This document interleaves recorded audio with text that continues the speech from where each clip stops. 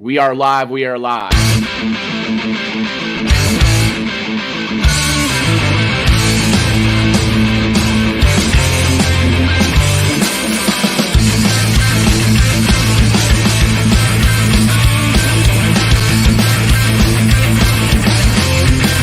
Welcome to Dragon's Crossing, a fully complete roguelike RPG brought to you by Team Punch. With amazing graphics, look at that thirst trap.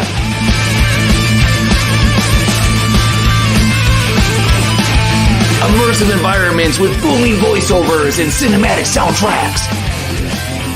You dare face a chunker? If you die, you lose all of your items, baby. But did you know Dragon's Crossing is a cutting-edge, sustainable Web3 game built on long-term tokenomics, baby. Dragon's Crossing. Will you survive? Dragon's Crossing. Let's go!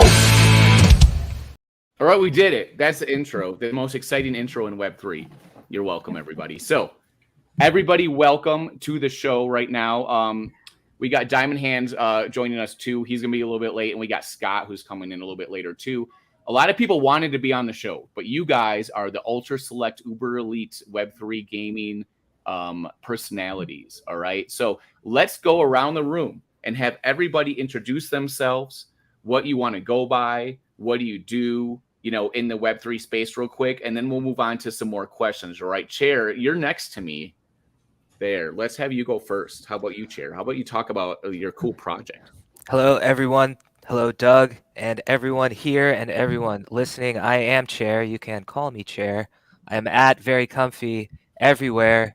VRYCMFY. Thank you, Doug, again for having us here today. I am the project manager and community manager and shiller and engagement specialist and puzzle crafter at Infinity Keys, infinitykeys.io. There's treasure everywhere. We're building puzzle games for everyone. For every game that's out there, we want to build a puzzle for you. I'll get into what those are later. That sounds cool. As you guys introduce yourself, if you want to share it in the private chat little tab, you can give me a link. I also have linked your stuff down in the description for all your guys' stuff. But if you want to just throw in one right now so people can check it out as you talk, you can feel free to do that. Thank you. I'm going to drop those. And if anyone is interested, please join our Discord. We are excited and enthused to take you through things and show you what is up. My mission is to onboard everyone one by one if I have to, until I don't have to anymore. There's treasure everywhere. We're doing a lot of giveaways, a lot of different partnerships with a lot of big games like Avagachi and Cometh, to name just a few. Can't wait to see what we might do at Dragon's Crossing. So lots of giveaways, things, prizes that I can get into, that I will get into at points in the show, I'm sure. Is that enough of an intro? Can I keep going? I could go for 5 minutes. I thought that was pretty good. That was good. Classy Games says that it was good, so that means it's good. All right, we're gonna go by whatever Classy says right now. All right. So the next is I meant that I just added to the description down below your Twitter handle so people can check you out. I always try to put everybody that comes on in the description because we should have the technology just to click over and look for it ourselves. So how's it going? I admit that is a cool name. Can you also tell us about yourself and also how you got that cool name? So I'll start with the name. I admit that I'm gonna age myself, but I'm an 80s baby. So I grew up with the old school rap days, and I'd hit that was kind of a thing, in the 90s, 2000s. So it's a little bit of a play on that. I admit that because when I got into the space, I would mint that. I would mint literally. We're going to have a question later that involves generational things. So that's a great lead in. Thank you for that. Okay, good. Perfect. I'm just giving you the alley-oop. So I mint that first IRL name is Mikkel. You can call me that as well. I work for a couple different projects, but my big baby right now is Sedona. We used to call ourselves like a Web3 version of Steam, but we're more like a Coinbase of gaming, right? We have custodial wallets being built in the back end. It's a 2-click solution for Web2 users to onboard them into the space. We are not targeting Web3 audiences. We are targeting Web3 games, of course, but also Web2 games and primarily Web2 users. We really want to make that Coinbase-like, abstracting the technology all the way out to the simplest point for new users who are encountering Web3 games for their very first time. So we've had a lot of progress. Product is live. We have 15 premier games live on the platform.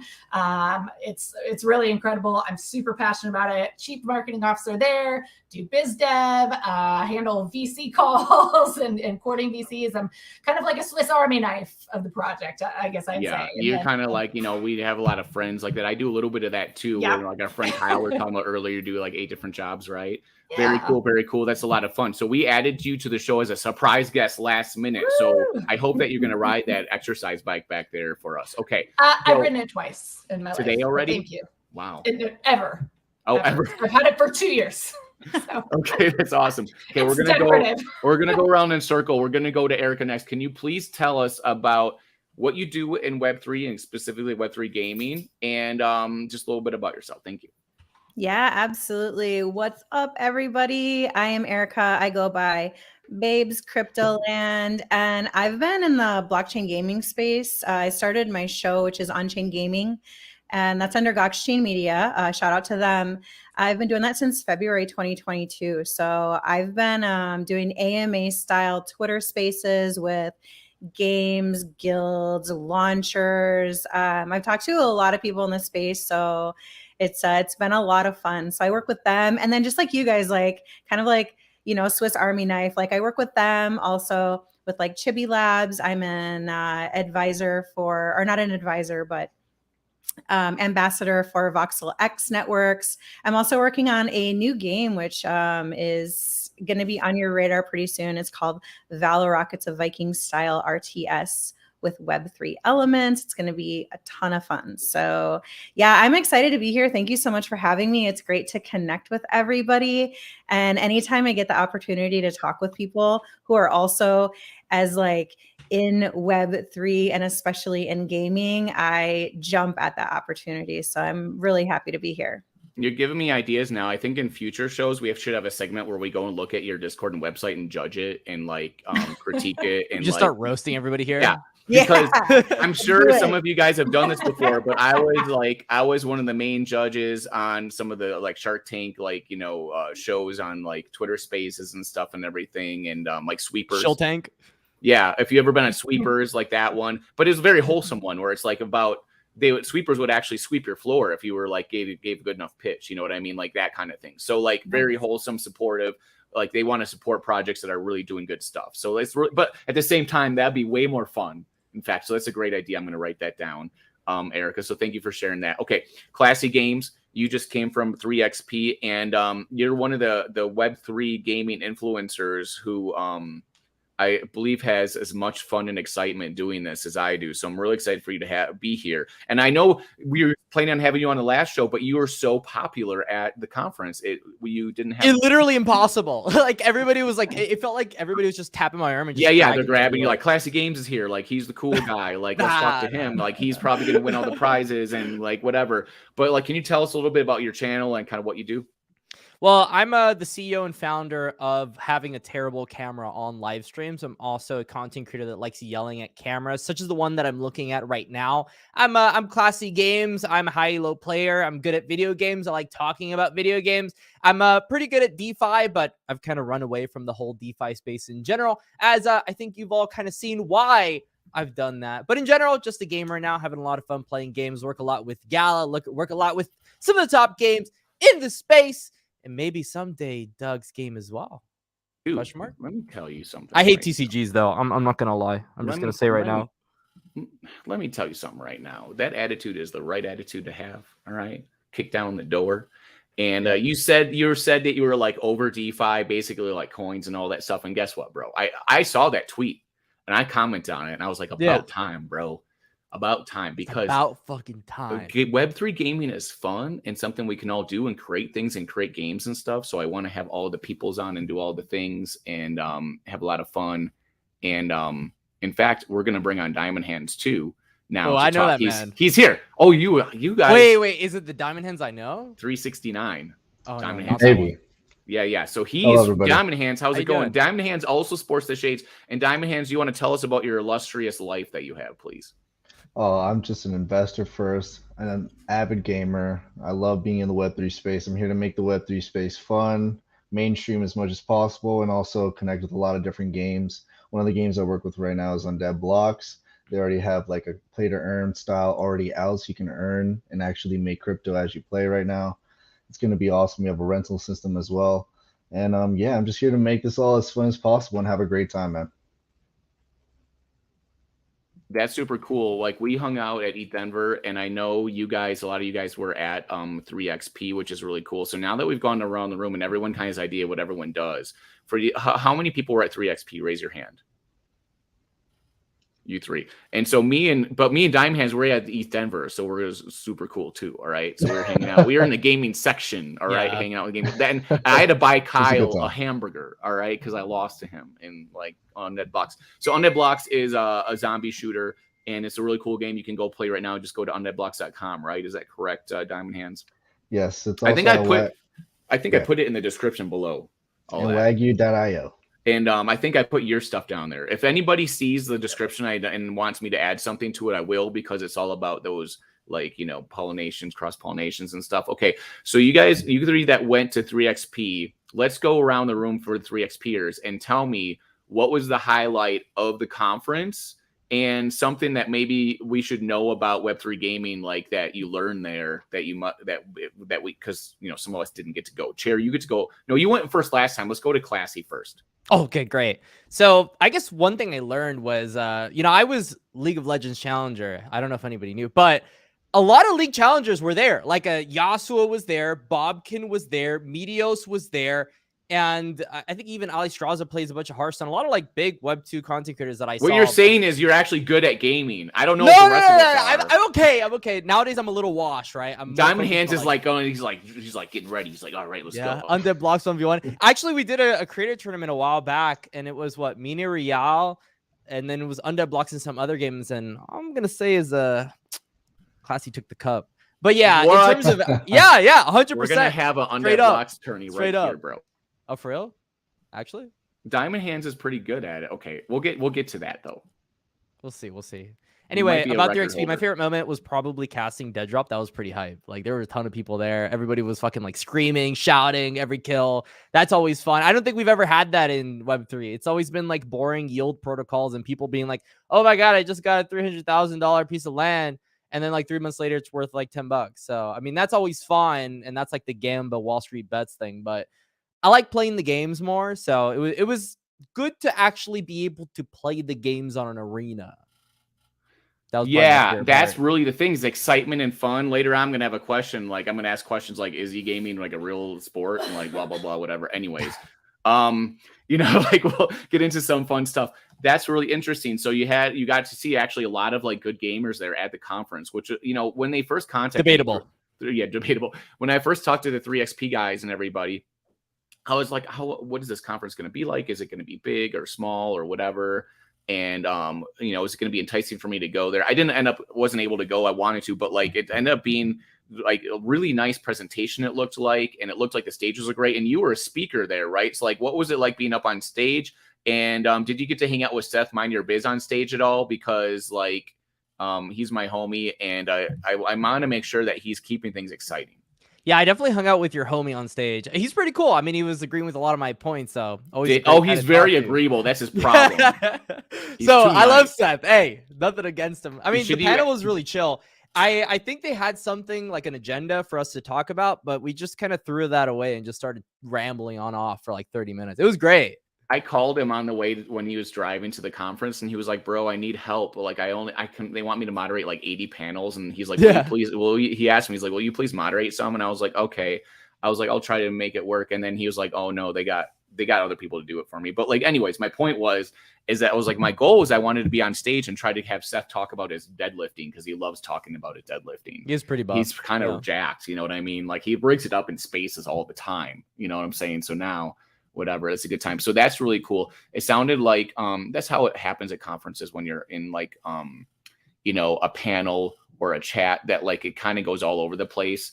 My buddy Crypto Grady, who also works with Dragon Crossing, him and I will sit in the audience if we're not on a panel and just heckle the heck out of everybody and just shout their names and like, I mean, in a positive way, but it's like heavyweight wrestling, WWF. You know what I'm saying? Like we are on that level. Just call someone out and just get like a Twitter clip going. That's what I'm saying. You know what I mean? Yeah. I'm like, what are you going to do? I'm like, what are you going to do to pivot in Web3, bro? What are you going to do when the hype runs over you? And people just look at me and don't even know how to respond. And I mean, I've done wrestling promos before, bro. It's fun. So, we need more of that in the space, which is really fun. Okay. So, I believe Erica, so you were there also. What was your experience like? And was Classy repping? Was he hitting hard? Was he winning the games at the conference? Yeah, my experience was, it was honestly amazing. Like I've met a couple people IRL at Consensus that we just had like a month ago. And then I met a lot of other people who I've been working with, like Spike. He's been my homie. I've been working with him for the past like year and a half. And so meeting him was just a trip, and meeting people for the first time, like there's nothing like that. It's just, and it's cool because, you know, a lot of you guys, like I've worked with you for so long. And then when you meet IRL, it's almost like you've been, you know, when you meet with like your high school friends, you just like pick up where you left off. And it's, yeah. So it was an amazing experience.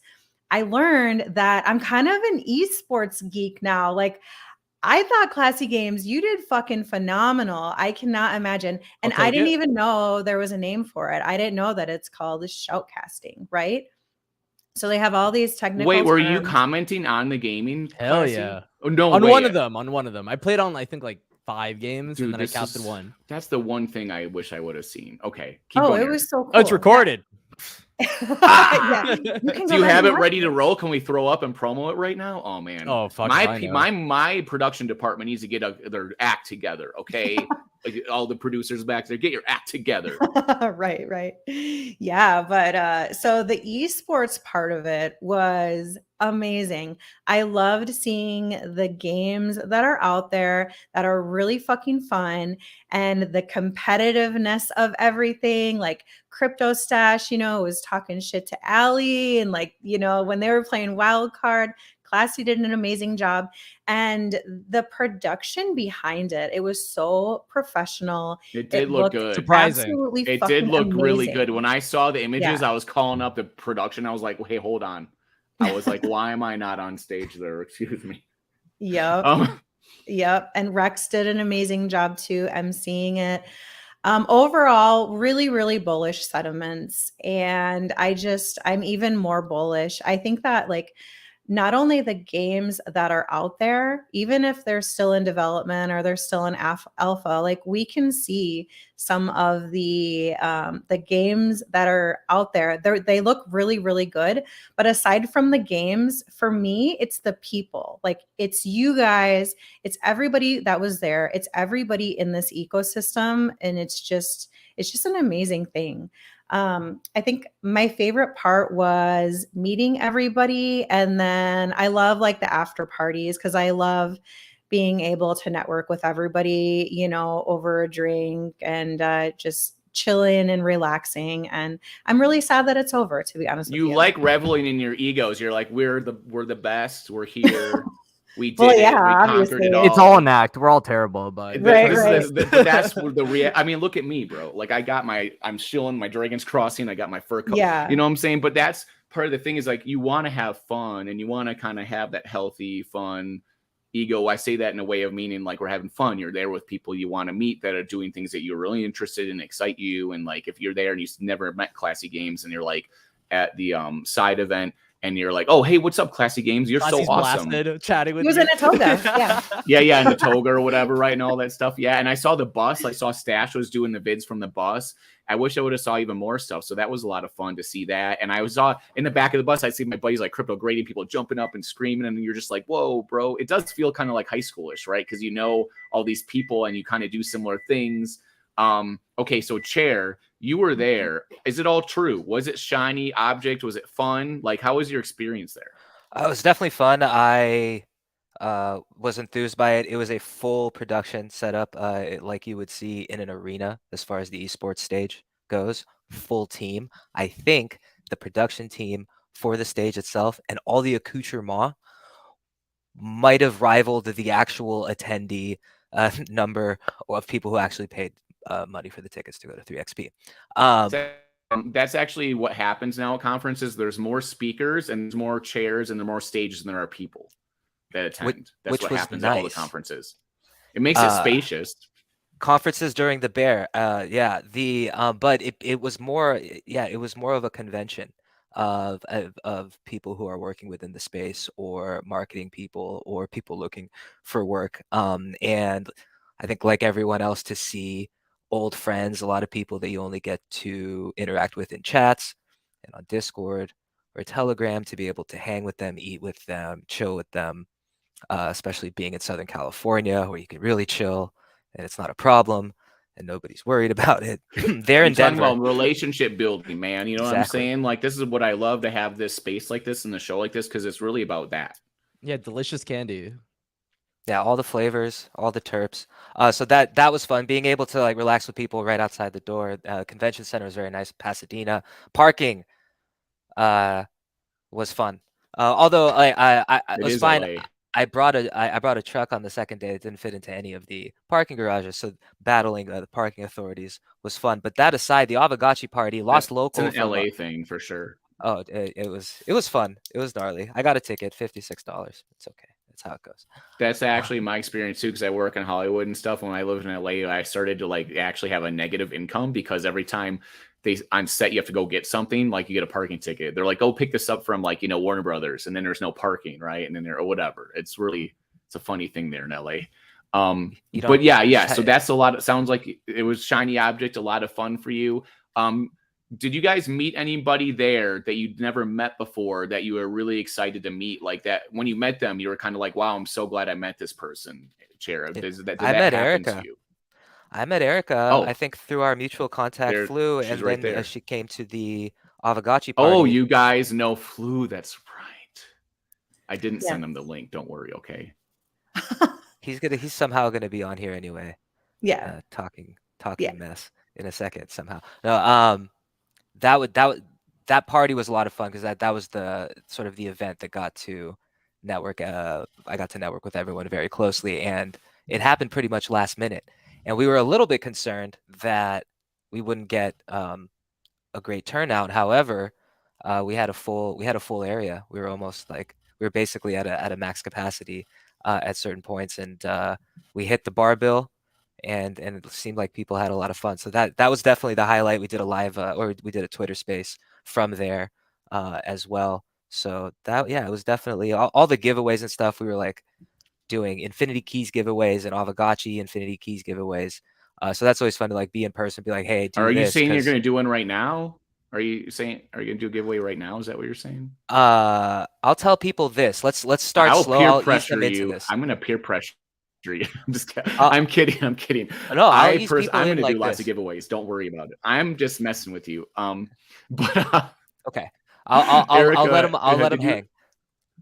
Erica, did you meet anybody that really blew you away? And you can't answer, Chair. It's not allowed. Oh man. Okay.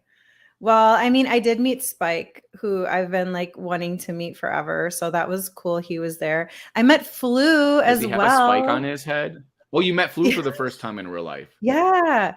I didn't get to meet up with him at Consensus. So I finally got to meet up with him. Yeah. Give me a detailed account, please. A detailed account of what was your experience meeting Flu?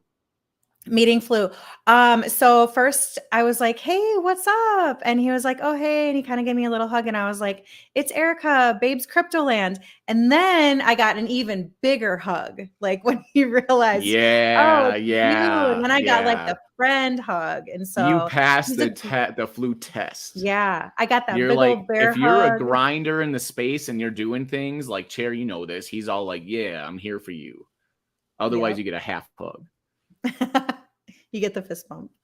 Okay, Classy Games. What about you? Did you meet anybody that you had not met in person before? It was really cool.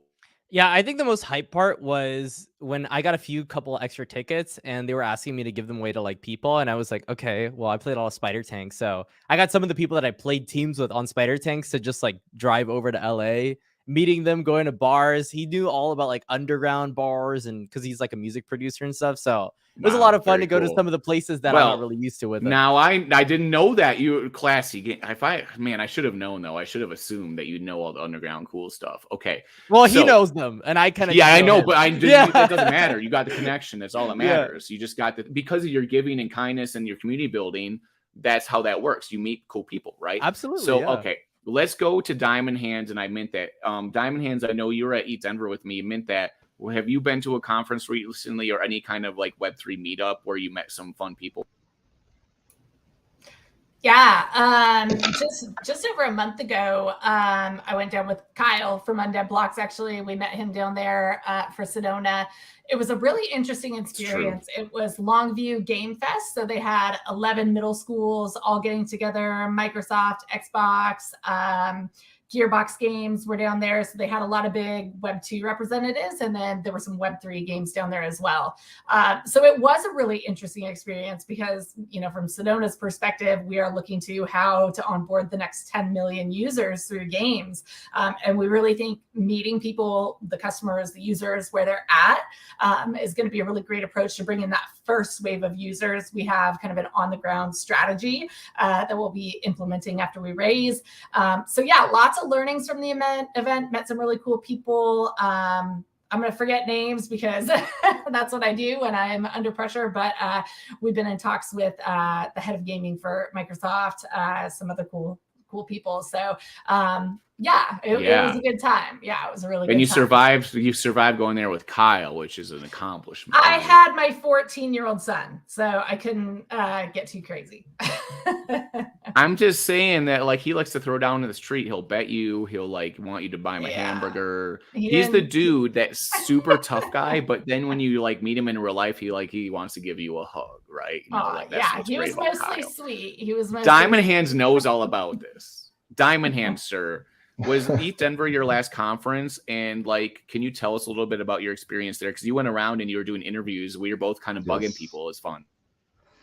Yeah, we were just, both of us were having a good time, just really children in a playground, just going to all these different booths, enjoying, seeing all the big names, Wallet Connect, Phantom, Ethernet, all these other companies, PokeStarter. And we were just giving interviews left and right, trying to get good content and also make people feel comfortable because people nowadays interviewing are very robotic. We want to add some like taste into it. It was a lot of fun. Get some there. Eric Andre in there, bro. Yeah. Get We some were spiciness actually in there. playing. You know what I'm saying? Make it cool. Of course, man. Gotta spice it up. Can't be boring. But we were out there having a good time playing games like Undead Blocks. There was a Bornless tournament over there as well. We interviewed some other games as well. That is coming out soon on my YouTube. But it was a great time, man. Probably like the best conference, and Eat Denver is known for being the biggest and the longest conference. So, yeah. I think you're muted. He's very muted, yeah. I'm super muted. Oh no. Thank you guys. Okay, so that was a lot of fun to Eat Denver and stuff. So that's the thing, is being in person. Sure. It's all about relationship building, and that's kind of what we do. A lot of us have that role, regardless of how it is. A lot of us do the same thing where it's like community based. We're like creating content. We're building community. We're like bringing people together, right? Which is like the fun things right there. I saw you shake your head, Eric. You agree with me? Thank you. So now what's really fun, guys, is that we get to do this.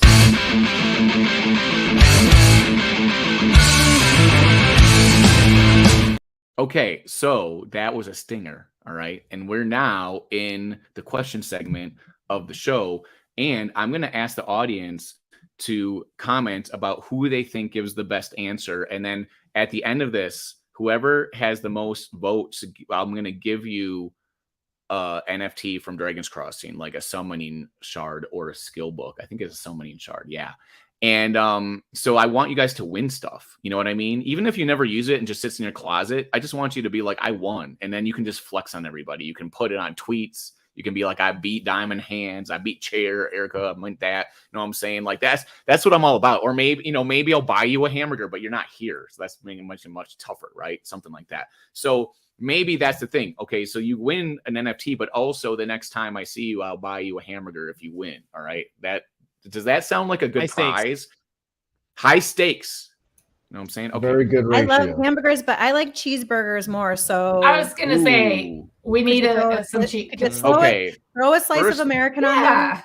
First question of the day now. Now, this is not on my list, but the first question, let's go around and say like, what is the best kind of hamburger or cheeseburger, right? Like, do you get it medium rare? Like, do you have a certain place that you go to? All right, Chair, you're number one. What is the best hamburger?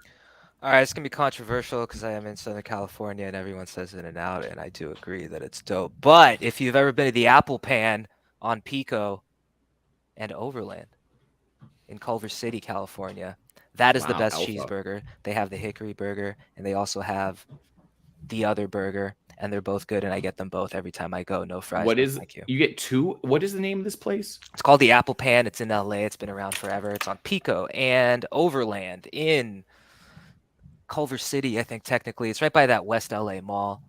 Nice. Well, that's cool, man. This is cash only.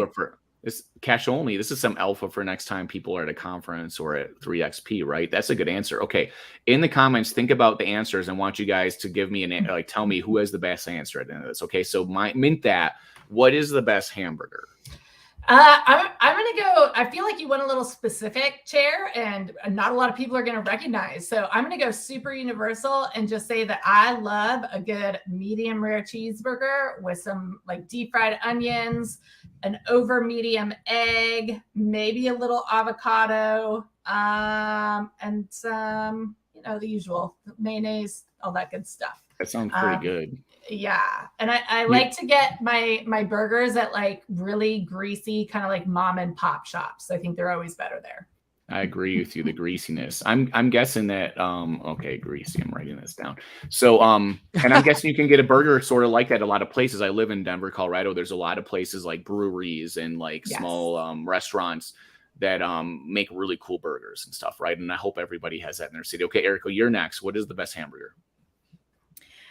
It's a cheeseburger. Okay, so I'm from Minneapolis. I lived there for a long ass time, and I think that Juicy Lucy's were invented in Minneapolis. If you don't know what a Juicy Lucy is, it's a big ass burger and it's stuffed with cheese, and so you get like the melty cheese with your hamburger, dude. It's so fucking good.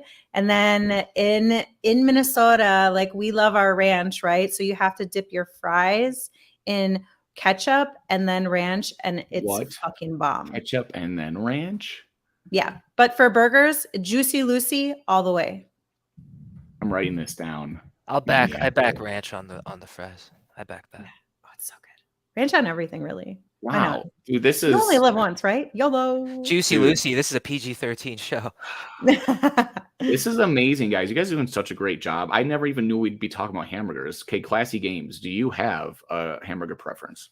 Are those Juicy Lucy's like those hot dogs with cheese in them? Because I'm not a big fan of those. No, it's a burger with cheese in it. And then as they cook it, the cheese melts. Oh my God. So that's why it's juicy, because you get like the juices from the burger and the cheese melty. Yeah, I think she might win here, but I went to Consensus a bit ago. It was in Austin, Texas, and there was this place called like Ember Kitchen. Apparently they have like one of the few Spanish grills that can go to like 10,000 degrees Fahrenheit or something absurd.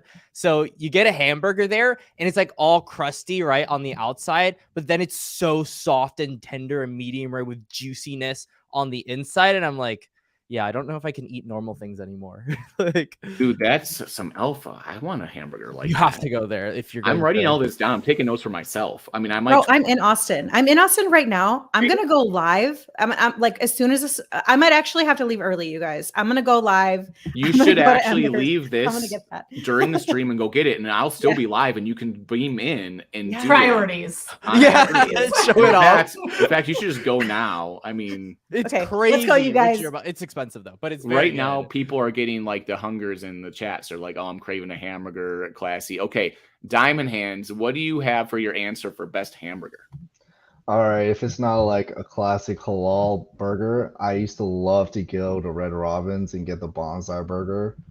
Like that's just my thing. It's weird. It has pineapple in it. It's a burger. It has either Swiss or provolone at the bottom with cheddar cheese on top, lettuce, tomatoes, and if it was up to me, I'd add cucumbers and spinach and stuff.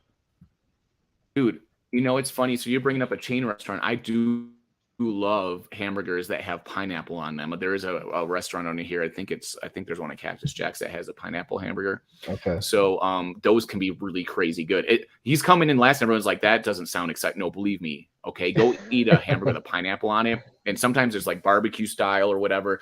And sometimes the Hawaiian burgers. That's often my number one Like it on order pizza, on the but- menu is the Hawaiian burgers. Yeah, it's kind of like the pizza thing.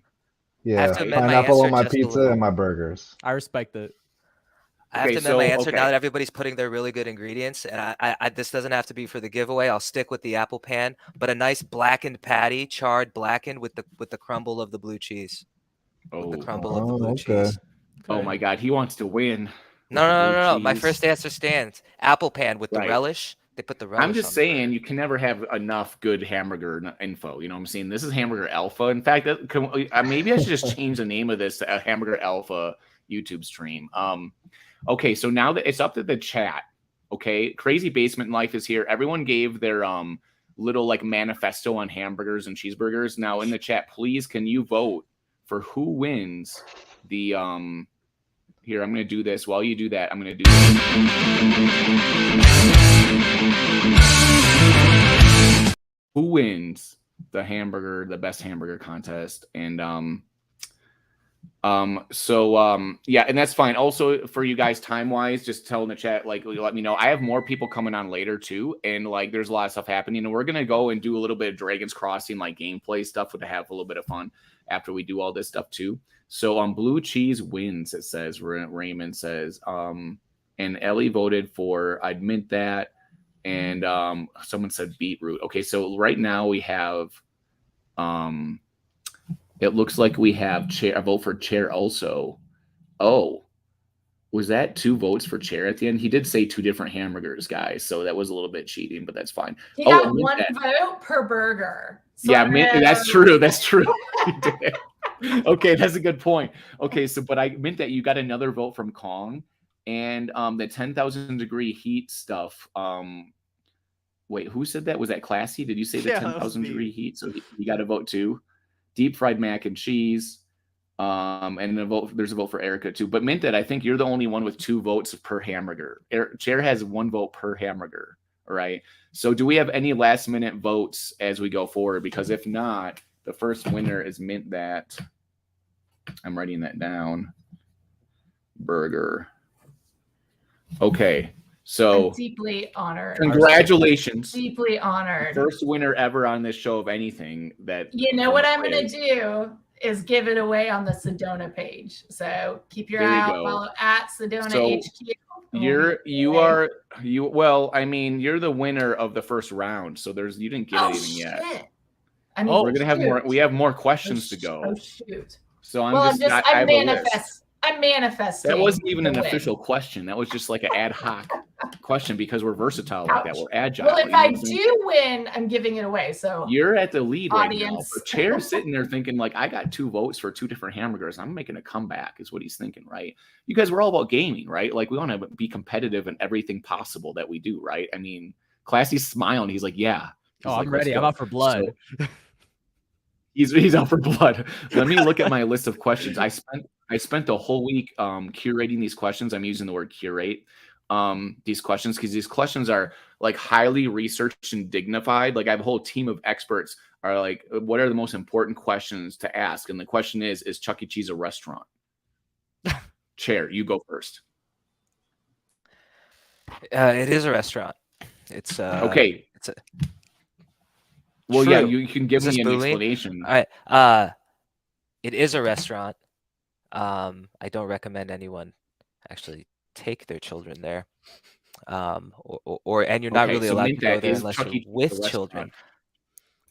Chair. I'm gonna have to disagree with you, Right. Chair. I can go pick up a pizza at a gas station, and I don't call that a restaurant. So I think Chuck E. Cheese is primarily a children's That's a fair entertainment and babysitting, free babysitting for parents, but it's very expensive, like very expensive free babysitting. So yes, I would say negative. Ghost Rider. Expensive babysitting is what you're saying. Okay, Erica, what is your answer? Is Chuck E. Cheese a restaurant? No. Chuck E. Cheese is like where you go to play games.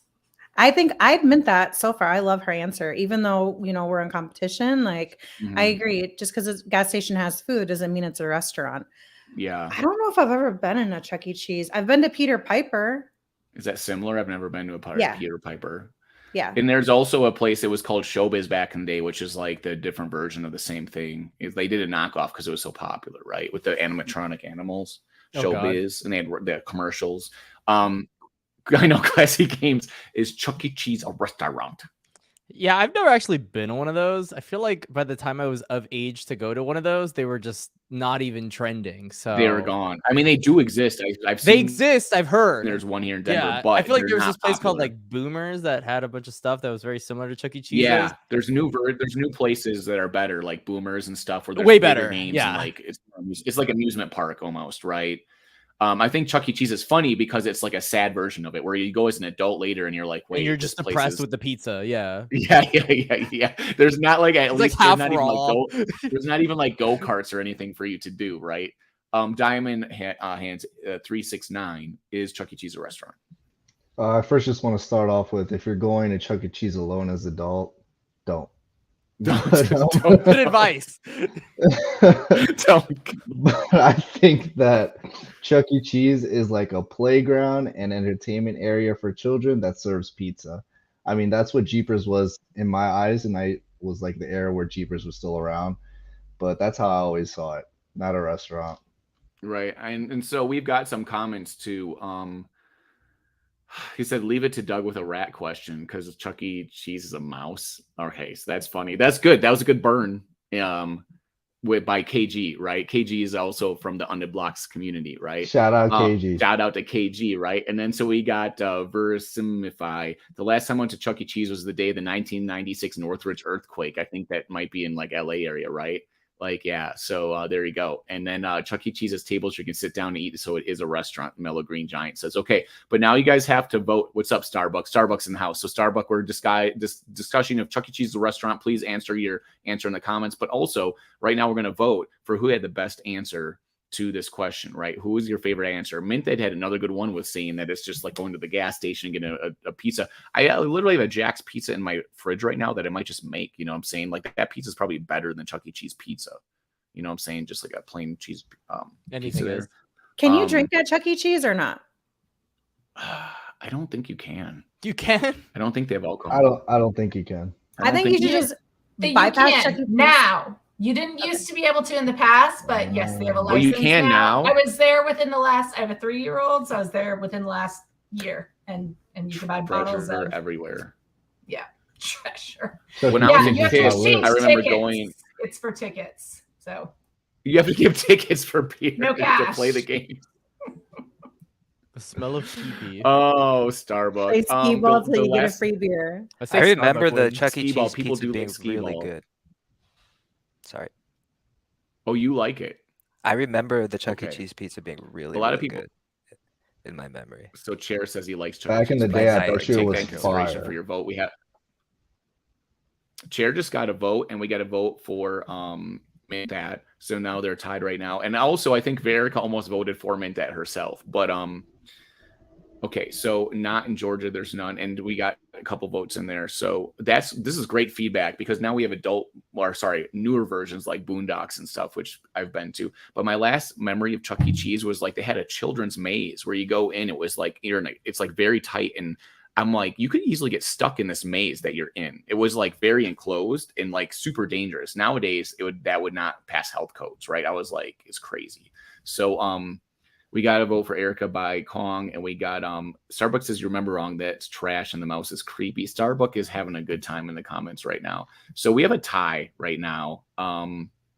Diamond Hands got a vote too. Everyone got a vote except for Classy. Classy, how do you feel about that? I'm depressed. At least I've never gone to a Chuck E. Cheese, so yeah, you've never gone. Actually, you're the real winner. Maybe here might be the real winner. Chair got another vote. Chair's the one that says it's a restaurant, and everyone else said it wasn't. Chair's winning. I just want to say I googled it, and the alcohol is select locations. So everyone, right? Limited edition. This is Cheese alcohol. They have to get a restaurant license. Yes. Oh, valid. They do. Okay, so look, you guys in the comments have till the end of this stinger to vote. Ready, go.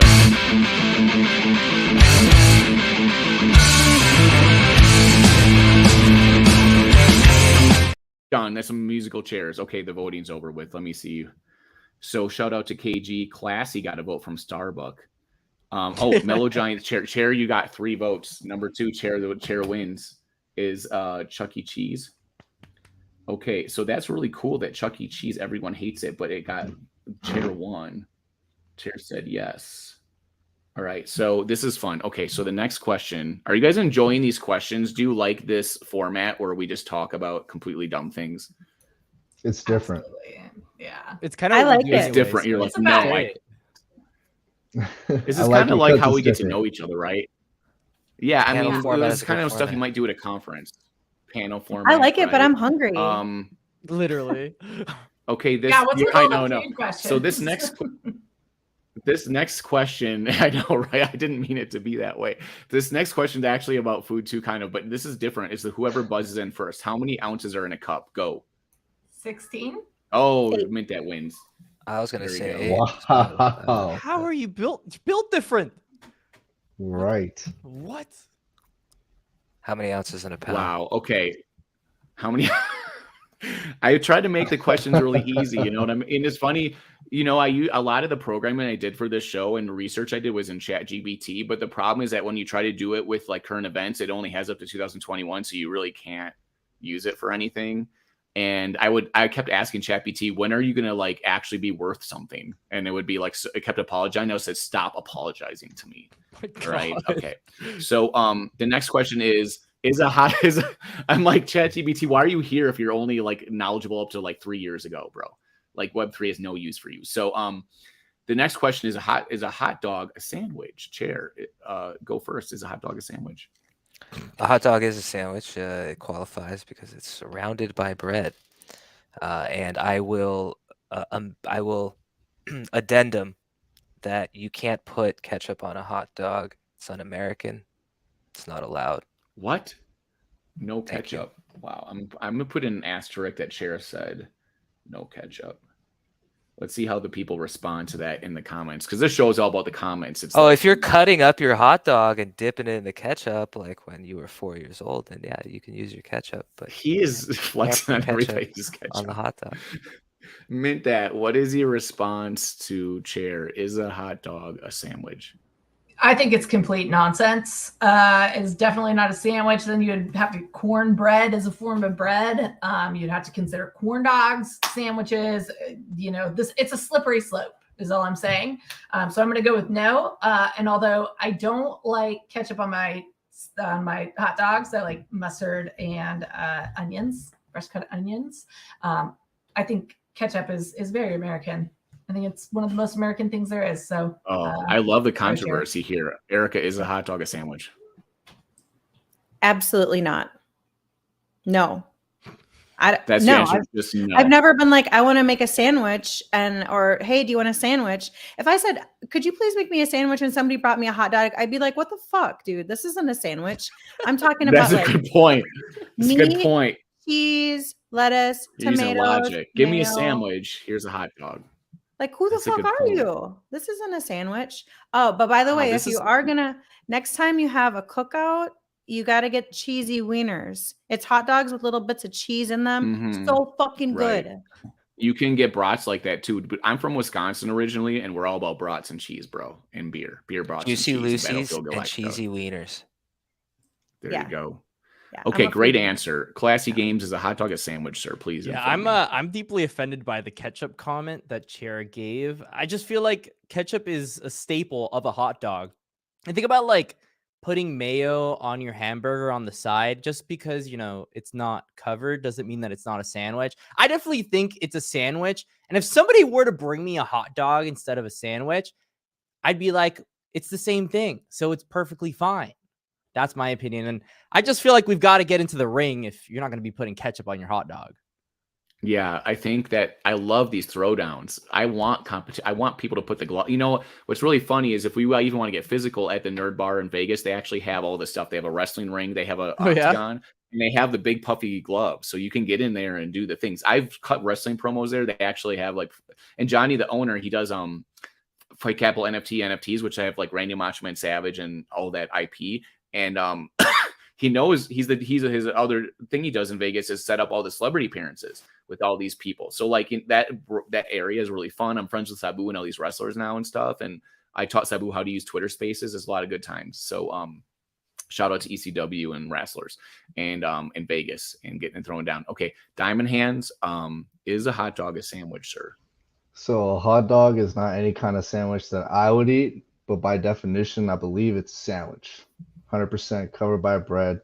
Now, do I put ketchup on my hot dog? Yes, and mayonnaise and honey mustard, maybe a whole bunch of lettuce, onions. I'm weird. I put it all on, man. Give me it all. Like a Chicago dog. Like I grew up in Milwaukee area, and I'd go down to Wrigleyville all the time, and like famous for their hot dogs and stuff, and the Wrigleyville dog, all this different stuff. And you put all the stuff on it, like, you know, relish if you want to, kraut even. You know, the relish is perfect. I'm a kraut person. I put all that stuff on it, including the ketchup and the mustard and stuff. So I'm just like everything. Maybe that's like a metaphor for me. I'm just about whatever, bro. Let's go for it. Okay, so comments. Yes. Let's see who is winning for Classy. Classy, you got to vote because especially the ketchup. We like stuff, ketchup, yeah. Vote. So who do you think won this round?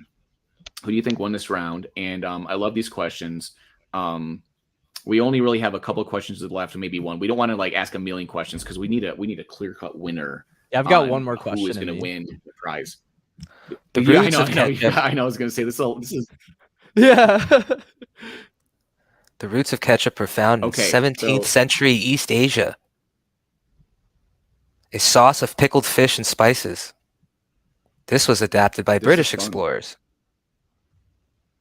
This is fun. Okay, so we've got one vote for chair. We've got one vote for Classy here. Okay. Now, we got Crypto Grady here too. Grady, sorry, I just saw that you're here. Grady, do you want to chime in at all on if a hot dog is a sandwich? Grady. Baby, what's up, guys? Love you, Erica. Good meeting you. Classy Games. I don't know if we met. Good. Did we meet? Maybe. I don't remember. Good. You good probably seeing did you. at Denver. I'm a zombie still. Went 48 hours. no, no right. sleep. Flight delays. Not bad. Yeah. Oh, so I've never thought of a hot dog as a sandwich. I don't think so. ChatGPT says it's a matter of debate. That there are people who believe ChatGPT this. doesn't know nothing. ChatGPT is a matter of debate. Feels like this is a matter of debate. People are getting excited that you're here, Grady. ChatGPT is my bitch. I told it, I was like, F off, basically. And then he said, I'm sorry, kept apologizing for not knowing anything. It's like, when are you gonna be like worth something? And it was like, I don't know. So good times though. So now in this last round, we have to pick a winner for this last round. And let's see the voting, Erica. And we got one for chair and we got one for Classy. We need to have a tiebreaker. Okay. So I this feel one like Erica. Can I tie break and vote for Erica? Because I liked her answer. You can. Is everyone okay with that? I want okay to with vote it. for chair. I want to vote for chair, so it's a tie again. Oh, whoa. We can't have a tie. We have one more question that actually is going to be the most controversial one. All right, and the fine. Answer to it. I vote for myself. Look. Last question is, does everyone have an accent? Grady, you go Yes. first. Grady gets to go first. No. Everyone in the world has an accent, unless you're American. That's how it is. If you're American, you don't have an accent. Okay, good answer. Good answer. Okay, so Diamond Hands, does everyone have an accent? Every region, super apart, has their own accent. Now, can everyone tell? I don't think so, but yes, I think they do. Classy, does everyone have an accent? I know you know the answer to this. Americans don't have accents. Everybody else has. Boom. You and Grady are you're going good. Okay, Erica, does everyone have an accent, sir? Ma'am. Yeah, absolutely. I mean, Classy, have you ever been to like Alabama or anything? I mean, there's Exactly. accents everywhere, even from Minnesota. Southern accents. Potato. But does everybody have one? Yeah, everybody Every has single one. person. Every person. Every single person. Okay.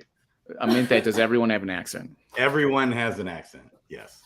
Yeah, everyone has an accent. I'm from the Northwest and moved to the South here in Georgia. Regional dialects are prevalent, and I think it's pretty ethnocentric to think that as your nationality, like I don't have an accent, everybody else does. I So, agree. yeah. You know what? I changed To my answer. someone, yeah, to someone, you have an accent. So yes, everyone has. Cheers, does everyone have an accent? Yes, everyone does have an accent. Yes, there is a best and worst accent. The best, Armenian. I won't comment on the worst. Okay, everyone here, you vote for Grady and Classy. I guess you can vote for more than one person, I guess, if you really want to. 2 is the maximum though, okay? Who can do a boss? Can anyone do a Boston accent, get in the car and go down to the mall? Can anyone from any other Boston is a countries? subtle accent. Hey, I'm walking here. Hey. Hey, how are you? I How lived are in ya? Boston for a while. But I You can't- talking to me? Diamond Hands is going to get some votes now with his Boston accent. All right, so who is winning right now? Grady and Classy got some votes. I just really like seeing people's responses in the comments. Boston. The Some best. Boston accent. Boston. I went to a Red Sox game and they were heckling their own players, the fans were. And the best thing I heard was, "You were hitting better in Denver because the air is thinner." Yes. That's my girl Ellie on there giving a shout out, baby. Yes. Yes. So who can do a Boston accent? This is great. So we don't have a winner for this last one. We need a winner. Somebody pick a winner. We got Grady and Classy. I guess you could tie. But now our big winner overall, I think, is going to be Mint That. Congratulations, Mint That. Woo! You were worried that you weren't going to be the big winner of a prize, but you are going to win now. You're going to win Shard from Dragon's Crossing. And this is what what we're going to do now that we have a winner for that. And we're going to talk a little bit Web3 gaming. I feel like what we should do is I will, because you guys probably really don't know about it, I will throw it up and play it so you can see it. And then we'll talk about Web3 gaming. How about Let's that? go. Yeah. Let's share my screen. And you won't hear the audio doing this. Or wait, maybe I should do the audio here. Let me do the audio. Let's do the audio on this. Okay, so we're going to share the screen. And this is like a fun little game here, Dragon's Crossing. Actually, I have like the mint up here. And this is it, right? We got the audio coming in, right? There it is. Boom, there it is. Can you guys hear the audio? Yep. Okay. Yeah. So the reason I get all excited is because this game is a real game you can play, and it's kind of different and fun. If you know how DeFi Kingdoms works, these heroes are Genesis heroes. You can find more heroes in the game. You find summoning shards, and then when you get that summoning shard, you can use to summon a new hero in the game. That's the community. We actually control the supply of heroes in the game, right? In that sense, which is really cool. So you're kind of like part of, almost like you have part ownership in the game a little bit, right? These are the different heroes. There's the mage, there's ranger, and there's a warrior, right? And so it looks like they all reset. There's a timer on this. This is the thing about this game. It's super competitive. Every day you get 15 quests, and that's it for each hero. And the way that you win, there's like a ladder system where like at the end of the season, a season I think is like 28 days, whoever beat the final boss in the least amount of quests wins, right? And you quests are kind of like currency in the game, not real currency, but you use it to do stuff. You use it to like heal, cost a quest, right? Actually batting a monster cost a quest. So whoever's the most efficient in the game and makes the best decisions wins. It doesn't mean you have to get there first. It just means you have to be the smartest, right? So audio, what's up, Miguel? So that's what's fun about this game. So I'll just go into it and show it to you now that they all, actually, let's play this guy. He has 14 minutes left before reset, right? So this is it, right? I'm out here in a zone 3, right? Zone 3 is the furthest zone I've gotten to yet. And you can see I have the Adventurer Guild here. And if I go in there, I've got skills I can give the person. I have a certain amount of skill points. You can find skill books, which is the other NFT in the game. There's hero NFTs, there's skill book NFTs, right?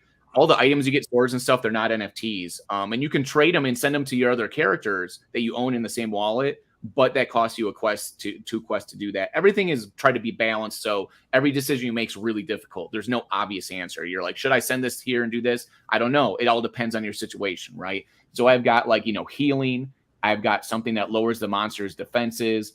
I've got something that like it attacks over time, right? And I can level up here and I can do all that stuff. You can identify skills that you find. Now, let me show you the character inventory. So if I look in my wallet right now, I have 4 summoning shards I already found, right? Through the first week or so of the season, which is really cool. And I have all this inventory. I have gear that gives me stuff, strength, wisdom, charisma, all these different gears, right, that I get. And then if you look at my character, strength, wisdom, agility, those are the main traits. I have a mage, and wisdom is the main trait for the mage. It helps him actually with his attack power, and it gives you dodge, right? So you can dodge better, right? And strength helps with your parry, which like negates some of the attack. Agility allows you to actually have critical hit, right? It's very typical RPG. This is like D&D and like Diablo kind of based thinking, right? And you can see my attack, and I can see my proc chance for my armor to pop up and be useful, and my dodge ability and my parry. Those are all the percentages you get off of like the skills that you've built up, or sorry, not the skills, your stats you built up, and your equipment that you have, right? So if you want to play this game, it's really easy. You can jump in and start playing and go out and fight, right? There's also a place to heal, but it costs quests, right?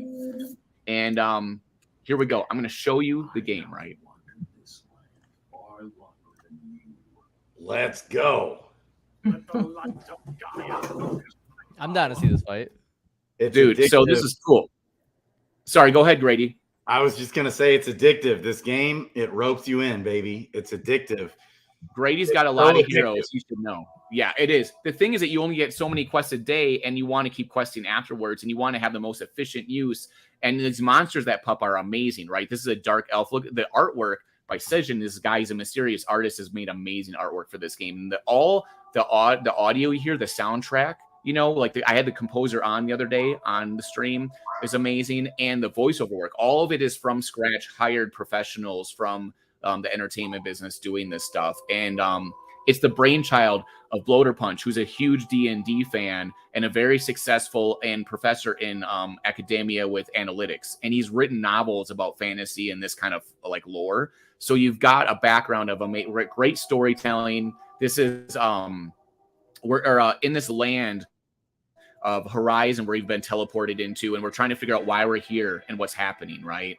It's a lot of fun. So I'm now going to attack them, and I'm going to take my auto roll off that I had on for a second. So now I can, if you see the screen, I can try to run away if they're too like strong. I can try to persuade them, but persuade only pops up like once in a while, like maybe there's like a 15% proc rate on that. And if you persuade them, it's kind of like fleeing, but they also give you their loot. It's kind of like you persuade them to give you some stuff. And you can use your skills, right? I can heal myself. I can do a firebolt. In fact, let's do a firebolt right now. So the firebolt's going to roll. And I got a 5, right? And now it's also going to add additional attack. So I'm going to attack him. And you see it gave him, I got 3 points there, even though I missed. That was from that firebolt, right? All right, let's go. I'm going to take this dude down, right? My internet's a little bit slow because we have so many streams going on. Here we go. Oh, he critted me. And now I can see. So he's talking trash to me right now that he gave me a crushing blow. You can see his dice damage, his bonus damage. He did a crit on me, and he had a status effect. So he got 18 points, and I did not get any luck. I had no parry or any armor to pop up on that, right? And you can see I did most of my damage from just dice and bonus. So there's all those elements that go into play, which is a little... let's attack him again. Let's kick this guy's butt right now. Oh boy, let's get him. Let's kill him. Can we 2-hit him? Oh, I almost got him. He's almost dead. So the thing about it is, as you see, I have my HP bar here, and I only have 15 quests a day. You want to be as smart as you can defeating the monsters, because if you get your HP way down, you have to go and use your quest to heal. So you have less quests, and each quest gives you HP or XP to level up your character, right? So you can go through the game faster and get stronger faster, right? And the faster you go to like the other zones, the faster you can find higher level skills, and you can sell those skill books on the marketplace. So like Grady, right? We've had a bunch of people that already are profitable where they bought their Genesis hero and they've already made over $150 back from selling the NFTs that they find, right? That's right. And especially right now, the spell books, they can really help you win the season. In the season, you're winning real money. So when you join, and right now it's free entry. So for this first season, game just came out, launched day one, ready to play. And you buy the hero, you enter the first season for free as like, this is just season 1. The season 2 is coming up. There's an entry fee. We don't know for sure what it's going to be, but he thinks $20 to enter. And then that money is split up amongst the winners, and the losers still get a little bit back, but you can potentially sell your shards. If you have a Genesis hero, you can sell the hero shards, or you can sell the spell books, get your money back. So that's what makes it really fun.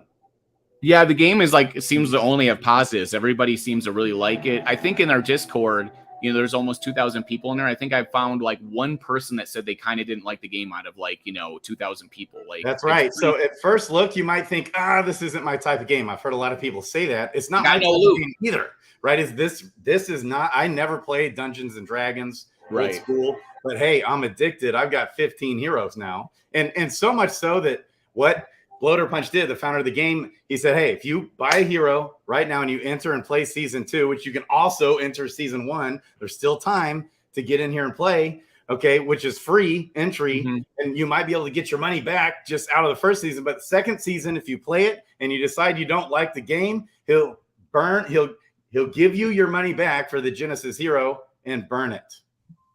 Right. So that's the thing right now, is that also if you buy an NFT, say a Genesis hero, and you end up not liking the game after playing season 2, they'll actually buy it back from you and burn the NFT, because they think that like everyone's going to like the game so much that no one's going to actually want to do that. And it's and not just from fun, but also the fact that you can have this marketplace to sell stuff, right? I got no loot on that, Grady. So I got no loot. We're trying to get good loot for our characters, right? Because I want I have a ring that boosts strength, agility, wisdom, my hit points, and all this different like percentages, right? And then you have to decide what loot you keep or whatever, right? So as I'm playing this game, you guys, like classy games, have you played a game like this before, like a roguelike game? And this is the thing, if you die, if I fight a monster and die, all of my items are gone except for I can pick one to keep.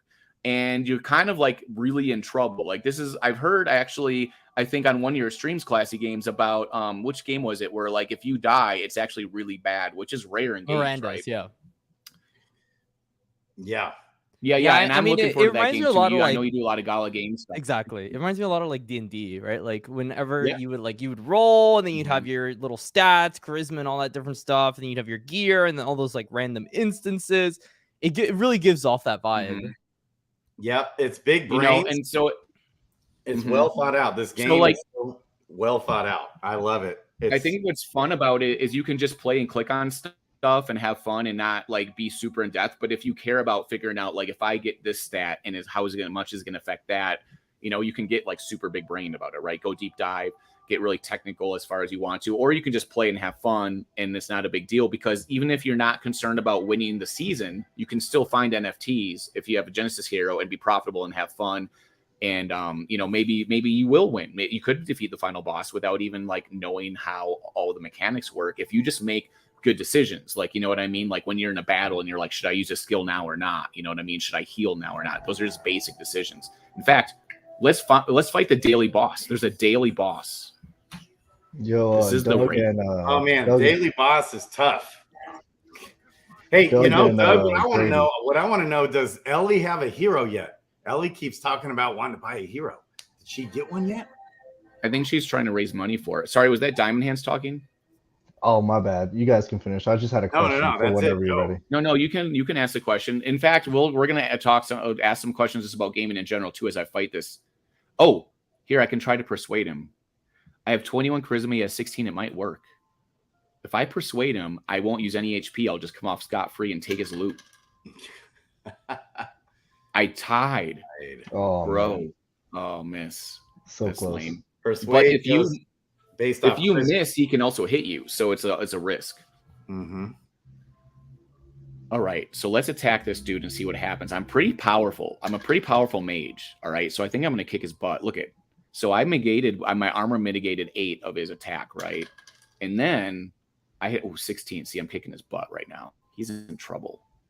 I'm going to kick his butt. I have a weapon that rolls 2 dice. Yeah, yes, right. Your doom is a sword. Look at that, bro. I'm kicking his butt. He ain't doing nothing. So if you look at what weapon this, is that? so my weapon, I have two weapons. I have a 1d6 diamond focus, and then I have a 1d10 in my other hand. So I'm basically like dual wielding right now. So that's why I get 2 dice, right? I get a dice for each of those weapons I have. And then some weapons are a 2-handed weapon, so that you can only use just that one weapon. And some of those have like a 2d6, and that means 2 dice up to 6, or 2d10 or whatever it is, right? So it's really cool that I get to have 2 dice that I roll, because that raises the floor of like how much damage you can do also, right? He's also got 2 dice, 11 and 12. So now he's got a little bit of a clink action when he hit me. So yeah, my armor mitigated him a bunch. These daily bosses are really powerful. So I'm going to kick his butt though. 10 damage and he missed. Look at that. So he's got 33 left. I have 96. The thing is that I'm definitely going to beat him probably, but sometimes they come back and do crazy stuff. But also you have to keep in mind, I have 13 quests left. I want to keep that HP so I can have as many quests as possible towards getting to the end game. The other thing too that's gamified is as you go into these zones, as you see, like when you go into a zone the first time, all those tiles are not there. You can't, the adventure stuff, the healing hut, in the next zone that's going beyond, in the daily, on all the bosses, they're not there. You find them as you start to fight the monsters, right? So everything in the game has RNG involved in different elements of like chance. So, you know, even if you make the best decisions in the game, that doesn't mean you're automatically going to win, because there's RNG too. So it's kind of nice balance where like everyone has a chance, right? That's right. Okay, so this dude's going to get his butt kicked right now. Do you guys have any questions about this as I go through it? It's a simple game. There's a game doc you can read and everything about it. But like, you know, everybody has questions about games. I do. Let's go. Okay. Okay. Who's talking right now? Is that? That's Erica. Okay, so you have 2 dice, right? One of them is pink and one of them is blue. Hi, So is that because of your weapons? Yes. And is there an advantage to having the pink Yep. die? It You looks see, like I it has got- multiple sides. So he's got a weapon in both hands, and each weapon has a roll for damage. So otherwise, you would only see one roll on that. So there's 2-handed So weapons. my and main one hand handed weapon. Yeah. Yeah, my main hand weapon is this wand, and it has a 1d10, right? So that's a 10-sided dice. Okay. So that's one of the dice. I think that might be the pink one. And then this is my diamond focus, and that's a 1d6. That's only up to 6, right? So if you combine those together, the floor is 2 for damage, right? And then the ceiling is 16 when you combine them. But I also have gear, I think, that adds hit points or something somewhere. No, maybe I don't for this guy. But sometimes other gear can say bonus damage, or even, oh, this does. You see it says bonus damage. So my floor is actually 3. 3 is the lowest I can do. And then the highest I can do is 17, right? But I also get bonuses from my wisdom. So if you see that my real damage is between 10 and 24. So that's like the amount that I can damage them for. But then it also takes into account their parrying ability, right? And it takes into account their armor. So like And that has a proc chance, right? The armor might not even matter in one hit, and then the next hit, the armor might matter. Because it's like if you imagine yourself in battle and you took a swing with a sword and you hit him right in the chest plate, that might block most of it. But if you hit him in like a vulnerable area or something, right, then it's going to hit him for more. And then also there's a critical chance that can proc. So my critical chance is 12. And I have a chance to hit bonus of 2, which I got because as you go through the game and fight these monsters and you click on that tile, sometimes instead of a monster, it's like a wandering traveler or a gambler that pops up, or like a wizard, and they'll ask you questions. And depending on your answer, you can get a bonus, like a hit bonus or something like that. Or they can take stuff away and be like, your attack power is now lowered or your HP is lowered. So there's all this risk, this danger everywhere. And, you know, I see people in the Discord all the time talking about dying and being so sad because when you die, you lose all your items, like all this gear you have. You can keep one item, right? But you lose all this stuff.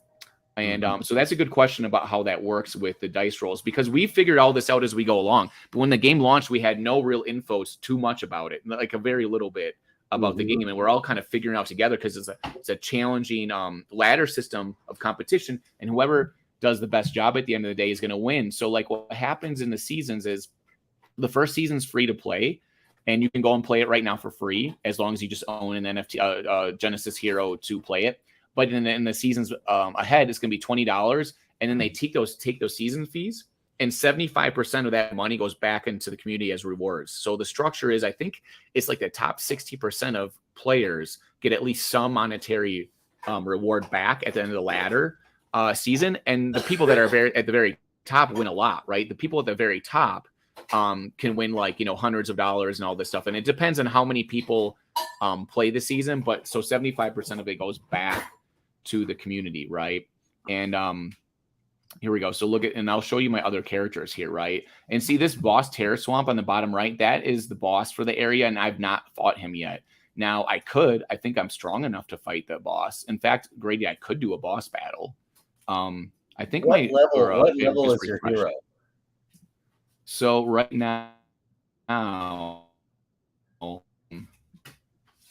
let me refresh real quick. Right now, I'm at level 11 with him, but I have other heroes that are higher level. I have 12 and 13 over here, right? Okay, yeah. If I have guys that are you definitely need to be fighting that main boss and getting. You think so? That's Crypto Grady.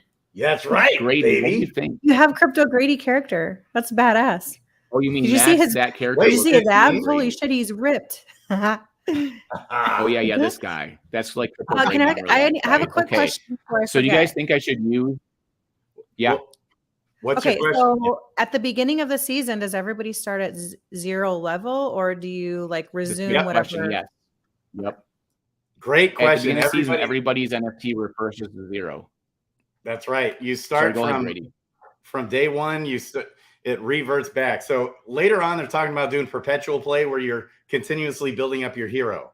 Now, in the seasonal play, everybody starts over from day one. You're level 1. You start over again. And except the only thing that sticks with the heroes are the spell books. So that's where the spell books really come in. They sell because people want it, because if you're winning, it might be the difference between you winning the season and not. And so some people just sell those spell books. So they sell pretty quick if you price them reasonably. You know, and that's what sticks on the hero. But you saw that weapons and spells, they are level specific. So you can't use some of the spells until they hit certain levels, different things like that. Same with the weapons. Yeah, the only thing that carries over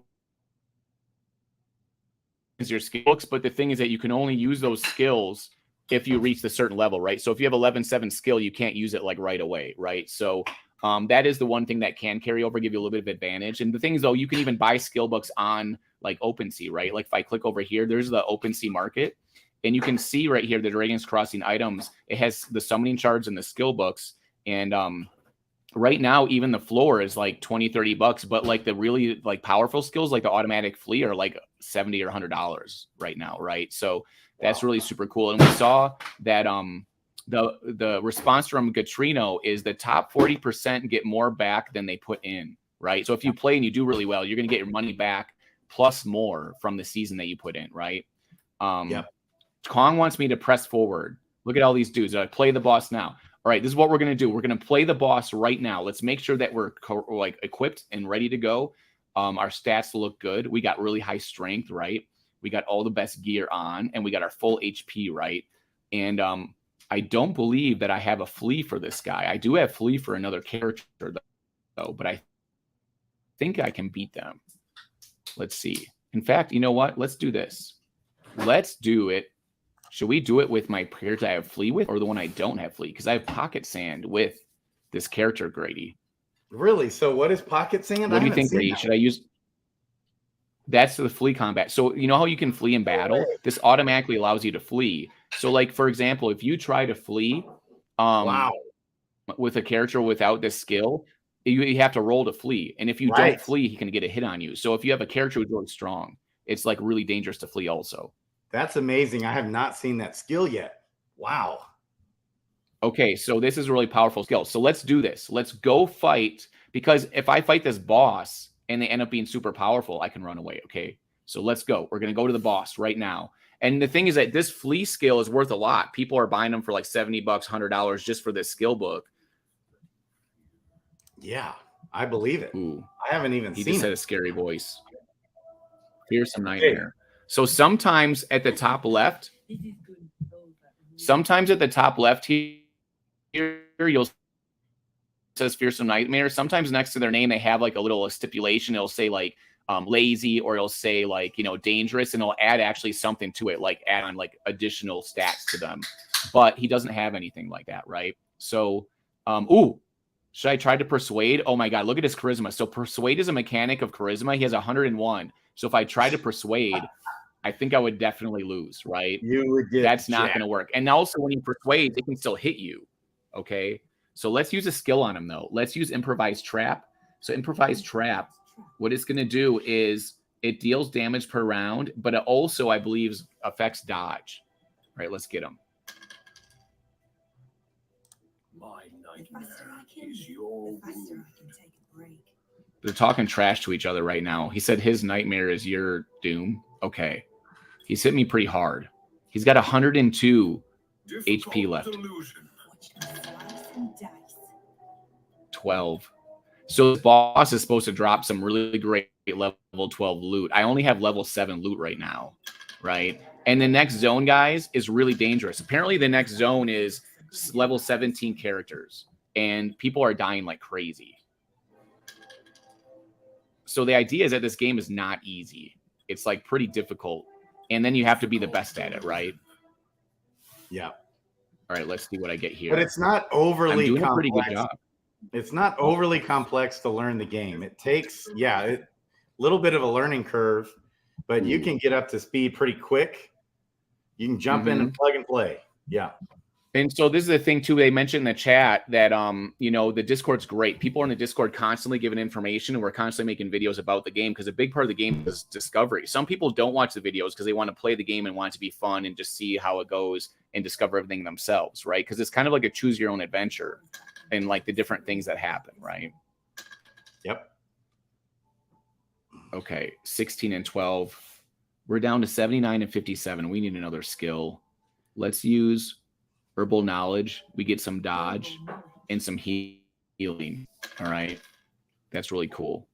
Okay, so as you guys are playing this, I know Classy Games, you said that you're not into DeFi anymore, more into gaming. Do you like games like this that are like really engaging, where you every single move you makes really difficult, like decision making and stuff? Like, I feel like it's brought the community together because we have to talk to each other a lot and like how to solve problems. I'm going to be honest, I'm more of like a TikTok brain kind of guy. So I like RTSs. It reminds me a lot of like Town Star back in the day, when people were trying to do a bunch of like city building and planning that out and trying to get the best and most efficient town out there. So I'd see it pretty similar, and I'm sure they'd like it. Yeah, and the thing too is you can play without talking to anybody. You can just play it and try your best. You don't have to get info from anybody, but it's just like that extra tiny 1% of strategy that it might like help to like know. Like for me, I played from the beginning, and everything I know is mostly for myself. I learned a few things from other people, but I've been playing the game constantly and stuff, right? So like if you start now, you could have a little bit more info than if you started later. Or sorry, if you started like in the beginning, like me, right, you could have a little bit of advantage of being a little bit smarter and stuff, right? But once season 2 starts, there's going to be all that info out. So you can watch like a little walkthrough to see like what are the tips and tricks and stuff, right? So I think I might want to use one more skill to get some more healing. And the thing about this game is like these boss battles are no joke. Thank God I have Flee. Yeah, make sure you're using your spells and skills, baby. Oh, I am. Okay. Yeah, I've been using them, and I'm still really close to him. Come on, let's get him. Oh, he missed. Okay, good. I'm gonna have to use another skill. Let's use improvised trap. Again, I'm using all my skills on this dude. Yeah. He missed. Okay, good. Improvised trap helped. He missed. Okay, and then I hit him for 5. The thing you don't want to do in this game is you don't want to die. Oh, he missed again. This is great. He's almost dead, bro. Look at this. Let's go. I won. You won. My first time playing a boss. Now he's able to advance to the next tile. I know, too easy, right? Okay, this is awesome. Okay, so like you can see the boss was level 13. I was level 12. I almost fought the boss when I was like level 8 or 10, and people were like, just wait a little bit. You know what I'm saying? Okay, what do we do? And look at this weapon. You always get a hero. I got a 1. So I got a 1d12. And it's a one-hander. It's a level 12 minimum there. Ooh, I don't know if it's better than my other weapon though. So my other weapon's 1d10, and I get 4 agility and 5 wisdom. Wow. And 1 bonus damage. Mm-hmm. So this is actually, I think my weapon I currently have is better because it's like a 2d11 because of the bonus damage. Yep, that's right. So, that was a nice drop and everything. If I didn't have a good main hand weapon, that would have been awesome. All right. Then a super, super great. Here, let me bring myself back to the screen now. So you guys got a little taste of that. So this is the thing. Mint that you are going to win a summoning shard or a skill book. I think I won both. And the thing is that the summoning shard summons a new hero in the game, but that won't be active for another week or so until season 2 starts. If you want to play, we have to level up. Let's level it up. If you want to play right now, you do have to have a Genesis hero. And here, let's go to, here it is, level up. We're going to roll so we can add some more stats to the character. She can be more powerful, right? Okay, so I rolled. Is there an item in the game that possibly could increase the loot that you can possibly drop or get? That's a really good question. That's a really good question. I don't think that there is. But right now in season 1, the drop rate for shards, the summoning shards, is 3 times what it's going to be in season 2. So there's a bonus right now for people that play season 1, basically, as like, a reward for coming in early in the game, right? That's right. But that's a really good question to boost the drop for items. Yeah. 3x drop rate for again, shards, free entry in season 1. You can almost get your money back just playing season 1. And then also on top of that, after you play season 2, if you don't want to play, you don't like it, you can just try it out with a hero. You don't like it, they'll give you your money back. That's true. There's like a risk-free thing. Yeah. So if you buy it and want to try it out, you can get your money back if you don't like the game at the end of season 2. Yep. I have a feeling that they did that because they're very confident, because even if you don't love the game a lot, you can still use the character to find more hero shards and skill books and sell them, right? So it's kind of like an infinite supply of more NFTs, which is pretty cool. It's a really smart move. You saw in DeFi Kingdoms, it worked really well. Those Genesis heroes held their value like crazy. And the Genesis heroes that do a very similar thing, you can use them to summon an unlimited amount of new heroes. Those were like Grady, those like almost like 100x, right? Or something like that. They went up to like almost like 100K in value or something. And even through the bear, it's the Gen 0 heroes and DeFi Kingdoms, which I'm a DeFi Kingdoms junkie. And so are these guys. These guys are DeFi Kingdoms OGs that created this game. Their vision was just to have a game ready to go day one where it's not, there's no token for this either. So you're not mixed up with, so the problem with Web3 a lot of times, and Bloater Punch talks about this, is that most of these projects come out, they need funding. It's so hard to start projects. It's hell to go through. If you want to get in here, start a project, whatever it is that you're trying to do. And most of the time, the team is a lot of percentage of tokens, and they're also promoting the game, paying people to promote the game or whatever, in the currency of the game, the tokens. And so they're trying to pump up the token and at the same time dump it for the money. That's how they get paid. They avoided all that. So they just wanted a fun game, ready to go, day one, ready to play. I love it. Yeah, that's the thing. Like with gaming, there's a lot of projects in the NFT just like promise a game or hey, we're gonna right. So they actually spent like a whole year and a half or so of making the game, developing it, and then releasing it right with the mint.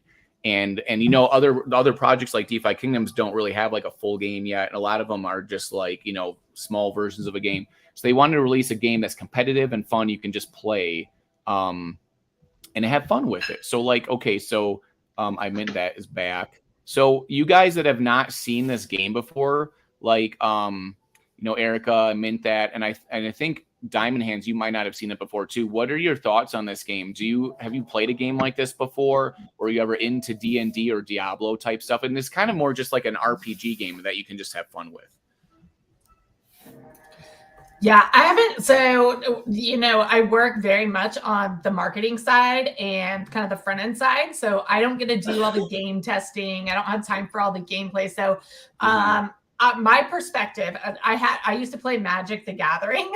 Oh yeah. It very much reminds me. Yes. Like I was a big fan. And so actually, funny story, I sold a deck to a friend of mine's older brother, like, I don't want to date myself, but many years ago at 25 cents per week interest. And he still hasn't paid me. So when I collect on that, I'm going to be super rich. But no, it totally reminds me of that. And just in terms of the quality of games that we're seeing, right? We talked to game devs, we're talking Web2 and Web3 gaming studios, the quality of the art, the quality of the graphics. It looks super interactive. And just based on the comments that I'm seeing from the community, yeah, I don't know if we've talked, but Sedona is a premium game launcher and we're only letting on the best games. So if we haven't connected, because I know there's some other Dragons games out there, I feel like we might be talking, but we should talk. I'm impressed. Go. 10 out of 10. Yes. Let's go. Yes. Okay. We got here. I'm writing that down. First we bribed her with a summoning chart and then she gave us a 10 out of 10. That's great. 10 out of 10. Yeah. That's how it works. We need to get you in touch with, I'm sorry, I meant that. Floater Punch. Yeah, we'll chat offline for sure. Yeah. Sandwich Punch, Partnerships Baby are Punch, great. Floater Punch. Okay. Yeah. We need to get you in touch with those guys. Erica's still there. Erica, what can I do to bribe you, Erica, to give us a 10 out of 10? Yeah, actually, no, I think it Can you looked hear really me? fun. I was so I was gonna mint one last night and then I just have to move some stuff around. You know how it is. So I didn't Well, that's get right. one You did yet. talk about that. And Yeah. mhm. But I was Well, I was that's watching the some thing of the too. gameplay videos and I was like, it actually it looks Mhm. really fun. Like I can see how you get really, really into it. Especially I didn't know that there were seasons. And so now that I know that there's Mhm. seasons and like, you know, it doesn't look like there's any PvP per se, but you are actually kind of PvP with Not the yet. seasons element, right? That's right. Not Yeah. yet, but it's going to come. Right. Okay, cool. Well, Yeah, that's yes. awesome. And so, look, Well, if you tried to mint last the night, you idea only have about 15 days left in this season. So you got to hurry up and jump in because you're Right. going to probably need every single day. Yeah, absolutely. Well, and that's the thing too, is that like if you're considering like even as influencers and people that are doing stuff in the space, sometimes we want people to like to get access to stuff or whatever. With this, because it's competitive and everything, you do have to right now get a Genesis hero yourself. But at the same time, as you go through, you can find those NFTs and just sell them and make your money back, which will done. And then that like now from the future going on, you'll have a Genesis hero that is going to be one of the only few. There will never be a Genesis hero again, and all the rest of the heroes in the game will just be Rift heroes. This is the thing too. The Genesis heroes start at a rarity of rare and go up to mythical, and so that slightly affects the drop rates for the NFTs, which is a question that you guys kind of had a little bit. So like the rarity of your NFT affects the drop rates of the NFT stuff a little bit, but not for the items in the game. It doesn't give you like a competitive advantage. But like the Rift heroes that you get from those that you summon with, they could be uncommon or common. So they could be, you know, lower stats and then they have less drop for NFTs. So the Genesis heroes have advantages in that. People are saying PvP is going to be awesome. And the thing about the team is they really wanted to concentrate on developing and delivering a game that's just ready to go and like really good and nearly perfect from launch. You know what I mean? Like they fixed all the bugs real quickly. Everything works really great. Now and then every days there's a bug that comes up and they fix it right away. And then they're going to go from there and add stuff to it, like possibly a PvP or maybe an endless version where you can have that NFT can like level up forever and ever and ever and accumulate stats. There's a lot of stuff on the table. And the great thing is that the team, people like Bloater Punch, the original founder, they have a background in all these games and lore and writing novels and stuff. So, and he actually just said in the chat today in the Discord, I want to invite everyone on the stream to definitely come into the Discord. Let me put this in the private chat, just the link to it, so you guys can jump in and just check it out or whatever. And it's a really great community just for gaming in general. And this guy Gatrino in the chat, Gatrino's like a godsend to the project. And I want to, and I'm like I did just now, I want to give rewards for people like Mint that won a summoning shard, and she can even just sell that if she wants to or whatever, right? Yep. Or use it for the next season. Screen real quick, I think I'm going to give it away on my personal Twitter and have people follow y'all and Sedona, just because I don't have time to game and I hate when gaming assets are wasted. So I'm going to help you out. Yeah. And I'm going to help Sedona. I mean, that's how it's all about connections and helping each other in this space. So that's really cool that you want to do that, but that's building those connections and having like professional relationships with team brands and like, you know, technical relationships are really huge. Me and Grady are the people on the Dragon's Crossy reach and partnerships. And the team is really smart because they pick people that do stuff like, you know, all of us in the room, we do stuff, we do content, right? Chair, like we're here making stuff happen and making the connections, right? And Chair, do you have any comments on the game that you want to add? Yeah, definitely. It's like 99.9%. Everything is positive. Like some have mentioned, I played less turn-based card games growing up and in my gaming now. Although there are some, and I played a lot of Big Two growing up, junior high and high school, if that is familiar to anyone. So that was like the most turn-based card game that I would get. But I'm already deep. I get pissed every time I run out of quests and have to camp or it's just time like. And I know that once that happens, that I'm probably going to be in for a while. And since the devs have created something that's fun to play right out the gate, it's like, yeah, we're addicted. So I love that part. The very small thing, and then I dropped the thread yesterday, sort of taking me through because I had to figure out like what am I doing. And like somebody pointed me towards FAQs and I went to the docs and I kind of had to figure out like, all right, this is the step-by-step what I need to know. And I dropped a thread about it somewhere yesterday. Oh, you did? On Twitter? Yeah, I'll pin it up so that it's on my profile now. So it's like I have not played this game. I don't know what it is. Read through it and you should have enough to like get going and understand what each time is. That's beautiful. And I want to do more streams, just real specific. One thing I wanted to say, though, Erica, is that it's also designed for someone like you who doesn't have time to be playing games all day. If you have, if you just have one hero, it takes you about 10 to 20 minutes a day. Done. That's all you need. Yeah. But if you're a junkie, and if you want to go quick, though, it can be 5.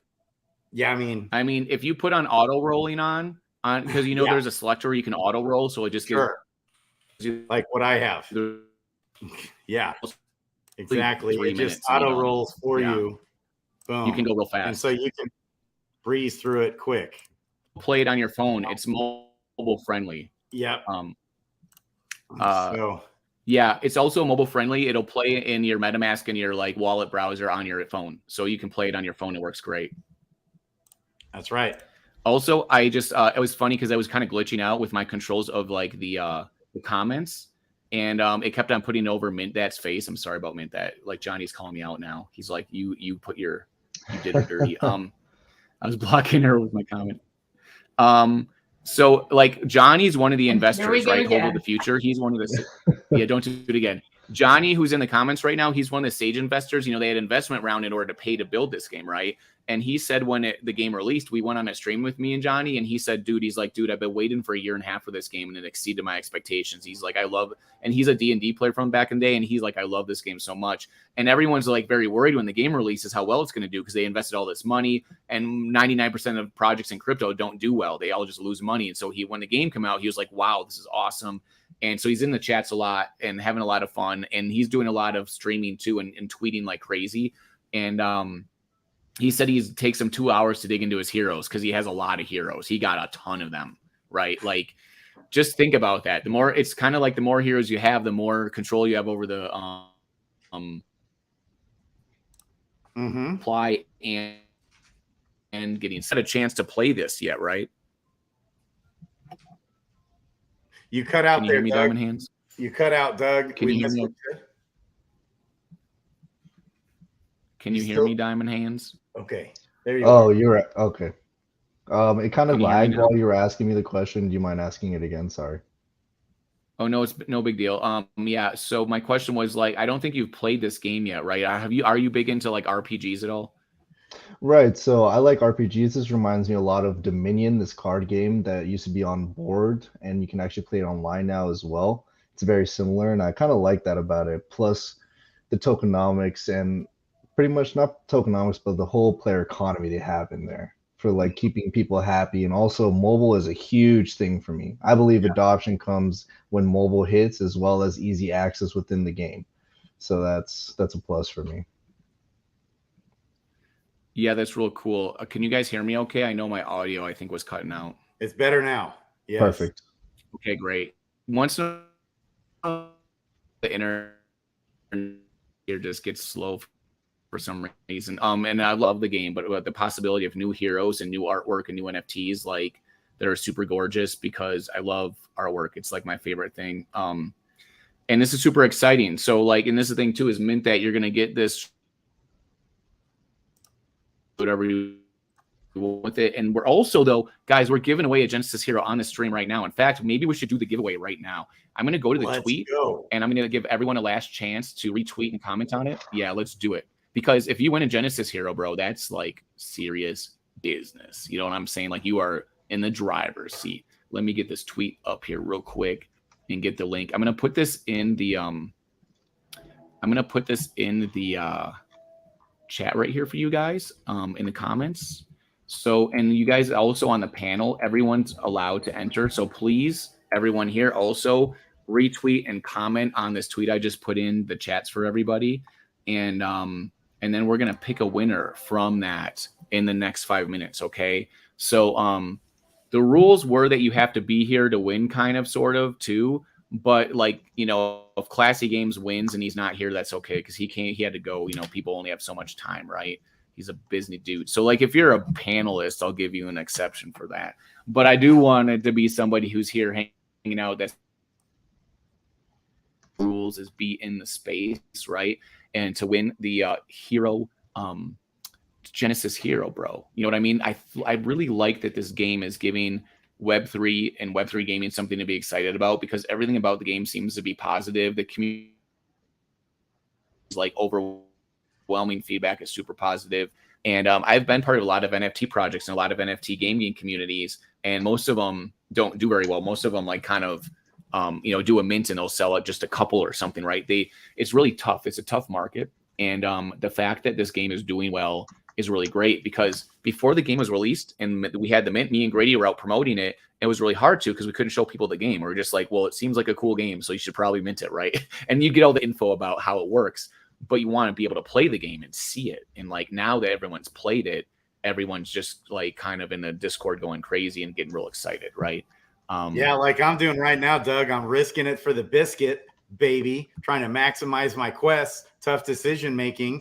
So I just need one more XP to level up. I don't want to go back, you know, waste the quest to go back to the previous tile to heal, and then waste another quest to come back and battle, and then waste another quest to go back and level up, and then waste another quest to go back and keep battling, right? Well, I'm out of skills, you know, risking it for the biscuit here, facing a guy who's better than me. He's at 15 health. I'm at 19 health. I've even got a skill book.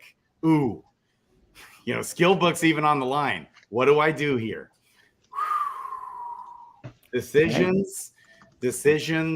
Ooh, I can move people on here. I can make the person on the bottom different. Look, do you see that? I can put Chair on the bottom. I can put Grady on the bottom. Oh my God, Now moving up in the Mintus. world. I'm putting Mintus at the top now because they were at the bottom before, right? Let's just keep moving people around. This is fun. Musical chairs. It paid This is off. like his musical chairs, right? So Look now, at his damage, right? yeah, I'm ready to level. So I just battled 3 monsters with like 50 health, and they're all stronger than me.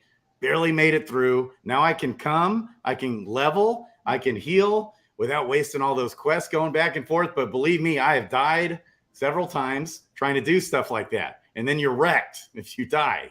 So it's like that's the part of, it's like this game will fill you full of anxiety with all these tough decisions. It's like meme coins, right? It's like the thrill. The thrill. Gensler.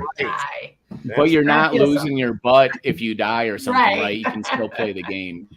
So you get the thrills without the financial devastation. Without having to figure out how to pay rent. Classy Game says he's not into DeFi anymore. He's just into gaming, and I'm like, bro, this is a fun, dangerous game, but it's not. It's not like if you die that you lose all your bags. You just have to get some more items. You know what I'm saying? Just go back and you got to find yourself another hat or another pair of sandals to wear. That's right, and you can still make money and die. Like I'm actually in my hero that's in second place died. I'm still totally in it. Now I got wrecked, but I've kind of built her back up. I'm in second place with that hero. I'll show you here in a second. So down here, you can check the leaderboard. Now with this one, of course, this is a new hero I just minted the other night. I've got 15 now. So it's just looking at how far you get to each tile with the fewest number of quests used. I'm this guy right here, second place. She died in there somewhere in the mix. Let me show you who she is. When I come here, hero select. Grady has a lot of heroes. She's my first one right here. Hit play. Okay. And it just, you can kind of switch back and forth between heroes. The clock is always ticking up here. Okay. And so when I click on the leaderboard here, look who's in second place. Booyah. Okay. And so she's level 13. This is tile 4. You know, we could go. But I actually have... Grady, you're also in second place. Don't forget to flex on everybody. Flex. But I have a couple of heroes that are in a much better situation than she is. Even though she is level 13... She's level 13 with 3 of 11 XP here on the 4th tile. I haven't opened up all the other tiles yet. And, you know, so it's wild. Probably in a better situation as this guy. And then maybe a couple others. Yeah, he's a beast too. He's just really jacked. He's got awesome items all over the place. And I can even come on here on level 12 tile and I'm ready to go. I'm not going to fight the boss yet on the 4th tile, but I can come in here. These monsters get progressively stronger, but this guy is so jacked that I can just come and kind of own him. 29 crit, boom. 20 damage. I'm just kicking his ASS and boom, done. Beat him. So he's in a real good spot. What I don't know yet, well, I wonder if nobody's yet made it to the 5th tile, which is the final tile. And I don't know, like, when is the ideal time to fight this boss on the 4th tile? Because, you know, the season will be over when you beat that final boss in the dark tower, boys and girls. And so the dangerous, scary, spooky dark tower. Let's go. Yeah, it's wild. This tile, the 4th tile, I have had several heroes die in this tile where it looked like I was crushing it. And then it doesn't take long, man. Crit, boom, You died, and it just hits you when you thought it wasn't even going to be close. Dude, I play super conservative, and I even died before this in like zone 2 because I just missed like 6 times in a row. Sometimes you just get the worst luck. Mm-hmm. And so when you see that leaderboard going, and it's just like addictive. It ropes you in, even though it's not like Diablo 4 is out. I was watching Eric David Tippett, my buddy, play Diablo 4 with his buddy, okay, online. That's like, it's not like that. And growing up, those are the type of games I played, right? So even talking to Crypto Stash and all those guys, it's like, they're all thinking, oh, this isn't really my thing, Magic the Gathering. I never played Magic the Gathering. I never played Dungeons and Dragons in the 80s and 90s growing up. But I'll tell you this, I got 15 heroes now because, for one, it just makes sense from an ROI perspective. You can buy the hero and pretty much get your money back out of it. I mean, in season 1, as long as you, especially if you win, do well in the season, you're going to get most all your money back. In the 3x drop rate of summoning shards plus spell books, if you want to sell them, you can just ROI your money back. Or, it's like, from an ROI perspective, it just makes sense. And if you just want to buy one hero and play, and then you play season 2, which is not too late to play season 1, but it's getting close if you really want to compete. You can play season 1 for the next 2 weeks. You can enter. But if you really want to compete, you got to jump in and play now. But then even in season 2, if you go ahead and play it and you don't like the game, they will refund you the $150 fee that you paid for the Genesis hero. Okay. No risk. It's a no-brainer. It's fun. It's addictive. It's what we've been looking for, right? A game that's fun to play, easy to play. It's ready to go in crypto, right? On the Arbitrum network. Fun. Which, by the way, I noticed Coinbase now on USDC. If you buy USDC on Coinbase, no fees. And you can now send the USDC straight into Arbitrum now. That's brand new.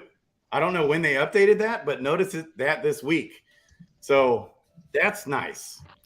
Yeah, everything about Arbitrum is great as far as like cost wise. Like everything's pretty cheap. Gas prices are like 15 cents or something, and it's fast. It just works, and it works great.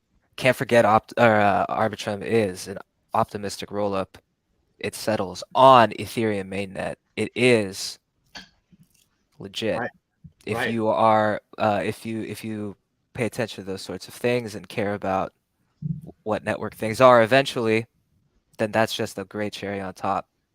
I would play this game on any chain, but like when things are on Arbitrum, when things are on Optimism, let alone mainnet, it's just very nice. Rollups are huge.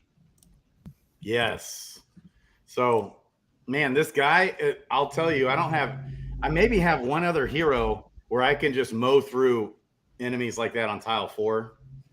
This hero is a monster. I love it. Has everybody been able to comment and retweet the tweet and everything? Yes, everybody sir. on the panel. Oh, you mean I did like 5 times? Oh yeah, you did already. Yeah. But I don't know if there's something to retweet right now. No, just that same tweet. That same tweet. Got it.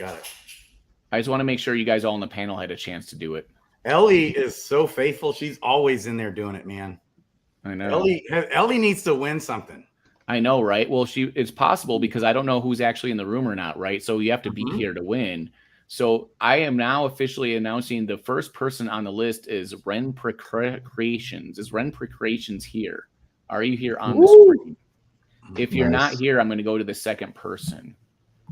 I actually can show you a screenshot of the top 3 or top 4 even, and show you the winning whatevers, right? In fact, here, let me just so we can be super official, I'll show you who the winners are, but you have to be here to win, right? Let's do this. Screenshot. Here, let me do a screen share of that. As the excitement builds, I'll take this moment to dismount. I need to run, folks. Doug, thank you so much. Good meeting you, man. Having me. It's really nice to hang out with everyone. I can't wait to do it again. Yeah, thanks for coming. Please. Let's go. This is really cool. Thank you for your patience too. Yeah. Hey, I'm gonna retweet awesome. tweet. I'm gonna find you on Twitter and retweet that tweet on how to get started in the game. Pretty simple, man. It's pinned up in my profile, and yeah, I'm gonna be playing. I need more heroes. So let's do it again. Excited to follow up on this. Thank you, folks. Love luck you. out Yeah, there. I'm gonna have there to is Peace and love. ramifications. piggyback That's off what he's of. here. I'm gonna have to piggyback off of Chair's goodbye. I have a 6 o'clock, so I just wanted to say thank you so much for having me. Give me a follow. I will be doing as soon as I get the asset. I can't remember the shard, right? Yeah, the shard. I'm gonna Yep. be doing a giveaway on my page to Super follow Dragons awesome. Crossing and Sedona. So we will be in touch. Thanks again, you guys. It was nice meeting everybody in the audience. And Great I'll chat meeting with you. y'all soon. Yeah, I'm gonna turn on the notifications to your tweets too. Let's get you connected with Bloater Punch, baby. Yes, Let's go. let's go. All right. Yeah, I we'll appreciate do that. I am Nice meeting I'm the showing the other guests as official well. results right now. Thanks, guys. This is the official results right as you leave out the door. Look at there is Ren, the winner, Chew Wookie, and Ellie came in third, and Diamond Hands. So you guys got real close. This real close. Look at that. Oh, That's my the official God. winner. I know. Congrats, Ren. That's amazing. Win.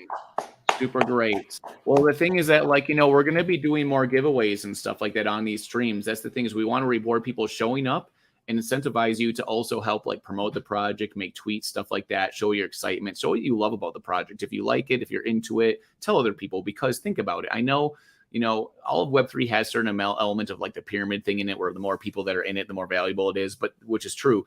But when you have something, a game that people actually like, then it's real. It's going to be long lasting, right? That's really the idea. Why I'm so into Web3 gaming. We had Classic Games say that, where he's like, I'm not really into DeFi anymore. I just want to be in the gaming, because you have something that's like long lasting, something to rally around, right? When you talk about community, you have something to do, something to talk about, and hang out in the Discord, learn stuff, and have fun, Yeah. And so what I'm doing here, Persuade popped up. And so what you can do is you can switch out your items during the battle. So all my items that have, they may not be as good on items, but they're better with charisma. I'll come in here and same with quickness. If you're trying to flee, you need quickness to flee, right? So maybe you have weapons that aren't as good, but they are better on, like this one here has more charisma. So I'm going to add this ring. So I know these first 3 items I'm going to add right back if I don't persuade or after I get the persuade. Okay. And so that's like a big alpha that we figured out thanks to Deltoid Punch coming on Doug's stream. I never even realized that you can change items during the battle. Man. Yeah, and that's the thing that they're talking about possibly adjusting, right? As the season goes on, it's a little bit like a beta testing right now. Yep. Where they're adjusting things as we go, and they're taking a huge amount of feedback from the community, right? Which is really great. Like, what does the community really like? Whatever. Because the Punches, the founding team, they're all coming from being big time gamers in the community. So like they want the community to have a voice, and it's a lot of fun. Like it's super active. Like the Discord's fully active, and that is broke. No changing items in there. Yeah, right. You got like Hodo saying no changing items. It eats up more time too. So I guess there is a vote. I heard there is a vote, right? Wasn't there a vote about that, Doug? Well, he's asking voting from the community, right? To say if there's big issues that do you want feedback from the community. So like if there's an overwhelming like 65% of everyone says like no, we shouldn't be able to change stuff mid-battle, then they're going to do that, right? Because they want to do what they think is the best thing for the game. And sometimes you want to ask the community what that is, but at the same time the community doesn't always have the right answers for everything, but like you do want to involve them. No item. Yeah, and so like, and that's the thing is Bloater Punch is in the chat a ton, like every day, all day, answering questions, asking questions to the community, like the main founder. And like I've never seen it at this level where he's just literally in there 24/7. Every second he has while he's at work or whatever he's doing, because he's a professor and he works for like a Fortune 50 company. He is in that chat where I'm on phone calls with him, giving him feedback, saying let's do this, that, having meetings about all kinds of stuff. Talking about different marketing stuff. We're trying to do everything we possibly can to make it fun and exciting, not just for playing the game, for just the community in general, influencers like you guys, Diamond Hands and Erica, like everybody we want to feel like benefits from it and has fun with it. You know what I mean? Like, so that you feel great about it. And it's not because, a lot of times when you're an influencer or you're a person that's doing this kind of stuff, you feel like people just want to take advantage of you and use your reach in order for them to like benefit from it. But like, it should go both ways, right? Everyone should feel good about it. And we, you know what I mean? Like, and we heard that Mint that wanted to like, they might really like, right? There's all about like giving stuff to each other. Sorry, was I cutting out? That's right. Yeah, you cut out a little chunk, that last bit you said. You said you heard, and then it cut out.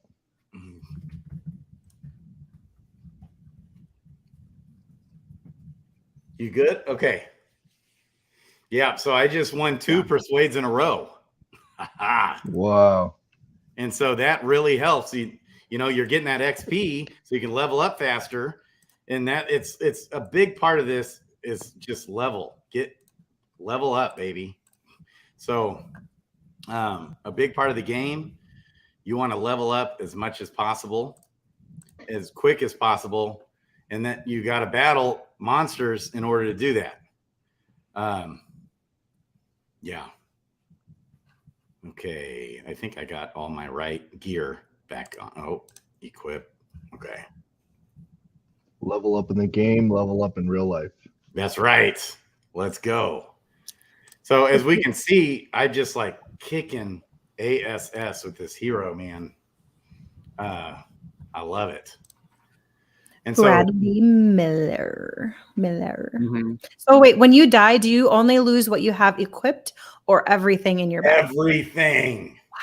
What? Is there a storage unit in town? I keep hearing about town, but is there a storage? There's a shared stash, but want to share one item in there costs 2 quests, and then another hero can pull that and use for themselves. But that's another 2 quests. And as far as I know, does anybody know this? I guess we'll only know in the 5th tile. The only place the shared stash is located is all the way back in the 1st tile, which is Eidos. Every single time you go to another tile to a new level, so to speak, there's 5 tiles, which is like 5 different levels. Okay. It costs a quest to go back and forth. So to go from like the 4th tile all the way back to the 1st tile eats up all those quests. So you can't really even use the shared stash much once you get up to these higher levels. Now, I wonder if they're going to open up a shared stash tile in tile number 5. Now, like in a lot of these tiles, we have a camp tile where the camping is the only way to secure your NFTs. Once you camp, it eats up all your quests. Okay, so you don't want to camp unless you have 0 quests left. Well, sometimes you have 1 or 2 quests and you just want to leave it alone for the day. You might be really low on health and there's no herbalist. And so you want to save the quest, because that's how you win, is by beating the final boss using the least number of quests. And so maybe it's like you're trying to compete, but you also want to secure the NFTs, or you might need to get something out of the shared stash, because it's important. It's still nice that it's there, but it's not something you want to do a whole bunch of. So there's all these critical decisions, and that was the point for Bloater Punch. He wants it to be hard decisions all over the place. Well, here's one for you right now. Peter said he's going to do a boosted mint where you can choose your class and gender, right? Which is great, and I think it gives you a small boost to like the rarity also results. Okay. I think a lot of people like the warrior. A lot of people say warrior, but a lot of people say mage too. I mean, my best character right now, I think my warrior is slightly better than my ranger, but sometimes my ranger is better. Interesting. It depends on the loot that you get, right? Because all other classes are similar, but we know that there's also the skills that like scale off of quickness for ranger and charm or charisma for warrior, but we don't know what the mage special skill scales off of, right? Do you have an opinion of your favorites, Grady? What your favorite class is? It's a tough call. I don't actually know, but if I were to do a boosted mint, I would go for the one we were looking the other night with Eric David Tippett. He's got all kinds of ideas and stuff. But on the most rare hero out there, and I was trying to remember, I want to say, especially like the rarest mythic, there's only like 50 some mythics in the game total. And I want to say it's like the female. Erica's over here. People are saying people are asking if you're playing yet. And Erica's sitting over here like, I didn't get one yet. She's sad. Do you see her? She's crying here. No, but I'm having FOMO. Oh man. No, she's just sitting here for like 2 hours FOMOing. Yeah. right now. I'm like, Eric, have you purchased one yet? Everyone's trying to pressure you right now. Gatrino. I He's the guy know. that actually writes the Medium articles. Gatrino is like one of the mods. He writes the Medium articles and he's a very smart dude.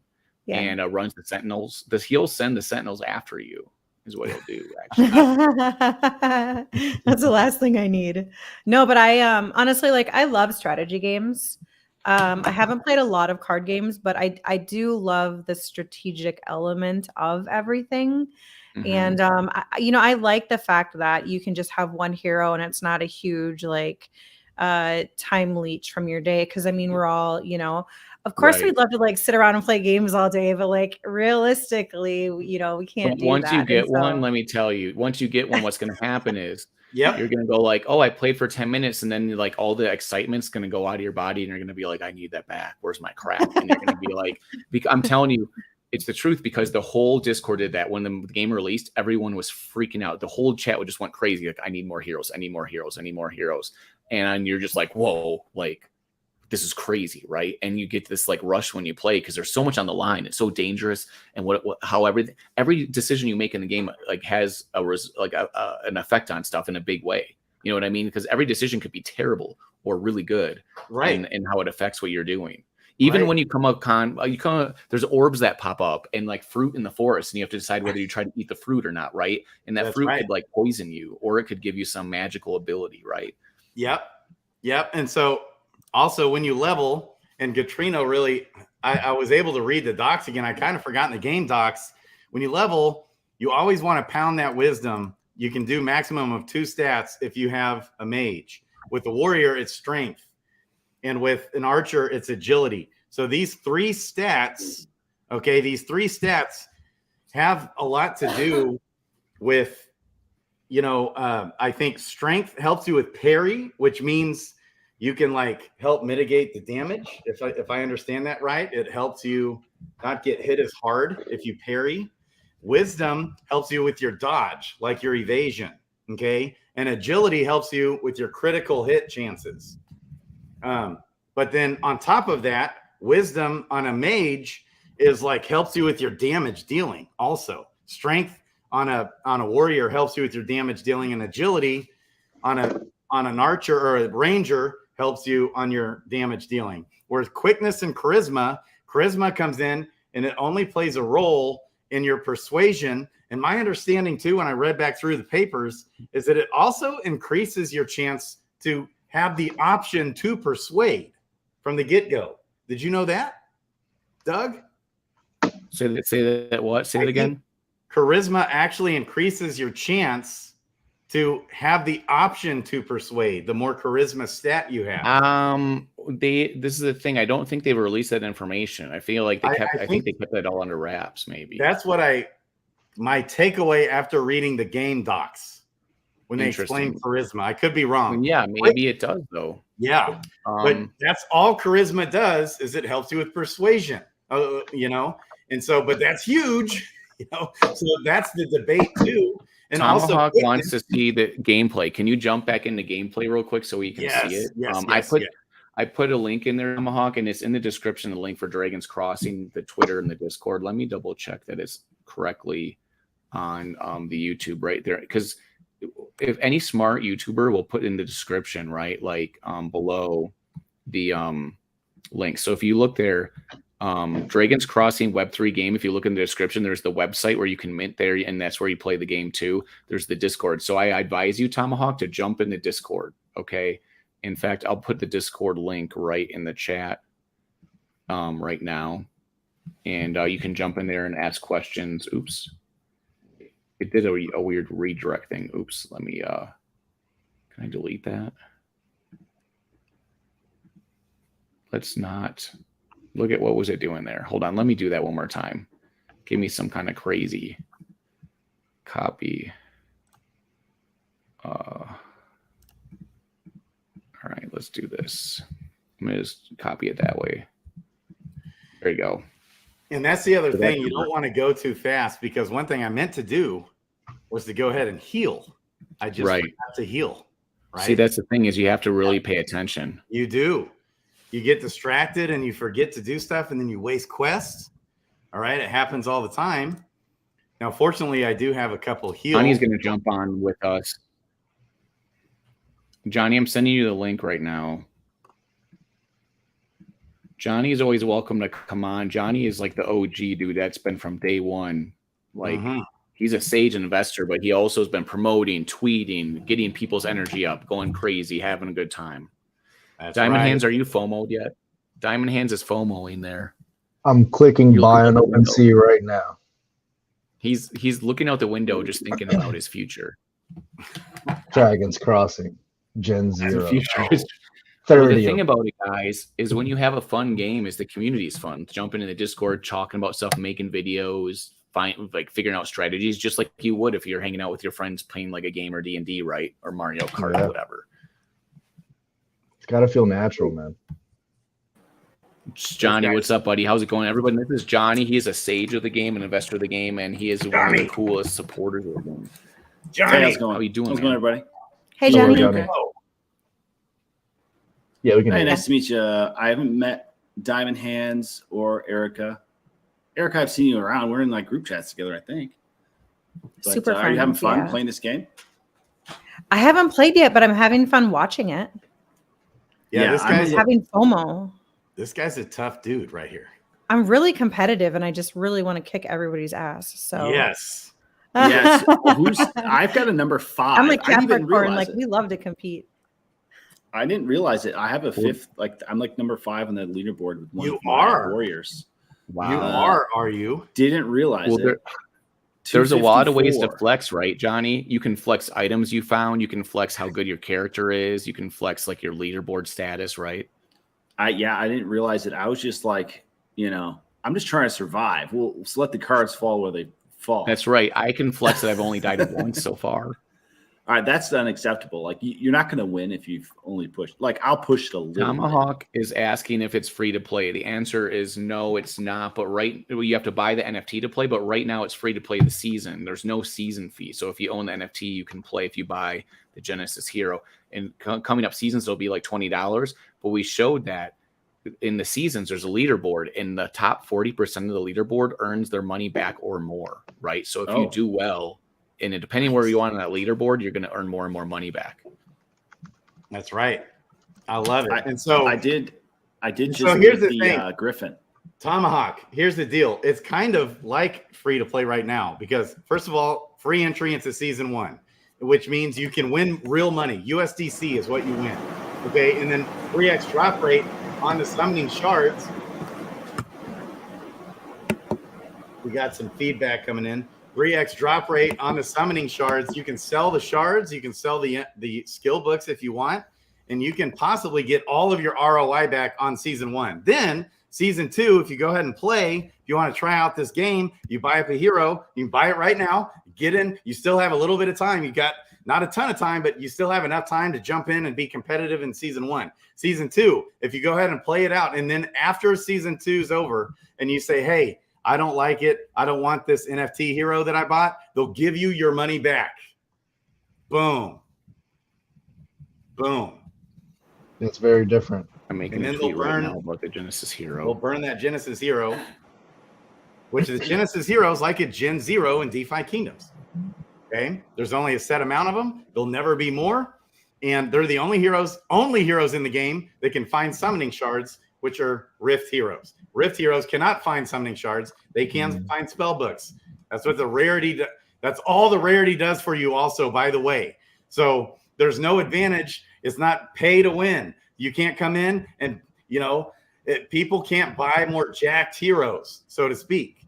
The only thing they could do is buy heroes with the best skill books applied to them. Okay, so applying skill books to a hero will add value. That's the only thing you can do to give you any sort of advantage. But if you have a common Rift hero, you basically have the same chances to win in this game as if you have a mythic Genesis hero. That he wanted it to be that way as well. This is so well thought out. He wanted to do it's a dev again that follows the core values that I look for in teams that have a long-term vision. They actually follow the golden rule and look out for the best interests of the community, even over their own best interests, baby. And they want it to be awesome. That's why that was his vision, was to create an awesome game. and just be awesome. That's what he's done. He's actually pulled it off. And if you ask him, it's a living hell to try and do this, to try and start a game, to try and start any crypto project. It's hell. And anyone who's done it knows it. It's not easy. Managing a team, managing this, that, and the other, and all the stress. You know, fortunately, he's still married. We'll see in a year from now if he'll still be married. And does he spend any time with his kids? Is he at the basketball game watching his kid? Nope, because he's 50 hours a day spending work. He works a full-time job. He hasn't even gotten paid a dime yet. None of the team has. Nobody has, except the actual people, the developers. D, who's created the first Bitcoin hardware wallet ever and helped develop Ethereum when it first came out, you know, and so they put out a game. The mint went smooth as far as like on the development side. Usually there's bugs, there's delays. It's actually been smooth.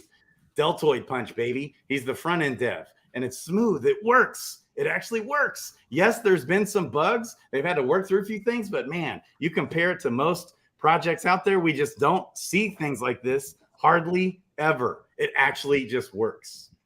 Hey, Grady, I got a question. Can you hear me? Yes. I was trying to get a word in. You're on your pitch. I was you're like, hit one other thing.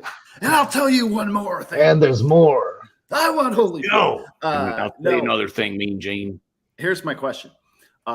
So each hero has different base stats, right? So that you could go to OpenSea and shop for like your own chonker, right? Like it doesn't matter if it's mythic or rare, right? The RNG created stats for you. It's not like a point buy system where you have a total overall number. Where I think DFK kind of has each rarity has a set number. Totally. Whereas this, like my best hero has like I think like 56 points. And it's a rare, right? It's not a mythic.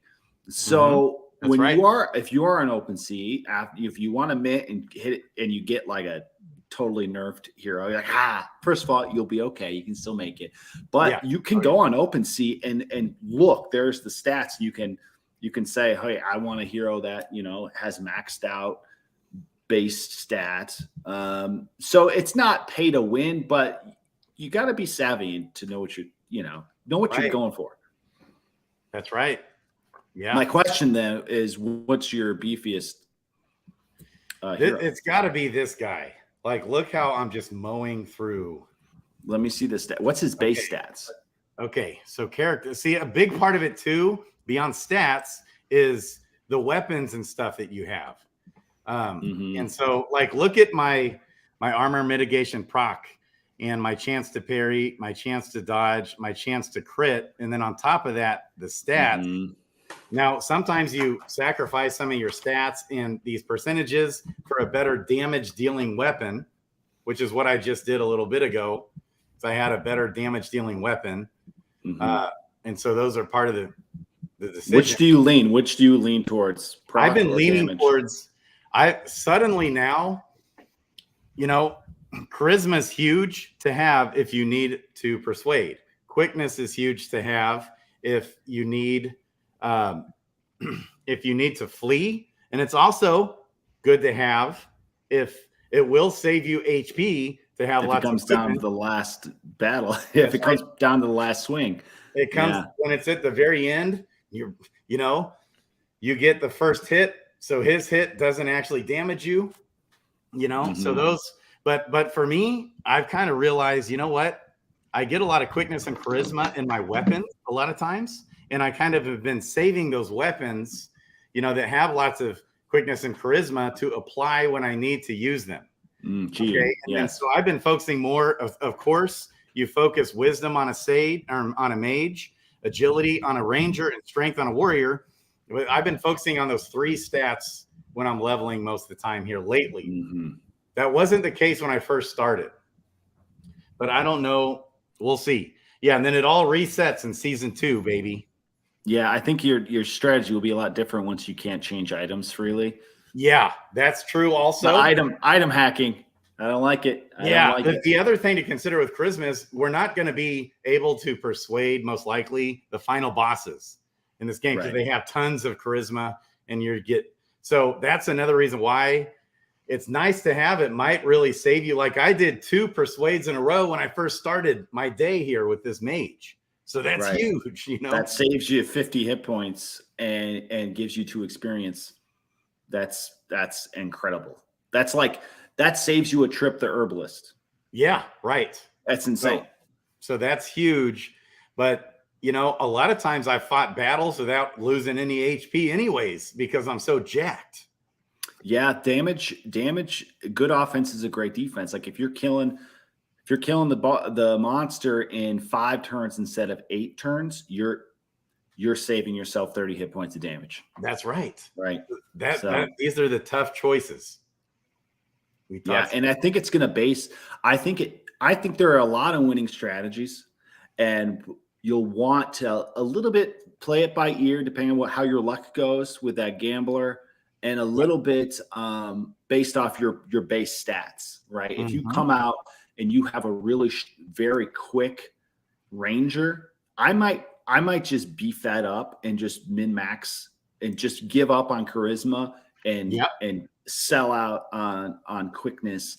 But if I have a base character that is, kind of weak on the charisma and quickness, I might just give up on both of them completely and just go for damage. It's all what you're dealt. Right. It's so true, man. So, tough calls here. Actually, I think I want to keep these because they got wisdom, and wisdom's a stat that is like double time helps a mage. And so, yeah, baby. Pen, are you trying to say that I should link the game doc? I can link the game doc right here in a second, bro. Oh yeah, that game doc, I read it again, and it's like a game changer with my strategy, like you said.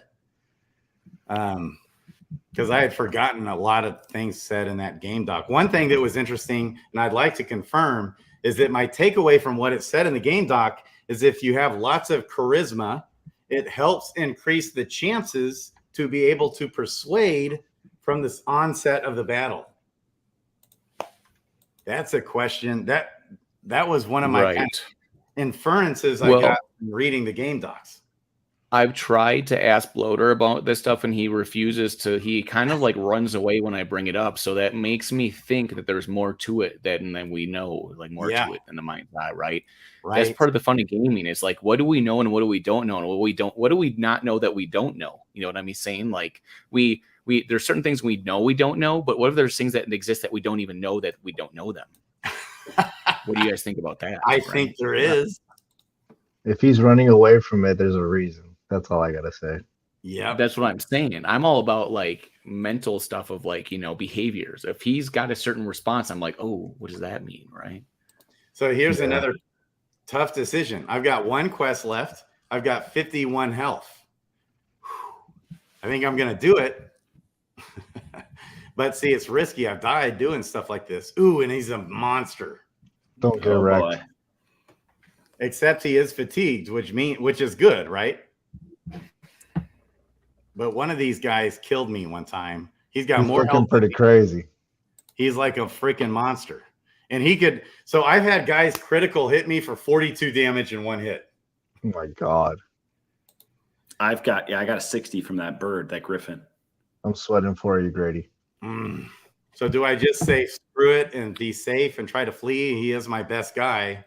I'll be honest, I'd be safe, bro. Like me personally. Listen, you got to go for it because I'm in the number 5 spot and I'm trying to move up. Oh, he's the different one. see, he wants to move up. I want you to be safe. You're off to a great start. That's a good start. He's gonna boom 24. See, this guy's such a monster. 20. He hit me 12. He's down to 16. I'm at 39. Here comes the crit. Here comes the crit. Oh, you're in crit range now, dude. You are spoilers for me. I haven't seen. I did it. Oh my God! Look at that. And I ended up with 8.3 health. What? Risk it for the biscuit, baby. Grady's a legend. On the edge. And that's why I go for wisdom, agility, and strength. But this is the whale technique, right? If you own a lot of NFTs, you can be risky because then you're really going for like that. No. Oh, you froze. We're You're really going for what? That's a good strategy. What's that, Doug? Repeat. I'm saying you own a lot. Yeah. See, if you, I said it's like the mini whale strategy. If you own a lot, you can take more risks. If you're really wanting to just win first place, you can just risk it like crazy. Maybe if you own like 20 NFTs, right?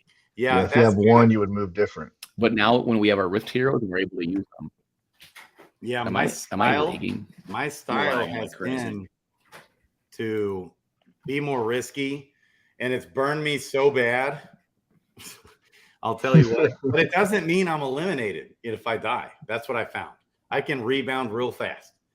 Like I've got one hero that died, and then all of a sudden I just happened to get some really good items, jacked items, and I've been back right on course to kicking ass again.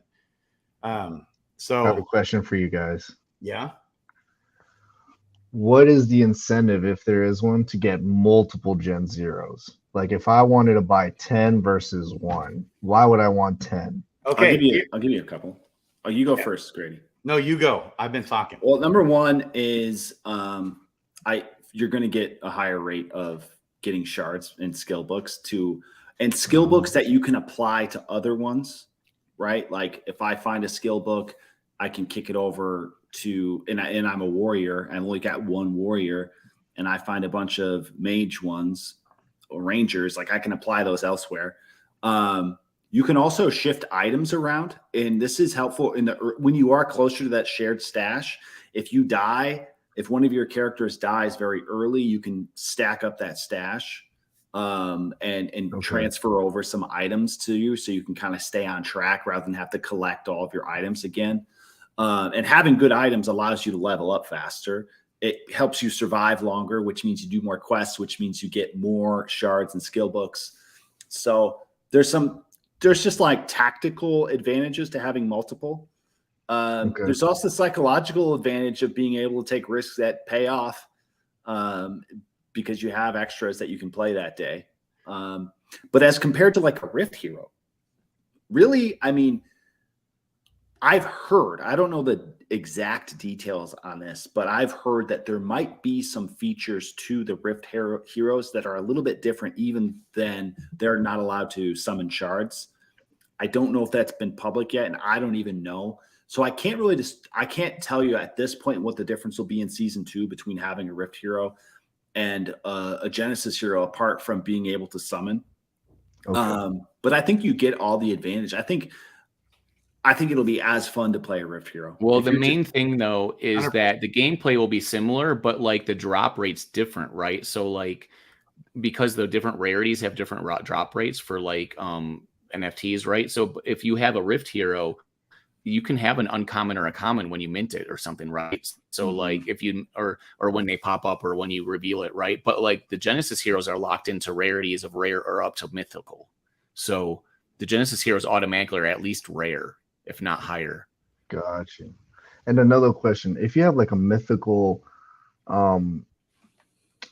item, will it increase in rarity as well as the Gen Zeros going from rare to mythical and all that? Or is it only the Gen Zeros? The Gen Zeros do not like change their rarity. And the items, when you find them, they have a fixed rarity. What's interesting about the items is a mythic item might actually have worse stats than a rare one. It's all RNG based, and it sets it in a different bracket. Like the range for mythic sword would be, 1d8 and then maybe +4 wisdom through +6 wisdom. Whereas the same sword would be 1d8, 1 through 5. So technically that rare one could have a higher wisdom bonus, but it's in a smaller range bracket. So the items, I don't look for the items. I don't look at the rarity. I look at the stats. Gotcha. And I triple, quadruple times confirmed that yesterday. Right, Doug? Like the rarity of the item does not help you at all. It's only on the front end when it's being minted. Yeah, it's because it's a little bit confusing, but me and Grady have had the discussion like 4 times, and because we both do so many things, we forget stuff. But that's one of those things where I asked the team so many times, is like now burned in my skull. Yes. Right. I think that it's great. like, because it's kind of one of those things where like I want to make sure I'm accurate with information. And and this is the thing, is like what you see is what you get. When you get an item, the stats that you see is just what it is. It's very simple. Like there's nothing beyond that. And they made a great update early, and that was when you hover over your items, it gives you the plus minus. And that's because you don't just go by the color of the item. Like you can hover over it and it'll compare it to your loadout. That's really the biggest really decision making in the game. That's the biggest decision making, because you have a bunch of items and they might have different stats that benefit you in different ways. You have to decide, what do I want? Do I want agility or do I want dodge? Right. Yeah. And if they didn't have that, I mean, a lot of games have that, they'd be missing out. So I'm glad they added that. It's easy just to look at. This game is not about, it's not about holding your hand. This is not like a cheat, like walk through the park. You have to make tough decisions all the time. And that's what makes it exciting, because after you play a game for a week, a lot of people just stop playing it because they're like, okay, I played it. It's not a challenge anymore. Right. Right. And so another advantage also to having multiple heroes, Diamond Hands baby, is that if you want to have at least one of each and every class of heroes, because a lot of the skill books you get are, all the skill books are only applied to a specific class of hero. So if you have all 3, that means you can potentially use all the skill books that you get and have options to sell or whatever. Got you. Okay. Yeah. But so one of each class, that would be a good strategy. The thing is, you have to realize is having a Genesis hero means that you can find more Rift heroes for the rest of your life as long as the game lasts, right? When you have a Rift hero, it can't find more heroes. Right. So you're That's stuck. the only difference. So like if you even just have one Genesis hero, you could just keep stacking up Rift heroes. So Genesis can find Rift heroes and shards. Yes. That's right. Genesis heroes are like the big boy best one. The Rift heroes, they still can do combat the same, but like they number can't 2 find, though, right? You can't. Yeah. That's the big thing, is the Rift heroes cannot find new heroes. So like, and you'll see on the OpenSea market, the Genesis heroes are going to be way more expensive, just like DeFi Kingdoms and stuff. Well, and a shard though is a hero, so there's no difference between heroes and shards. Right. The shard allows you to summon a Rift hero. So the shard's like an egg. Yes. Ooh, just got a great item. Yeah. Nice. Do you want to share? What'd you get? Oh, I'm sharing my screen. Do it. Share it. Dougie has to put me on. Yeah, it's up there. You're on. I just put it. It's up All there. right, I just got this one-handed ruby claymore for my ranger that gives me +4 to agility. We can't see it. Like you're on a PC and it makes everything. Yeah, there you go. Oh, there we go. There's yes. Okay, now it's too close for me. That was too much. Yeah. It's like a lead. Okay, too close. All right, I just got this one-handed ruby claymore for my ranger, and it gives me a +4 agility. I mean, come on. That's great. Oh yeah. Here's my loadout here. The die 12 and a die 4.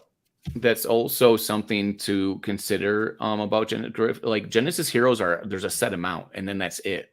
There's scarcity. The Rift heroes, people keep finding them, right? So Genesis heroes have insanely more value, even though in combat they're not necessarily better. That is. I'm in trouble here, folks. Erica, are you getting misty-eyed at this point? Yeah, I'm actually moving stuff around. She's doing me on my phone. We're peer pressuring you right now. Like we're in middle school peer pressuring you. I have major FOMO. Well, if you own one, you could be asking crazy questions like, "What should I do? I'm so lost in this game," and we'd be like, "Let's help you." Yeah. But it'd be more fun to just be like, "Good luck." No, I'm about to get one. Like I said, I'm just moving here we stuff go. around. If I would have known that you were going to do this, I would have promoted like you're going to mint live on stream, and people would just. I was going to say, let's once my funds are moved around, I'll definitely share my screen. I guess I'll watch my screen. We can do a mint live. Yes. Yeah. Oh no. I'm in trouble. Oh, you neck and neck. Oh, you're quick. This happened to me earlier when I was playing beforehand. Before this show started, I almost died, but so I did. Johnny, make sure she's a beast too. Your best equipment for quickness, and I would get the hell out of there. Oh no, we're swinging. But look how tough. Look at her agility. I mean, be careful. I need to. Can you heal? Use a skill. I already did. Careful. I've used all my skills. Okay. I'm scared. I need to max out agility. I don't know that I could get a higher agility. Dude, yeah, you're gonna get your butt kicked right now. Okay, so can you even run away? No, you can't. He ain't scared. You're gonna crit him, is what you're gonna do. You're gonna crit him. Crit him. Max. Crit him. Crit Max him. quickness and agility because you want to hit first. Yeah, baby. All eyes are on you, Johnny. I should have had that on a long time ago. Dang, look at this for wisdom. Here, let's do this to give you. Let's give you a little bit of like a pump up. What do you think?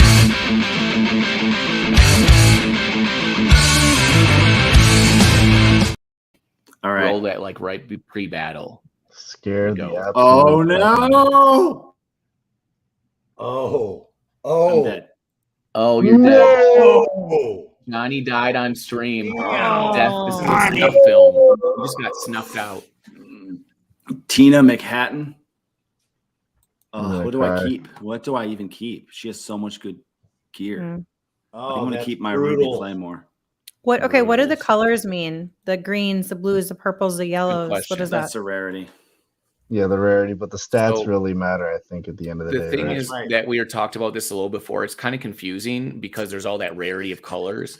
But when it comes to the items, like it doesn't really matter. Basically, the stats you see on the item is just what you get. But when the item was being created within the computer, it had a certain amount of rarity that it started off with. But just what you see is what you get when the stats pop up. So, like, basically, what I'm saying is the rarity doesn't matter whatsoever. The colors don't mean anything, basically. That means all that matters is the stats you see on the item. Does that make sense to you, Yes. Erica? Because Yes, like that people makes see the sense. colors and they think it has some special element that it adds to it, right? Not really though. Okay, here's another question. What's the highest level anybody has gotten to so Good far? question. And is there a level cap that we know of? I think it's like 19 or 20. Did somebody say? In It D&D, might it's be. 20. Maybe it's 20. Probably 20. I know Kung Fu, baby. I think I know Kung Fu is talking about that. He's putting Yeah, out he was content on his saying name. it's. Yeah, he was There saying he it's is. probably around 19. I think he knows. See, Right, 20 level cap. There it is. it's always good to have a Level Gatrino 15 and an is. I know Kung Fu in your back pocket. If you have these two guys in your back pocket, they can tell you everything. They know Nice. every detail, baby. I'll remember that. Yes. I love it. This is Guys, This is, I am also I am gonna have to hop off the stream. I got something to do. I stayed a little longer because this is a blast. But it was great meeting all of you, Johnny, Erica, Grady. I love you, bro. Doug, I love you guys. Until next time. Sorry for interrupting, but I gotta head out. Take it easy, all right? Love you, man. Okay, but we love you, but on your way out, rock and roll, baby. Okay. Rock and roll. So Take it Diamond easy. Hands, you're the man. I was just gonna make this comment that this is the greatest Web3 gaming stream that's ever happened. So thank you for yeah. being part of it, Diamond Hands. Thanks for having me. Seriously. Love you, Take it man. easy, guys. Love you too, guys. Peace and love. Yeah. God, I'm in it. That's I'm our in. only goal, guys, is to have every stream the next stream has to be the greatest ever, and then you keep making it better. We'll keep making it better. You guys That are- last this one has been though so- was hard to top, man. That last That was stream- good. But Grady, were you around? Did you see we were talking about hamburgers? We were talking about Chuck E. Cheese, bro. Like the real questions. Ooh. I saw We got all to of know it, each yes. other. We got to know each other so well, and it was so dramatic and divisive. Chair was saying like, you should never put ketchup on a hot dog. Like, Yeah. Who says that? it was really Hey, dramatic. I was agreed with having, like- Cher on that. I don't like ketchup on my freaking hot dogs. See, he does. See, there you go. The same feeling you get when you almost might die in the game. The same feeling that we had like in the stream, and then like we had they were competing to win. Like the audience got to decide who had the best answers, and I meant that actually won a summoning shard for having the most dope answers. Mm-hmm. Yeah, man. And then some of the contestants started voting for each other. It was like I've never even seen a game like that, Erica. Yeah, I got one of the I've got one of the other panelists votes, which is, that's pretty honorable. I dig that. I've never done or been on a show like this before. This is the first ever like game show Web3 game game show. Doug Hype, you're breaking up. More stuff, fun stuff like this. So I'll give away prizes. You know what I mean? Yeah. Yeah. Breaking up. Gamification is key. Anytime you can gamify anything, well, not anytime, but a lot of times. Back to the no ketchup on a hot dog. I can't get over it. But my brother, when I was little, my brother would put ketchup on everything, man, like everything. He put it on his eggs, which I heard is good, but I never tried it because my brother grossed me out when I was little. He put it on his mac and cheese. He put it on his like turkey sandwich. I mean, he put it on fucking everything. Oh. And so I can't, like, I mean, I do like ketchup on my hot dog, but I can't put it on like everything like that. Man, I want ketchup on lots of stuff. I'll even put ketchup on a steak, but not really use steak sauce. You know what I'm saying? But I like ketchup. I like Hey, it. Doug. When I what? Real quick, can you share my screen? I want to show Gatrino if he's still in here. Okay, so I bought this skill. Okay, and this has gone on. I've seen this happen before, but eventually it then works. This one for a week straight almost. I keep trying to learn it, and I hit confirm. Okay, and I get a learn skill failed, message cannot estimate gas, transaction may fail. Do you have USDC? Yes, but it doesn't require that to learn it. That's only to identify it. Now this one I just identified. I'm guessing that is going to work. Yeah, see that one. Yes, so there's a glitch. It's like a bug on that skill. Maybe that's the secret one that you're supposed to find. Maybe that was. And I did open a ticket on it, but to be honest, I've been traveling. I haven't even looked to see if anybody responded, but I don't think anybody did. So, Doug, show off my my favorite character. Oh, I was just about to hit that. I'm covering your face with it too, which is the best part. All right, here, I'll let you go on the top. Ooh. Well, you can go back to his screen now. Show my favorite, my mage. He's just a wisdom monster. Look at that guy. How much wisdom does he have? Let me see. I'm real curious. Baby. It's 58. Oh my goodness. He's gonna be dodging. Dude, those wizards are just dodging those mages. They're like not even getting hit. You know, they're just like they're like teleporting around. They could teleport actually. Yeah, they actually teleports the fleece skill to leave, right? Adriel Silveira. I hope you enjoy that shard. I hope it's a mythic. Incentivize them to see. This is what we do with tempt people. See, Erica, just so you know, we're trying to get our hooks in you and get you into the game. Oh shit, I'm gonna die. That's the whole premise of this show, is just to get our hooks in you. Guys, do I flee or do I fight?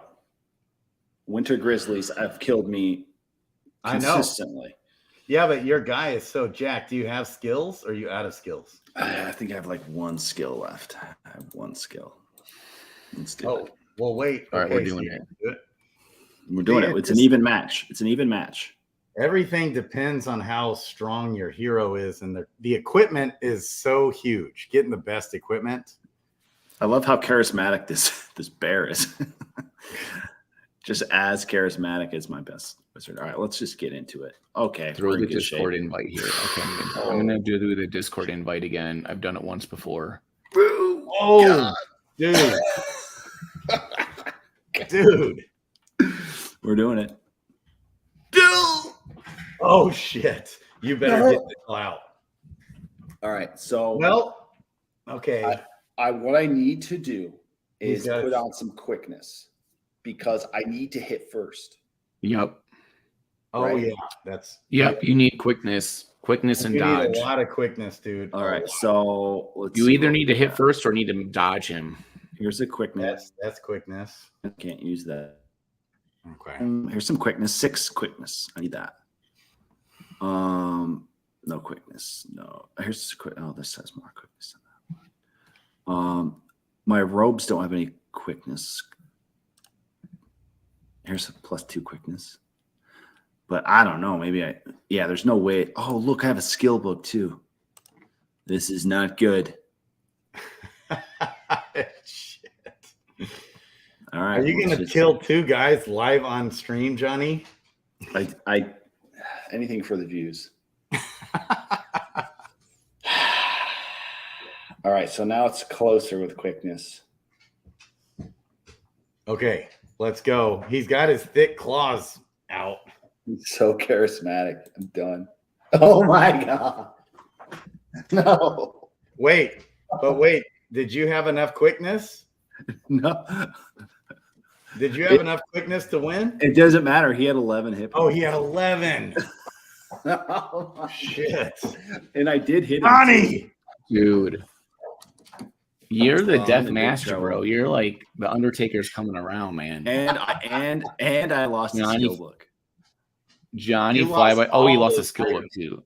Fly by the Yeah, seat I of your had a pants, death- bro. I died on one of my heroes and lost a skill book and a shard both. So would it be smarter just to heal up all the way whenever you fight in that zone? Yeah, Every what's time. smarter to do is to not fight on live stream to try to impress your friends. Also, here's an idea that's smart. You guys make sure if you're out there to subscribe to this channel, please, because I keep forgetting to tell people to do that. I'm like, don't subscribe. Definitely don't do it. Everybody that's in the chat there, hit that subscribe button, please. Okay, we're not sharing. Oh, you can see us all now. I like that background that you have, Erica. Is that just like your wallpaper? Or is that like a specific background that you have for like streaming? Oh, you're muted, Erica. I can't hear you. You're muted. I think that's right. Sorry about that. That's a peel and stick wallpaper. It's kind of like a tapestry. It's not fabric though. It is like a tapestry. And you have I like got an it on aquarium. Amazon, just like everything else. But yeah, it's pretty cool. I like it. Dude, that's All right, folks. dope. Like, I gotta Erica, drop. I'm going to see Spider-Man. Ooh, that's fun. So I'll catch you later. Thanks for watching me die. Does anybody, if Aw. anybody wants to take Johnny's place, they can and die on camera and like just come in the snuff film. Stuff. Oh, man. That's rough. I know. I keep messing John. things All right, up. I'll catch you I'm later. like transferring things We'll see you everywhere. later, Johnny. Bye, Johnny. Wait, I wait, hold on. accidentally We gotta give converted Jo- my USDT the to outro. Arbitrum. Oops. Hold on. Just had to give Johnny an outro. Okay. Yeah. Absolutely. Okay, So you what just were converted. Oh yeah. I converted something. I converted my USDT to like Stella lumens, and then I had to transfer my Stella lumens, and then I accidentally converted it to Arbitrum instead of USDT. So I'm like, This is why, it's you shouldn't really do things on live stream, I think, because it like messes with you. Yes. But yeah.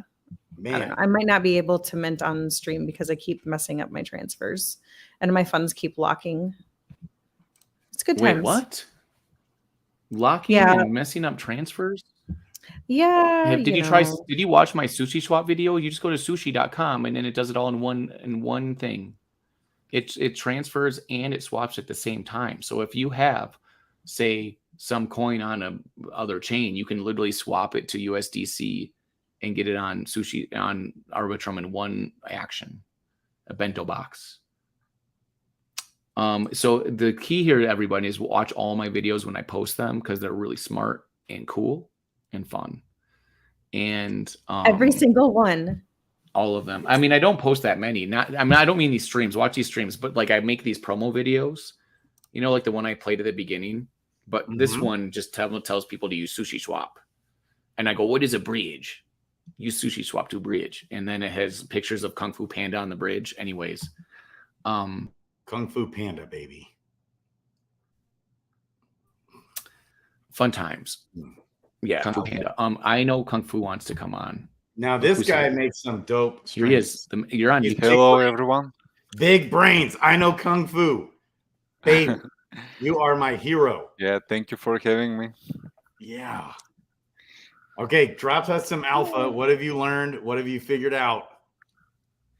Well, what I was planning to do, hopefully I will not die during the stream. I have prepared my 15 level warrior in the 4th zone, and I can try to beat the boss. Yeah. Yeah. If you'd like, I can. Let's go. Share that screen. You down at the bottom, you hit present. Okay. I love it. Baby. Ooh. So tell me, please, when you see the screen. Okay. There we are, baby. Let's go. I can even make it big. Big. I can zoom in a bit because previous time it was. We want to be able to see small. everyone's beautiful face. If you guys noticed on the thumbnail I made for this space, Erica, did you notice when you saw it that all the people that had a headshot were big, and then the people that only had PFPs were tiny? Like Ape Mother. Ape Mother was supposed to be on the channel. I'm going to call him out right now because he messed up the time zones. He didn't come on the show.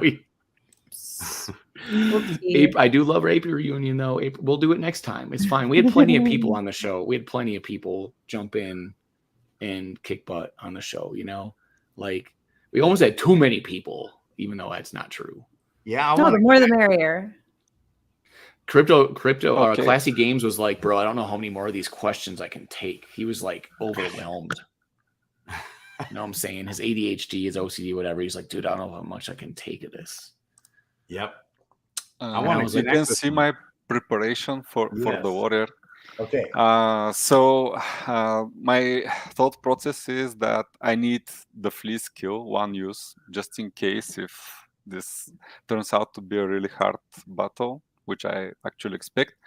I have one use of rending blow, mostly for the mitigation, armor mitigation reduction, which is for the whole combat. Whole time. That's a dope skill. Yeah, that's really nice. That's why I love the warrior, because it's like beginner friendly. You cast a skill and you get a benefit for the whole combat. Really dig that. And it has also the best offhand with the best defensive stats, and also doing really nice damage as well. My other really important skill is the Thunderous Bellow. So not only it provides a % bonus parry, which means that if you parry, you get 50% less damage from the monster's attack. It also scales from charisma, and I have a lot of charisma. So I'm going to get like 27% on top of the 27 almost that I have. So 50+% parry and tons of armor mitigation. But not only that, it also applies the buff to the monster, to the boss, 40% less dodge and parry. So I will probably hit more consistently and will do more damage because he will not parry that often. And I need to apply this skill every second turn. Right. In order to keep the debuff on the boss, and 6 uses, I'll keep it for ideally for 12 rounds. And that's let's go. Where is the boss tile? I'm gonna get myself some Thunderous Blow. Yeah, I really love this skill. Let's see what we are going to draw.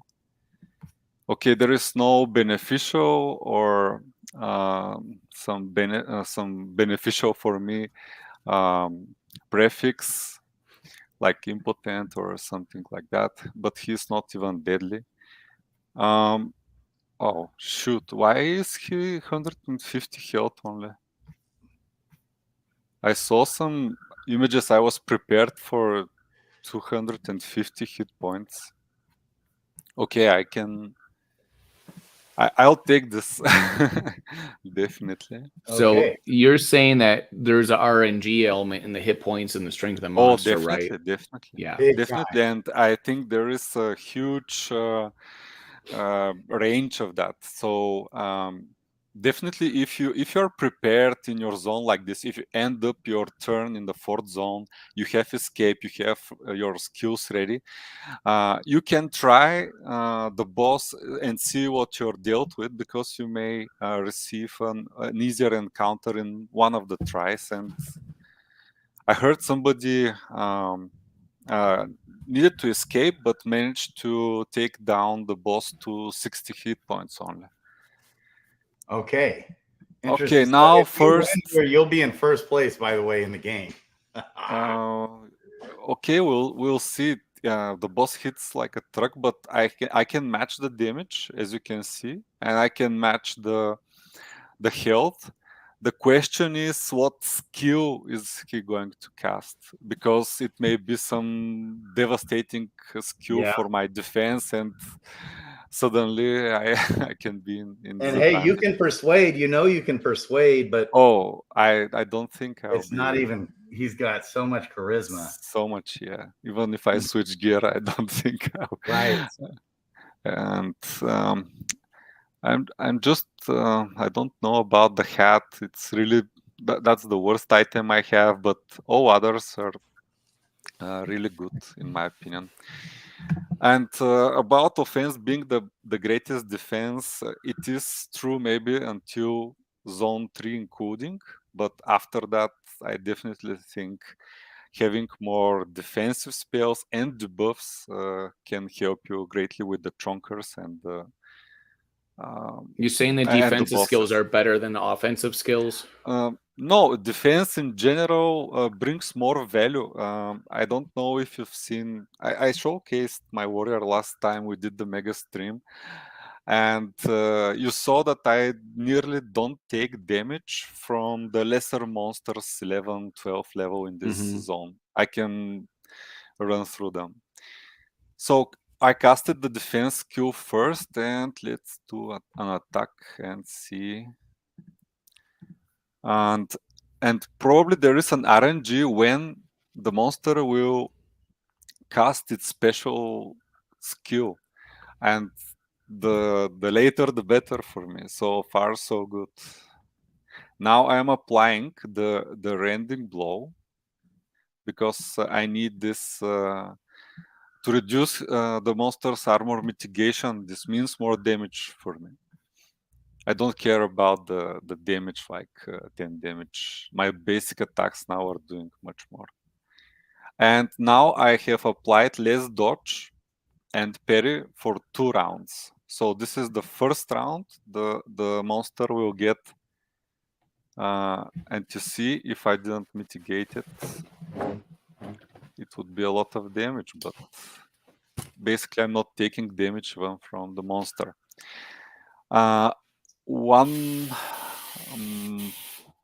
Okay, I need to use again to reapply from the next turn the dodge and parry, because this turn it already has the debuff. Okay, not doing much damage. Actually, he mitigates really a lot of damage.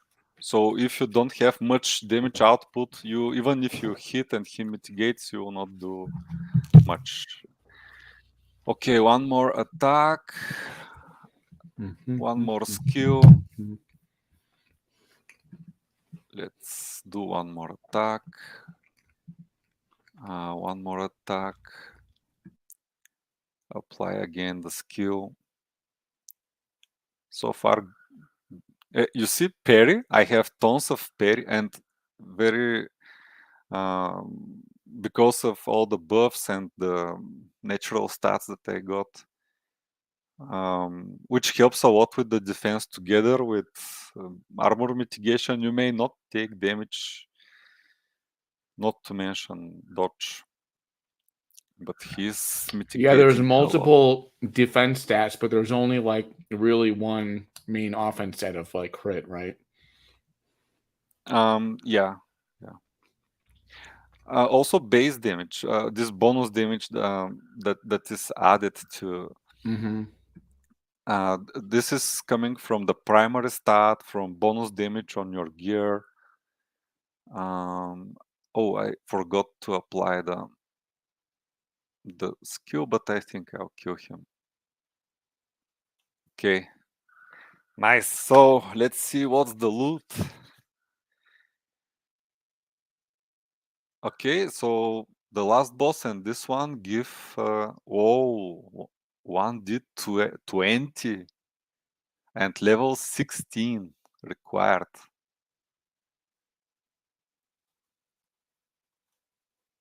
Okay, so I guess we did it, guys. It's not that scary if you're prepared well. At least level 15 because I didn't know. Because if you're 14 and he's 17, you get penalties for your for the difference in the levels. If there are 4 levels or more difference, you get penalties. The higher the Right. difference, the more penalties you incur. Erica, just so you know, as you go through the game, if you're 4 levels above the monster, is it 4? Yeah, or Yeah, more than 4, you don't get experience. experience or drops. Oh, that's good to know. And this is the game will kind of next warn zone. you. A little exclamation point pops up and says you're too high, like, high level. And this But is it's the not next super obvious. benchmark to beat. 206 quests.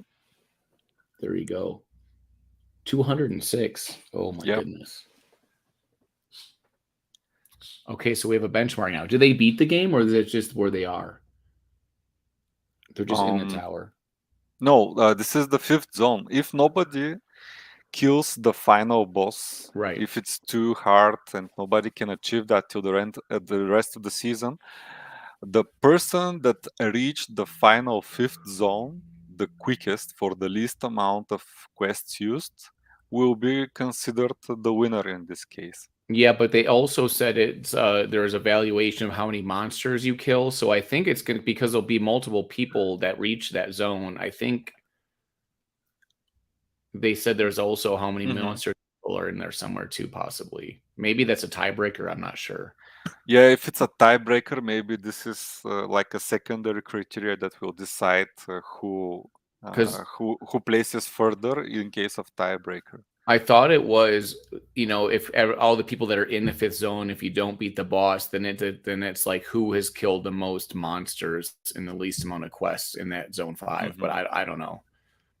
Yeah, but also imagine that only 50 people beat the monster. The rest who will place between 2 and 10% of the participants, and they get nice rewards as well. They will be measured who reached the final zone first, for example. That's not. This would be the only zone that I would rush to go to, because all the other zones they're not giving any advantage. Even you're in disadvantage if you rush too quickly to the next zone. So for example, if I rushed to 4th zone at level 11 or level 10, and for some reason I die before I reach level 12, I cannot buy from the blacksmith in the town a weapon or some gear if I die, because I could not equip it, because the minimum requirements when you reach a new zone will be for level 12 for the 4th zone. Now they're level 16 for my for this character. So if I die now, I need to keep my main hand weapon, otherwise I'll be totally screwed. Or the shield, and go to the town and transfer an item from another character with the shared stash. If you do anything else, you're really screwed. And if you are within the level requirements from what the blacksmith is selling you, you just, when you die, you need to keep your offhand. It's the most valuable item that you have. And then you buy from the blacksmith you make a trip to Eidos and buy a main hand, and you already have a nice weapon setup. That's good alpha tip. Yeah. That, I think that's the what Gatrino also mentioned. He did as well. I can stop at this point if you want. We have one more person that wants to jump on. They've never done a stream before in their life. Zenderborn, who's actually she's the person my that friend. yeah, she traded me the warrior that I have. That's my best character now. So we talk about warriors are the best, and she's the one because she had tons of warriors and I had tons of mages, so we swapped one. And do you know who introduced her to Dragon's Crossing? I don't. I can't remember. I did. Oh, you did. You did it. Yeah. we were in a couple of other projects together, and she's like my crypto friend. Mhm. And yeah, she's really cool and really trustworthy in trading. Okay, I'll Kung Fu share coming my on soon. Kung Fu is here. Oh, she's asking if you're on. Yeah, I just told her that you are. She's never done a stream before, and or any kind of content like this. So I try to give people confidence and be like, come on, it's on the show. It's fun. You know what I mean? You can even just do it like you and just do pure voice if you want, whatever it is. Also, I've spent my whole life making other people in the stars, doing photo shoots of them, and I'm behind the camera where like, and usually those people are like, you think they're perfect. They look great. They know how to act and whatever. And I'm like, you know what, bro, I can do it too. Because the thing is that it's way more fun and powerful just to be yourself and have fun than it is to be some kind of like, figment of your imagination or something, right? Like looking or feeling like you're perfect wears off after the first minute or two. Then what are you going to do? You know what I mean? Like it really kind of turns into meaning nothing at the end of the day.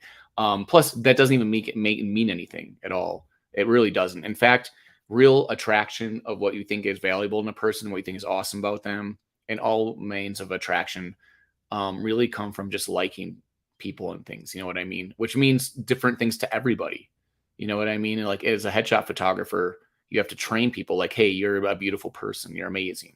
And they're like, I'm so insecure. And I'm like, you know what? You're awesome. So, Erica knows what to talk about. Yeah. See, Eric, you sound yourself with cool stuff. You got the cool background and cool stuff. It's like setting the vibe, right? It's just about the vibe. I mean, you have to say, like, I would never say, people are so like critical on themselves, and you would never say that to your friend, like, oh, you're not good enough or whatever. Like, you would never say that to your friend. You know what I'm going to say that? You know what I'm going to say? We need a proper intro.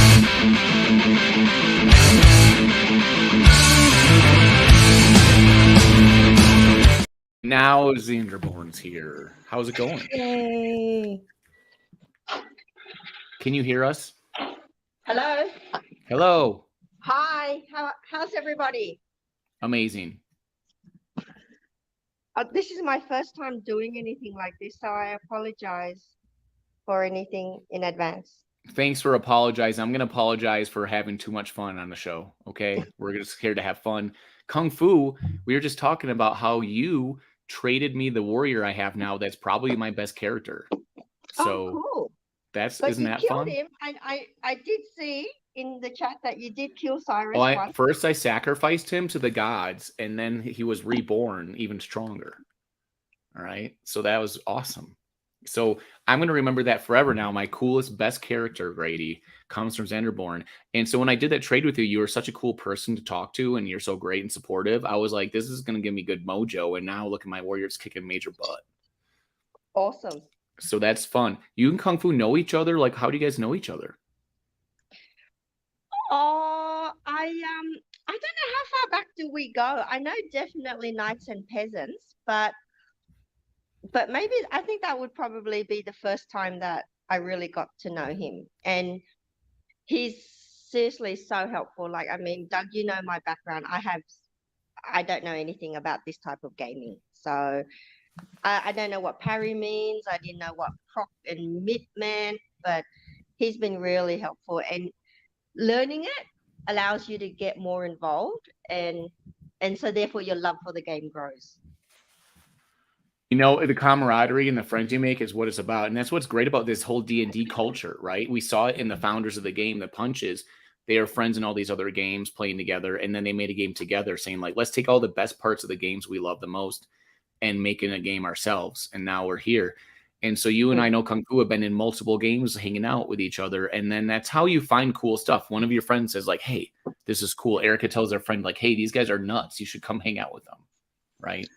Yeah, and do you remember when we first started trading Cyrus and Pascal, and I mentioned to you, I felt like the DC community needed to be more active in trading, and that's how I met Kung Fu. Like, I mean, we traded some Knights and Peasant items, and then and then through trading you talk, and then that's I guess how our friendship was born. So it's through really trading and DMs that you really get to know people a little bit more, and friendships form, and and the community grows stronger together. So Mhm. I'm loving all the trading that's going on. Right now it's mainly items, but I think after the airdrop in season 1 ends, hopefully the hero trading really picks up, and then we get to really see how things play out.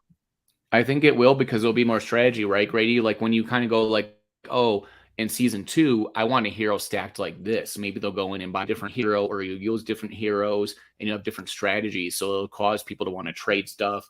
Maybe you'll want to have more warriors, or you want more rangers.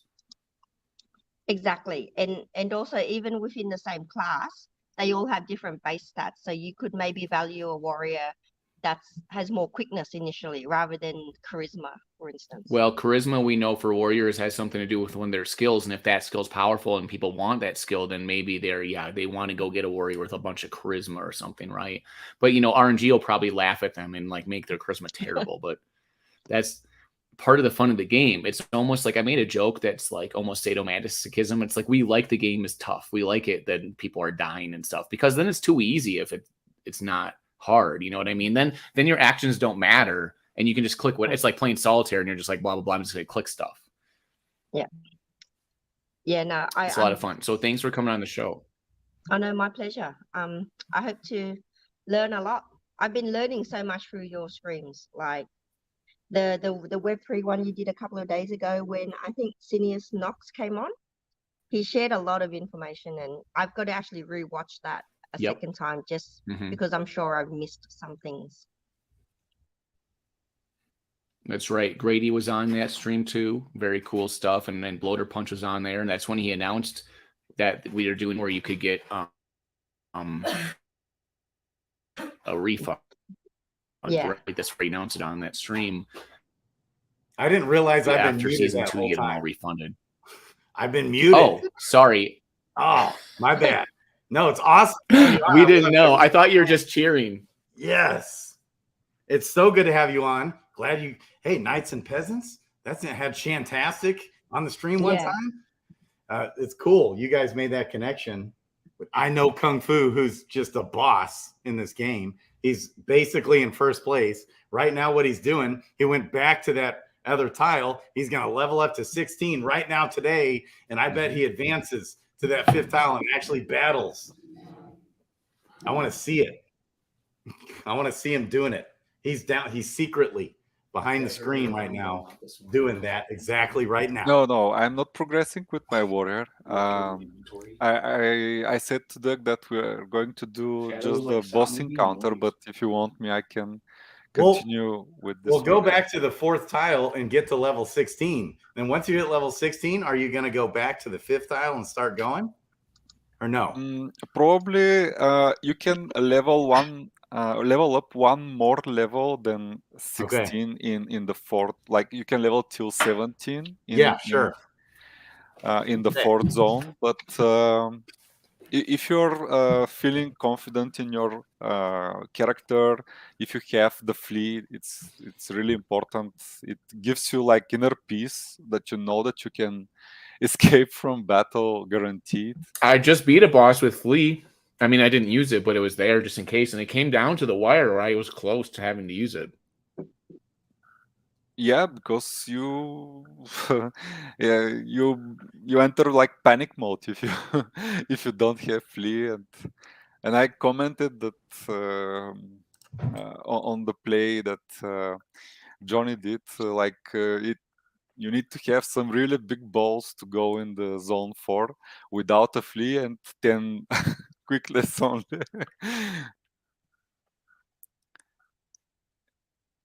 And yeah, these are decisions how you itemize, how you spend your stat points. And we're all discovering this first season, the game. We don't know what is best. I think I mentioned in my videos that I'm trying to do a kind of all-rounded build because we don't know what will happen in the next zone, what kind of skills are we going to discover, what stats they scale the best with. So far we saw like quickness and charisma being really important. I think the mage will scale with charisma as well. His his skill that we need to discover yet. And yeah, that's it. And by the way, when I invited ex-Netherborn to Dragon's Crossing, she was, as she said, like, I'm not a gamer, and this is like a game first. But even such people, when they enter our community, there's so much helping hands everywhere. And not only me, everybody creates content. Duck, other people, they're becoming like more courageous. They may be shy at first, like, oh, what I'm gonna do.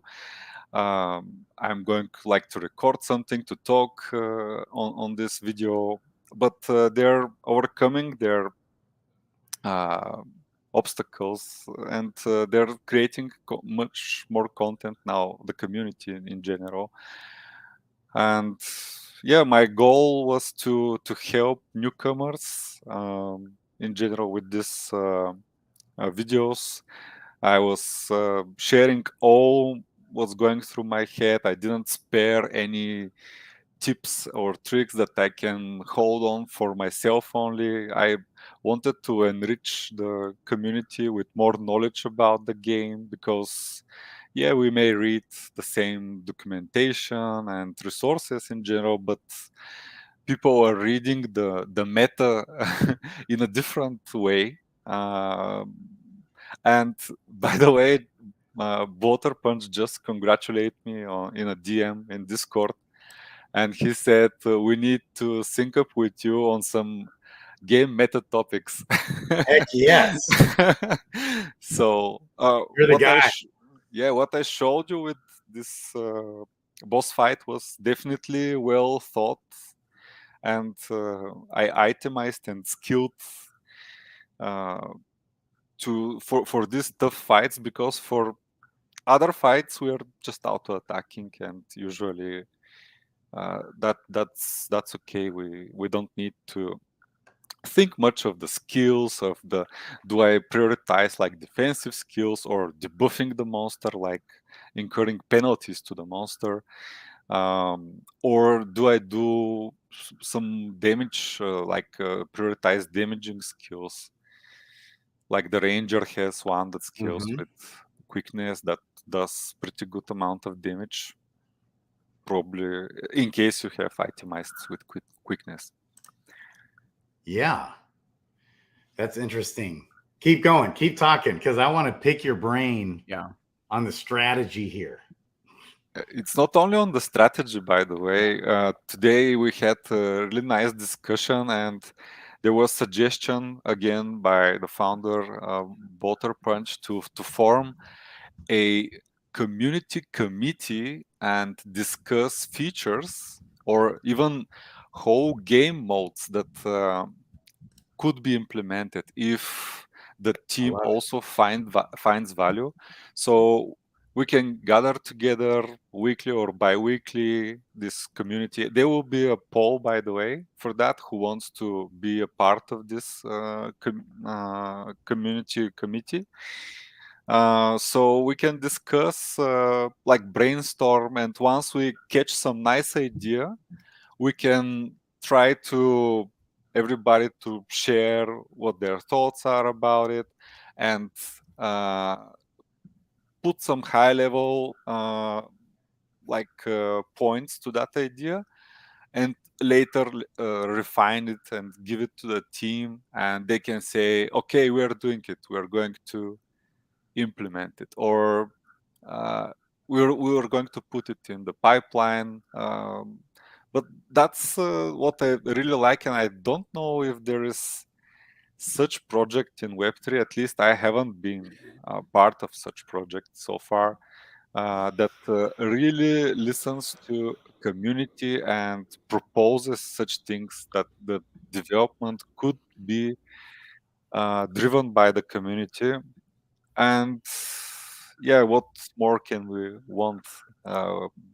Just the team to have success and enough to raise enough money from from the sale and from season cost to continue developing for this great and awesome community. Yeah, I love it. That's why we're here. We're trying to get this to succeed, for the team. Okay. I need to step in for a second because I have to tell you info that I was correct and Kung Fu was wrong. So if we don't have I have apparently photographic memory just in this one case. If you do not beat the final boss, if no one beats the final boss, it's going to be a determination of who is in like the furthest zone, but also with who is defeated the most monsters. So that does equate into determining who wins. Because if it was just who reaches the final zone first, like zone 5, that really kind of wouldn't make that much sense anyways. But there's some element, doesn't get into super specifics of how that's laid out, but you can guess, right, that it's probably, okay, you take all the people that are in the furthest zones and who's beaten the most monsters, and maybe it's like with the least amount of quests or something, right? Yeah, probably has all the. I bet that getting into the first zone, it probably helped. Like it's only getting in. It's not getting into the first zone the fastest. It's who gets into the first zone with the fewest amount of quests. That's probably a factor there. But yeah, then it's also going to factor how many bosses were defeated and things like that. That's interesting. Yeah, definitely. And it all adds up to using your quests the most efficient way, as Gatrino and I like to say. Because in order to beat this boss, you need the levels. And this is one of the win conditions, who reaches the final zone. And in order to do that, you need to be prepared. You need the skills. You need the level. You need to reach this level to the most efficiently spending the least amount of quests. So I can tell you now in the like the second hero in the leaderboard, he is level 12. And he spent totally 210 quests. I spent 206, and I'm level 15. Yeah. So he's on that leaderboard right now in second place for one thing only, and that's reaching faster, maybe at level 7, the fourth zone, because people could kill at level 7 the boss in the third zone. Yeah, so that's the thing, is that like it's a little bit ambiguous as far as exactly what they're using, but maybe they can clarify. Maybe they want to be ambiguous. I don't know, but it would make sense that monsters, right? Yeah, that does make a lot of sense. Because what if you got to zone 5 first, but then you just got killed all the time? That kind of wouldn't, right? Absolutely. Oh, I don't plan to stick in zone 5. I will just go back and farm zone 4 until You're level I can. 17? You think level probably, 17? Probably 16, and at 16 I can try. I have the flea skill. It's no problem to try and and go back. We have breaking news. Hold on one second, guys. Do you understand?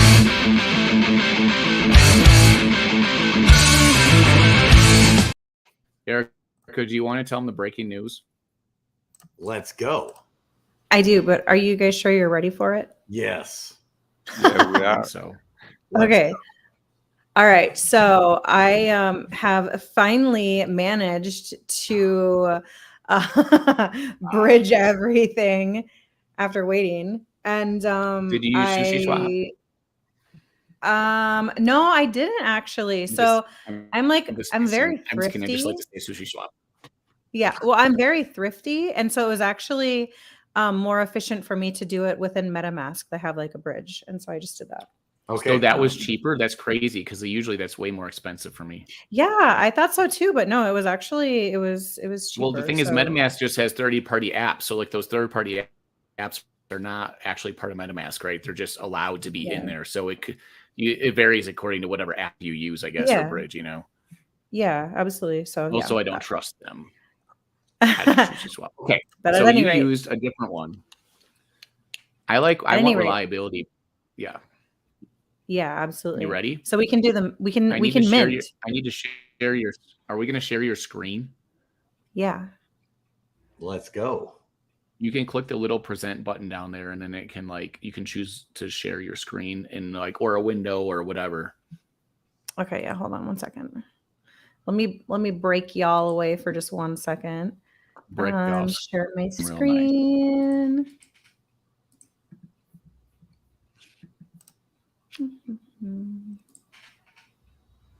All right. Dragons Crossing. Dragons a crossing. Dragons Crossing. Okay, y'all can see my screen. Yeah. Yeah. There we go. Okay. Yeah. Cool. All right. So I'm gonna do the random mint. Good luck. Let's go. Cool. Okay. I Let's like go. surprises. Yeah, So let's let's like do a the surprise. random. And I'm gonna mint 1. Let's go. What class are you hoping for? Oh no! What happened? Oh. It might have popped up on a different if you have 2 screens. Yeah. No, it shouldn't. I mean, I have enough in there. Do you have? Yeah. Yeah. Let me try again. No. Okay. Do you have your Maybe wallet you connected? Refresh. Yeah. I thought I did, but maybe not. Here, let's do this. Let's wipe that away. Okay, so sign in with MetaMask. Safety first, guys. Safety first. That's right. Double check anything you click on, and also read all the stipulations that MetaMask tells you.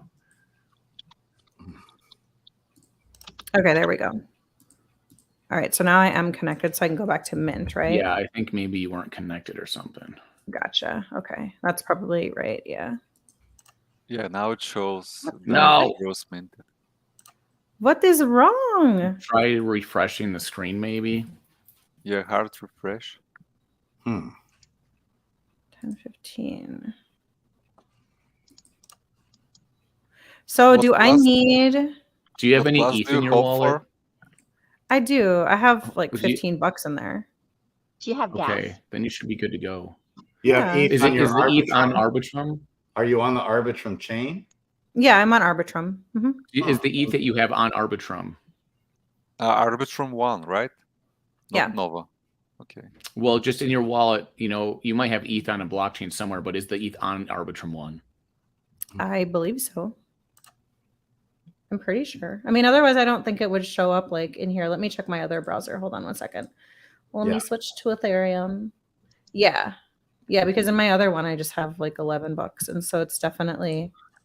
And you have USDC Arbitrum on the Arbitrum blockchain.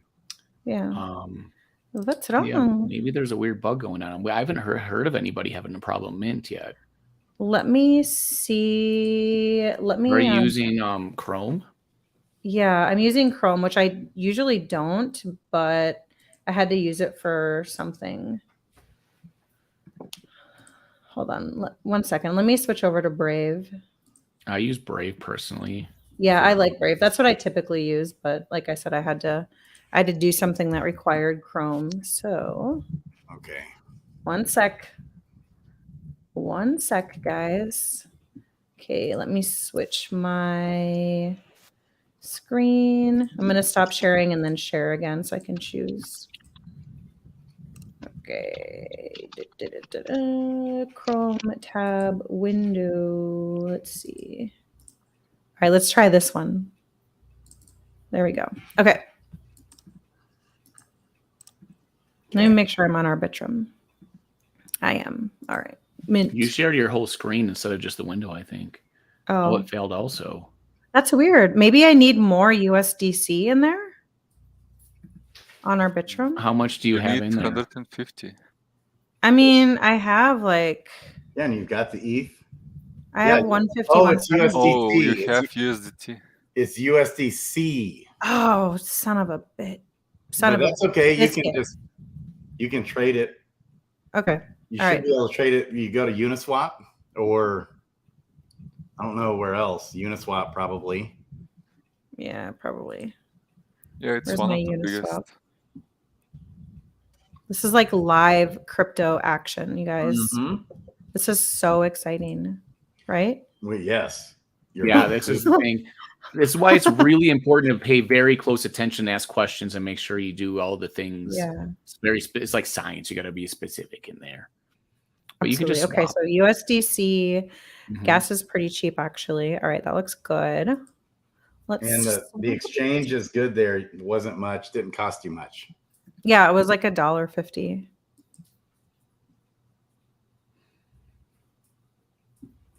And you're going to need USDC in your wallet because every time you do find a skill shard or whatever, or a summoning shard, it's like $1 or something like that to register it. Yeah, identifying a book costs one USDC to identify the book, and then it'll be $10 to summon a summoning shard, which will give you a whole new hero. Okay. This would be available at the beginning of season 2, at the end of season 1. You got it, baby. Here we go, baby. All right, there we go. Now we're getting somewhere. Okay, yeah, I'll just deposit more later so we don't have to mess with it. But yeah, no worries. All right, now we've got USDC. Okay, game on, you guys. Game live. I'm hoping for a mage. Let's go. Yeah, it's actually a good, like, you know, it's good to go through these things, right? Okay, so let me get the website back up. Erica, what class do you want to draw? What was that? What class do you want? Or you have some like gender preferences? I want I kind of want one of these. One of those. Is that a mage? So Yeah. Female mage, yeah. Yeah, female mage is my favorite. Yeah, I want the female mage. The She's warrior very sounds scrappy. cool. But I typically don't play a tank like a warrior class. I Okay. typically play like something ranged or an assassin. So it's like complete opposite ends of the spectrum, like either assassin, melee, or like ranged. All right, let's see. Let's see. Someone commented in Discord that we were missing like a rogue type hero class. Yeah, definitely. Okay, Well, you you guys. mean- Now I think we're actually gonna get somewhere. There's There like we a go. That's right. Transaction live on the stream. For the first time, we're meeting live, baby. Yeah. The heroes. All right, you guys. Hey, Let's see let's what I got. go. Let's see what I got. Let's go. Let's hope for a mythic. Yeah, let's hope for That would mythic. make- That would be the bomb. Ooh, Okay. Juan You get the male Crowley. mage. Juan Crowley, the Nice. mage. Let's look at the stats. It Okay, looks cool there in the so- desert with like a castle behind him. Flip card. It's All right, great we've got looking. 5 Got 11 strength. wisdom. 37 total stats. Okay.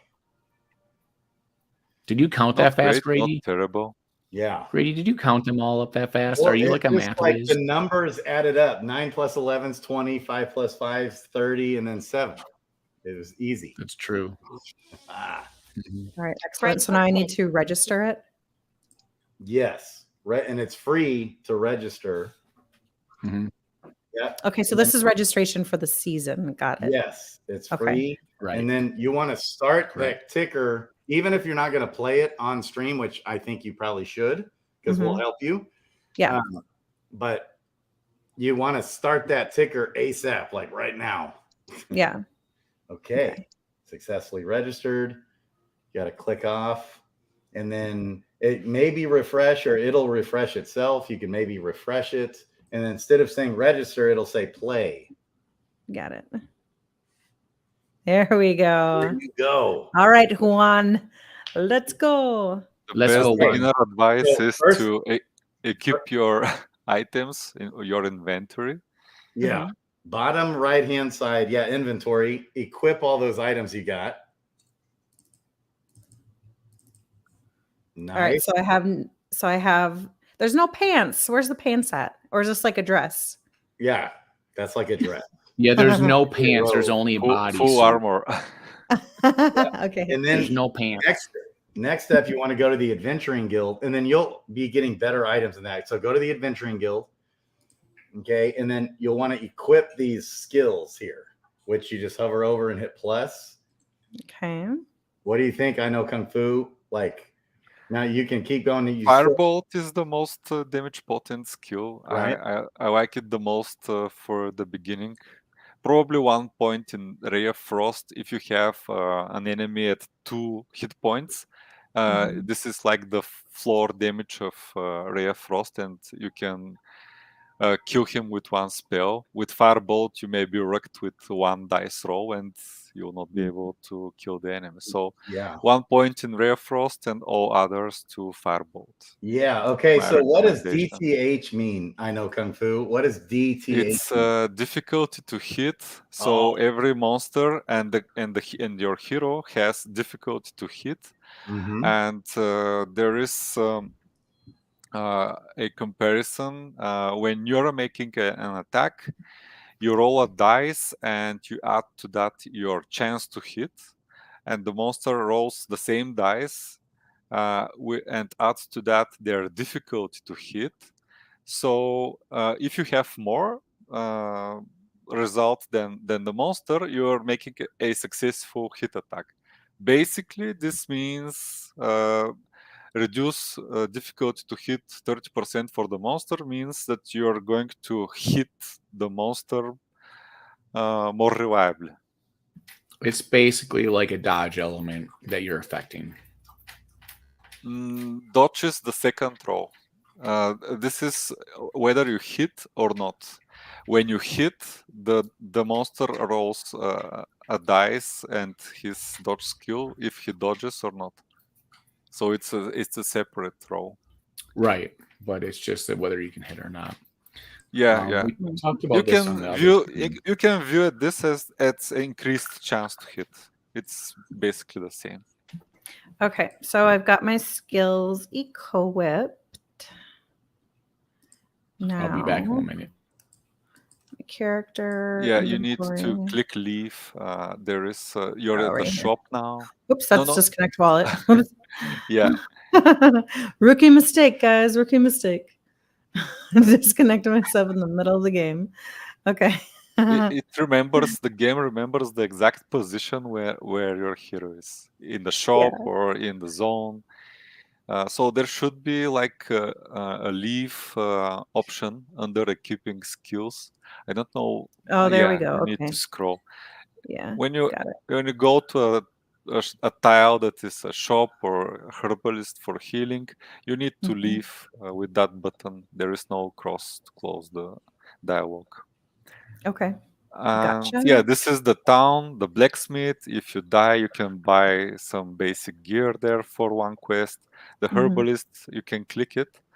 If you're low on health, you can heal here. And this is one of the big decisions you need to do. Depending on how low you are, whether you want to heal for 1 quest and 33% health from your max health, or to heal to full health, but paying 2 quests for that. With the this is the shared stash bottom left. If you have more than 1 hero, it's okay to use it. Otherwise, I don't think it's find the camp. When you find an NFT item, a shard, summoning shard, or a skill book.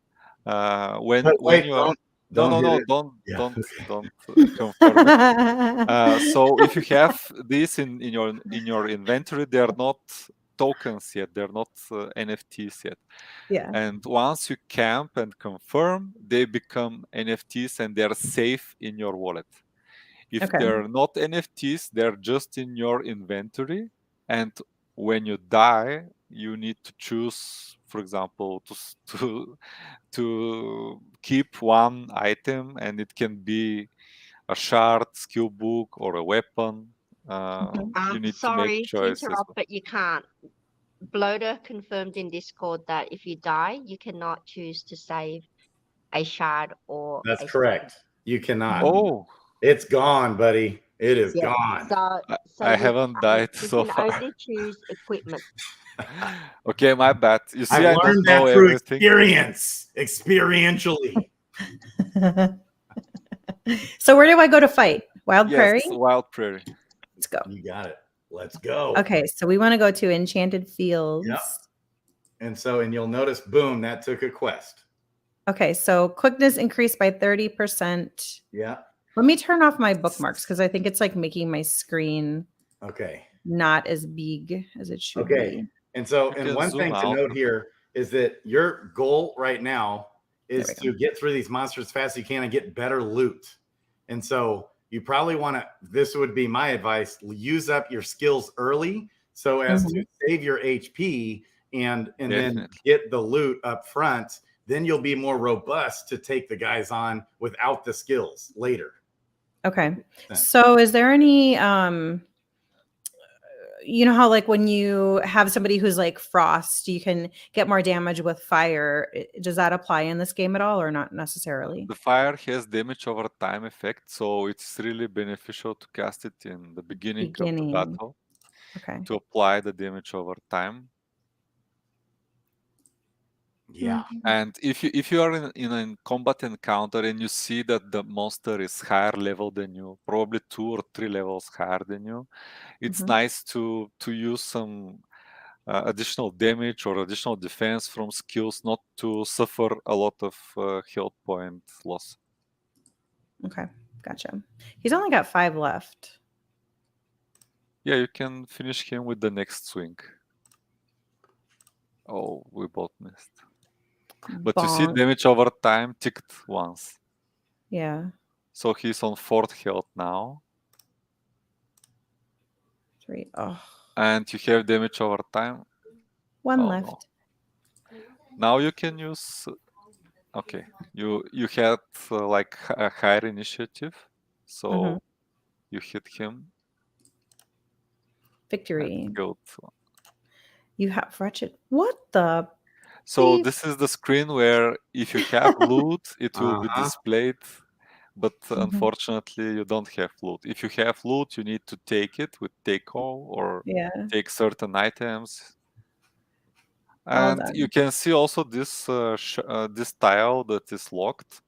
You could discover it, but you need to do adventuring quests in the enchanted fields, and it is like a random chance to discover a tile. And this one will it's a travel tile. It will take you to the next zone, but you don't want to go to the next zone until you're level 4.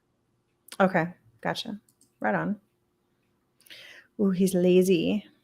And maybe even level 5. You know, in this first one, you can just breeze right on through to level 5 and then go. Yeah. That would be safer. Yeah. It's a debate because it sets you back on getting the better. You get better items in the higher zones.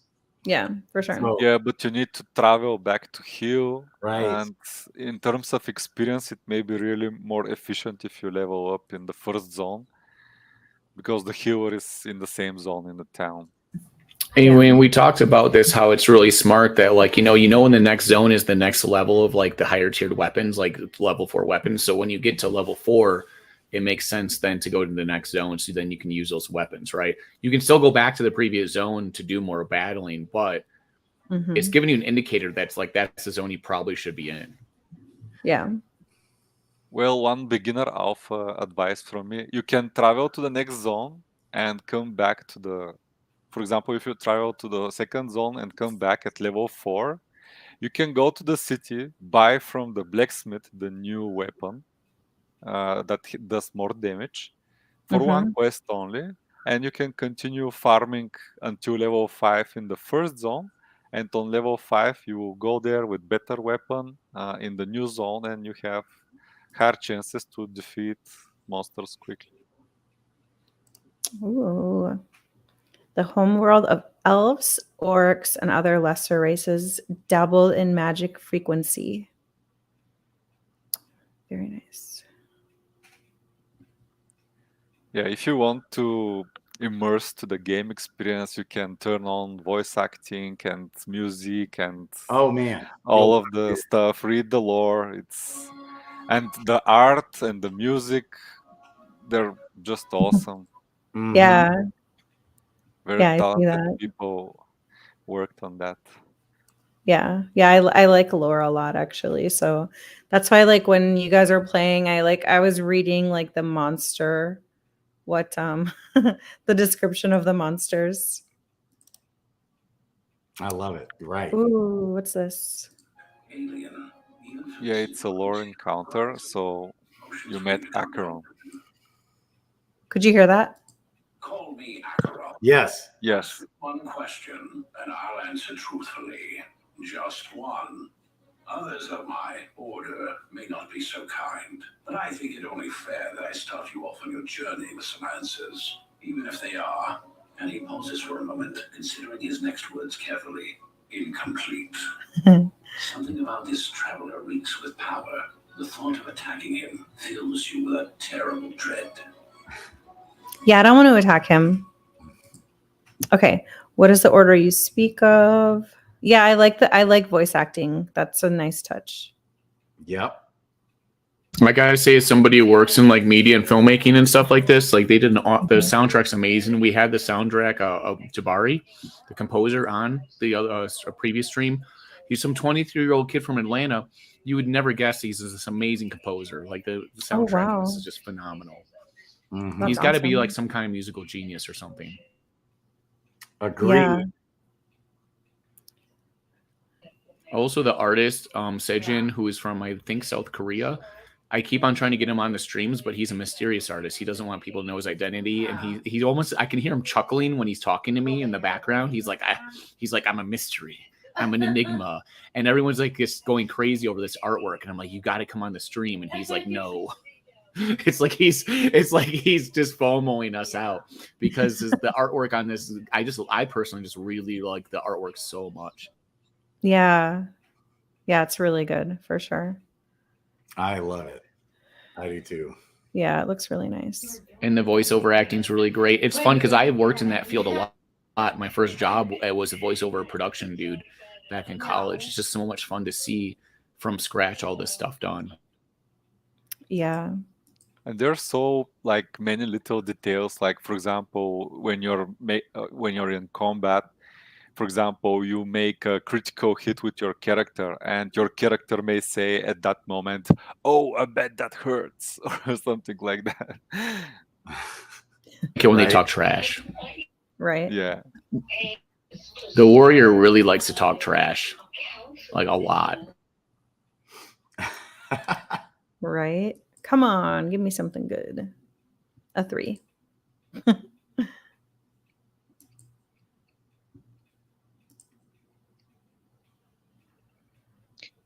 Sorry, everyone. I've just got to pop out for a minute. Oh, we love you. Yeah. Okay. Yeah, no problem. I know you have to go to work. Thanks so much for hanging out with us and sharing all that stuff about yourself. I've And I learned know so Kung much. Fu. There's actually a question I'd like to ask, but I'll ask next time. Thank you. No, ask it now. Ask. Oh, okay. So I just wanted to know, what's everyone's strategy in terms of healing? Like, do you play it safe and then do the 1-3 heal when you're close, or do you just like really wait and like let it go down to like really low and then do the full heal? It's risky. It's risky. It depends. So it depends on how jacked my hero is and how like my average level compared to the average level of the monsters on that tile. Are you expecting a package? Are you waiting on a package? In general, it's more effective if you're low on health, like 10-20% health, and to heal with 2 quests. But this is more applicable in the less risky zones, maybe from 1 to 3. And for zone 4 or even in 3, you can, if you discover the herbalist, you can use one. You can use one quest heal when you're at 50% health to stay healthy for some chunker encounters. Oh, this is a hard battle. This is a hard battle. Check your quickness. My quickness? Okay. Yeah. Let's compare the quickness you have and the. Or even like Oh yeah, I'm screwed. Thanks for the reply, everyone. I've just got to go. Thank you. Love you. Bye. Love you. Bye. Bye. Thanks so much for coming on the stream. You need to. Hey guys, we are streaming hardcore. Yeah. Just so you know, we're at hour 3, 47, and 20 seconds. FYI. I still haven't eaten you lunch need to yet. flee. I'll flee. Okay, I'll flee. Yeah, he's gonna kill me. Roll to flee. Oh, geez, Louise. Let's go. You can do Please, it. everybody. Fail. Oh Yeah, but he missed. He didn't do a free didn't hit attack. you, no. Basically, like tripped me, and I fell. Right. But He's I can running still after get you. up and He's try running after again. you. Success. Oh, that's you did good. it. Run away, Juan. You're doing Run away, great. Juan. You're doing. Thanks. Okay, let's go back to here. Okay. Let's go back to safety. Go back to the enchanted fields. Oh, that's much better. You were. Oh wait, so you to go all the way into that waited that zone. battle already? You want to wait till level 4? Yeah, I didn't even realize that. Oh yeah, I was going for it. You're trying to win the game I'm today. She just minted. I'm too Dude, curious, you minted. You minted just 5 minutes ago, and you're already trying to get to the Dark Tower. Oh yeah, I'm going all in. That's They right, can take baby. all my gear. I don't care. No, I'm just Hey, kidding. Reppin' Canasius, do you want to come on the stream and just say hi to everyone after your big win if you won a Genesis Hero? Oh, wait. That was the winner of the Genesis Hero. That's right. On Yeah, the stream. he won a Genesis Hero, man, and that it was a close call between him, Diamond Hands, Ellie were in there, and Wookie were like the top 4. Mm-hmm. And almost all of those people were in the stream. Almost everybody in like the top 5 or 6 were actually in the stream. Yeah. Wow. People got excited because I told them that, like, you know, that person might not be here, but then he popped up and he was here. Okay, so am I ever gonna get any loot? It's like RNG. You can Sometimes have it's like- maybe one more encounter in this zone. And then you need to go to heal in the town. This game is really good. It's really good. This game's really good at making you want more. Like, you just won't get loot for a whole day and you'll get real pissed and you're just like, I need loot so bad. And then you get it. Right. Then you have days where you just get so much loot, it's insane. And you're like, I don't have room for it. Yeah. And then you have days where you get every other hero class loot. You've got all these stuff, like you've got a mage, got all this stuff for a warrior or an archer, and it's like killing you. That's the thing about this game is that, like, you don't get bored because it's difficult. Everything you do is tough. You have to really think. And then the game founders and everybody, we're always thinking of like, what is the best thing to do for the game? Because the thing is, the more we have fun and the more people benefit from the game, more people want to play it. Mm-hmm.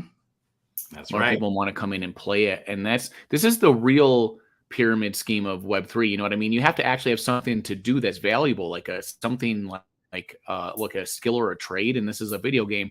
And then you get more people to come in and they boost the value of it and stuff. But like, you need something, you know what I mean? Like, otherwise, what do you got? That's right, man. Exactly. I'm rolling for my life here. Okay. Whew. Here we go. Oh, what's this? A wise glowing. Oh, that's an upgrade problem. Ooh. 2-hand stuff. That's not bad. More damage. 1d8. Bonus damage 1. Yeah, really nice at the beginning. Yeah. Make sure to hit take No, all. no, Don't take all. don't hit that. Take all. Take it first and then loot. Yeah, there you go. That's fine. You're gonna do great in this game. Don't go there. Don't You're press gonna- that. And I'm like, I'm We auto need looting everything. I'm always pressing take all, even when I don't have loot. yeah, that's true. That's true. The so I muscle only have memory of just hit take all every 20 time. life. You probably want to I have heal. 20 life. You Probably can should go heal. to the town, heal for 1 probably. Yeah. For 1, it would be a bit risky, but She wants to be risks risky. may pay off. Yeah. All I'm a I risk see is taker. risk take. All I see is risk taking here. Oh, I yeah. think this is gonna. I think you're gonna have a lot of issues, but that's I'll learn. I'll learn. Don't worry. risk taking.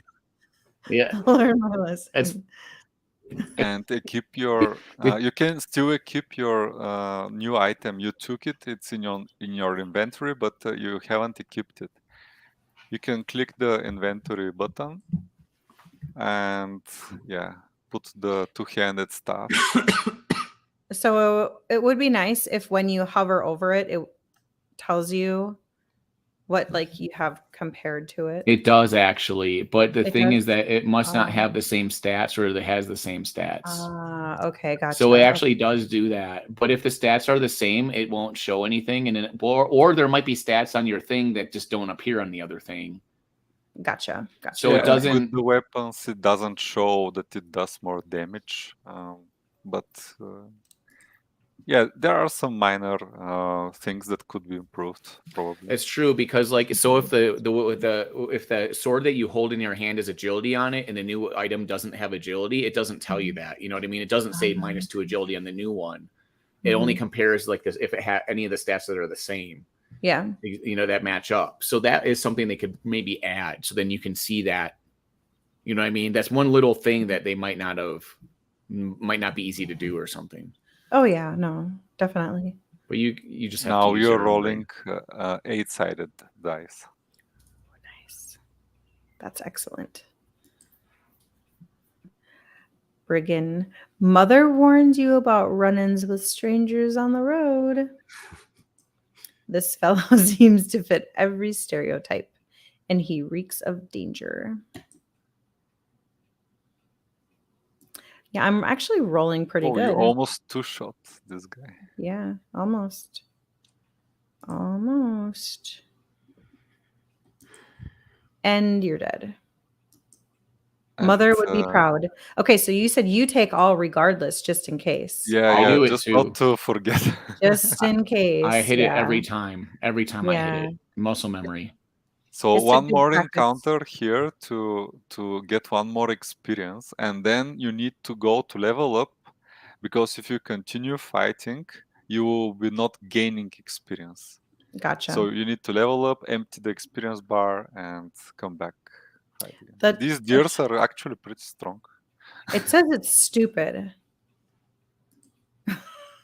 It's a these stupid deer. prefixes, what you need to watch out for are deadly. Deadly has a lot of buffs, like more damage, more chance to hit, stuff like that. And this stupid usually means that it has some disability, like he cannot hit you.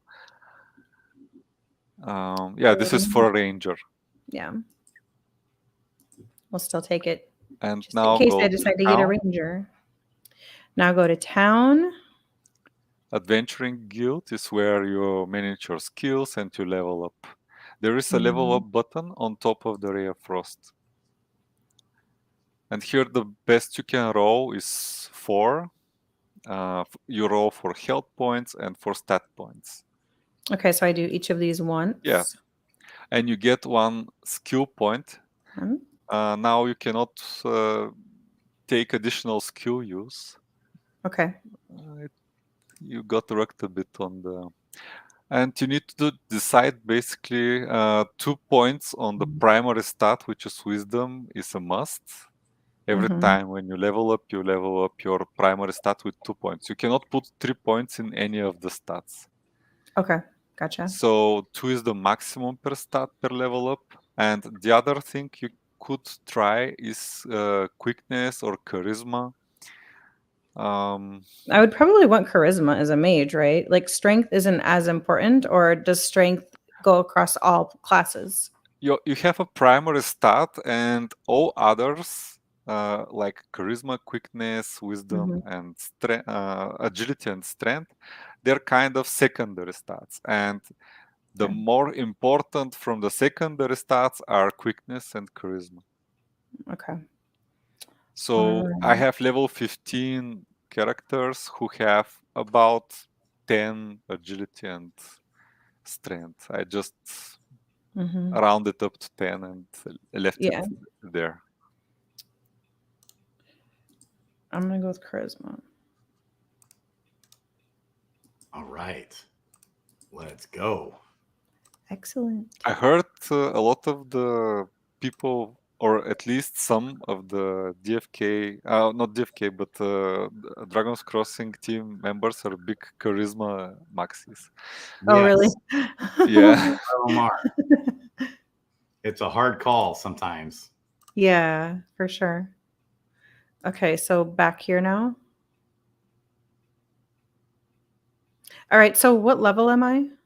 You can click character screen and you have it on. Okay, that makes sense. Yeah, duh. I didn't know if you start at 0 or start at 1, but you start at 1. Okay, so I need to stay in here. So this you said is about level 4-ish, 5, 4 or 5? 4 or 5, yeah. If you have nice gear drops, you have nice weapon. Mhm. But if you stay, oh, you have persuade. Mm-hmm. Always try to persuade. Okay. Oof. Oof. Yeah, wow. it was a charismatic deer.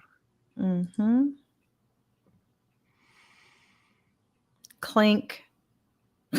It means that his armor mitigation procced and your damage was reduced. Okay, so Kung Fu, here's a question. Let's say I've got an item that gives an extra 2.71%, 2.7% extra armor mitigation proc percentage, but you lose a wisdom, 1 wisdom stat on the item for a mage. Which would you take? The better chance for the armor mit proc chance and sacrifice 1 wisdom stat? For it's 2.7% chance. Yes, so I would do that, but you can check if this 1 point of wisdom.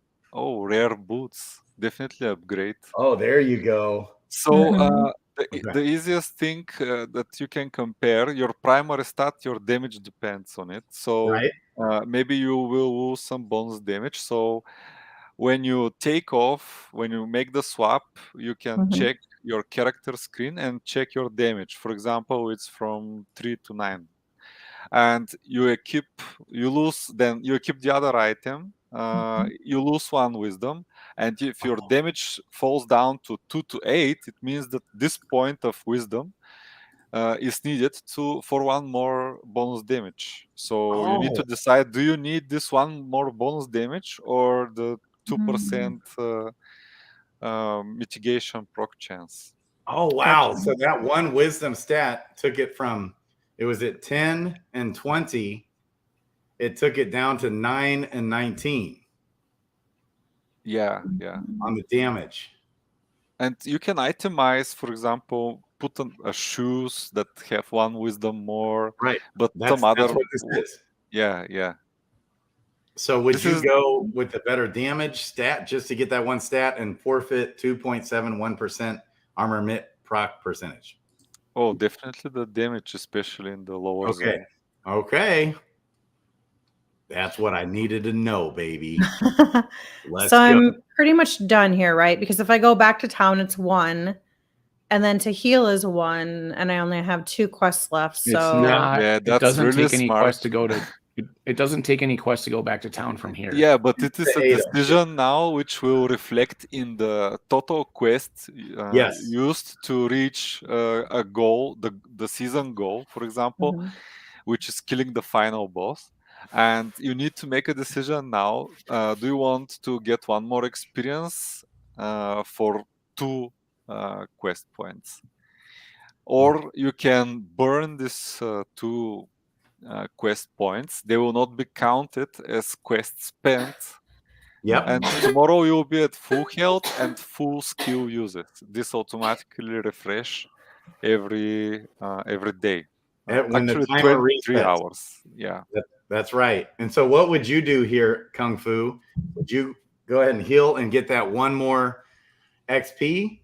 Especially given, here's one thing to really factor, okay, is that you only have like 15 days left in this season. You probably need to get as much, you got to level up fast because you're going to need every single day maximized, is my thoughts, if you really want to compete in this season. Right.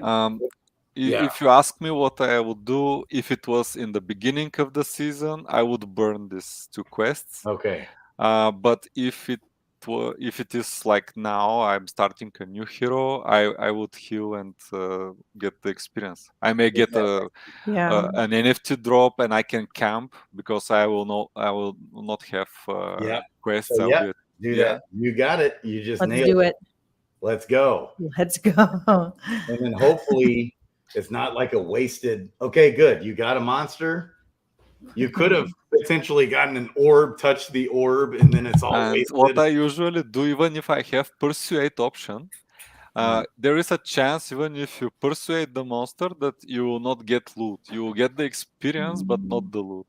And Okay. in the beginning, even if I could persuade, I just killed the monster for the guaranteed loot.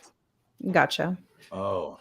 Oof. Well, that sucks. Yeah, that sucks. So, and you want to make sure, and I don't think you have any items that have more charisma. Do you have skills left? No. I burned through those. So you use all your skills. You go into zone 2 right away. What you were just saying there is, since you had plenty of health, what you're saying is you probably wouldn't have even tried to persuade. Is that what you're saying? Yeah. I will not try to persuade. I will just pay with my health, hopefully win the combat, not draw some bad RNG. And you see now he casted a spell. Bro, Juan, what the hell are you doing, bro? Oh my gosh. Oh my gosh. I got like 3 misses in a row.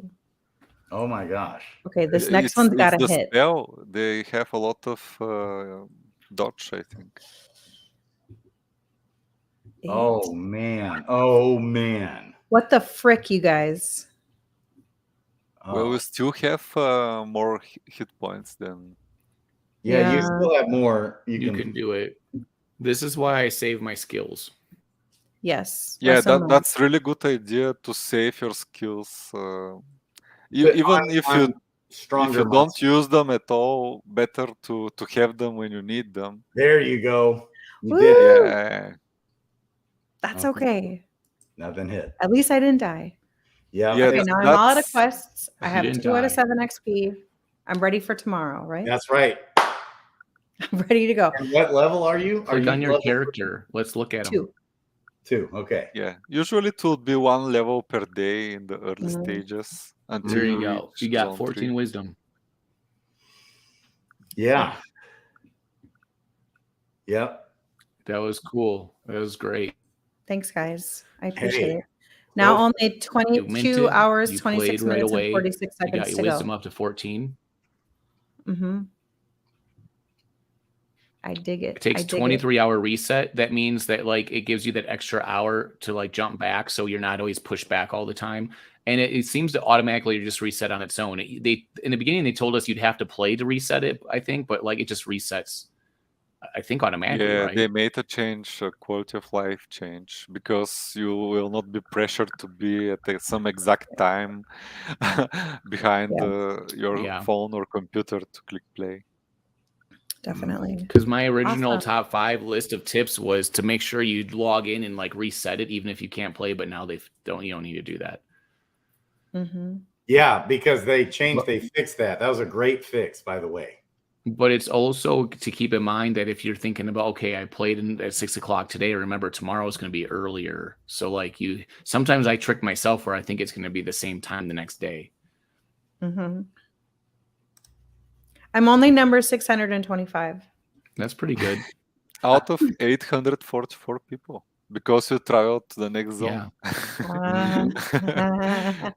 It's true, because you went in zone 2, so you jump past everyone in zone 1.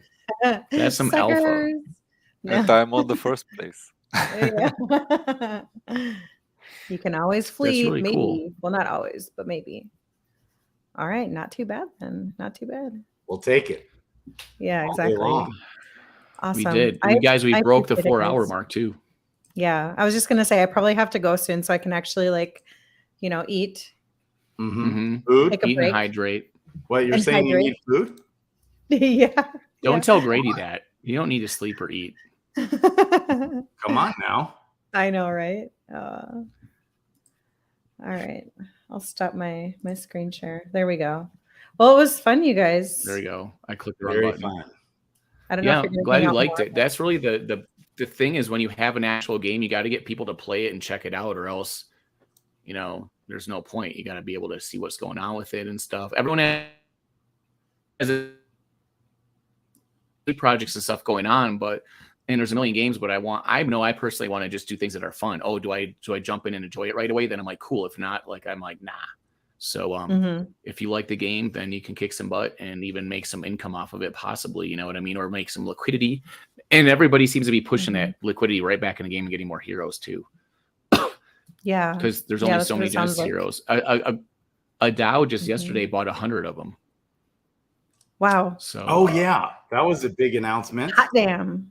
So cool. Bloater was pumped about that because, you know, we gotta hustle and mint out these heroes just so that the team can have enough money to keep developing out the game for things like we've suggested today. People have suggested, hey, I want PvP, you know, things like that. Well, you know, that's what this mint is so important, so that they can have the funds to do that.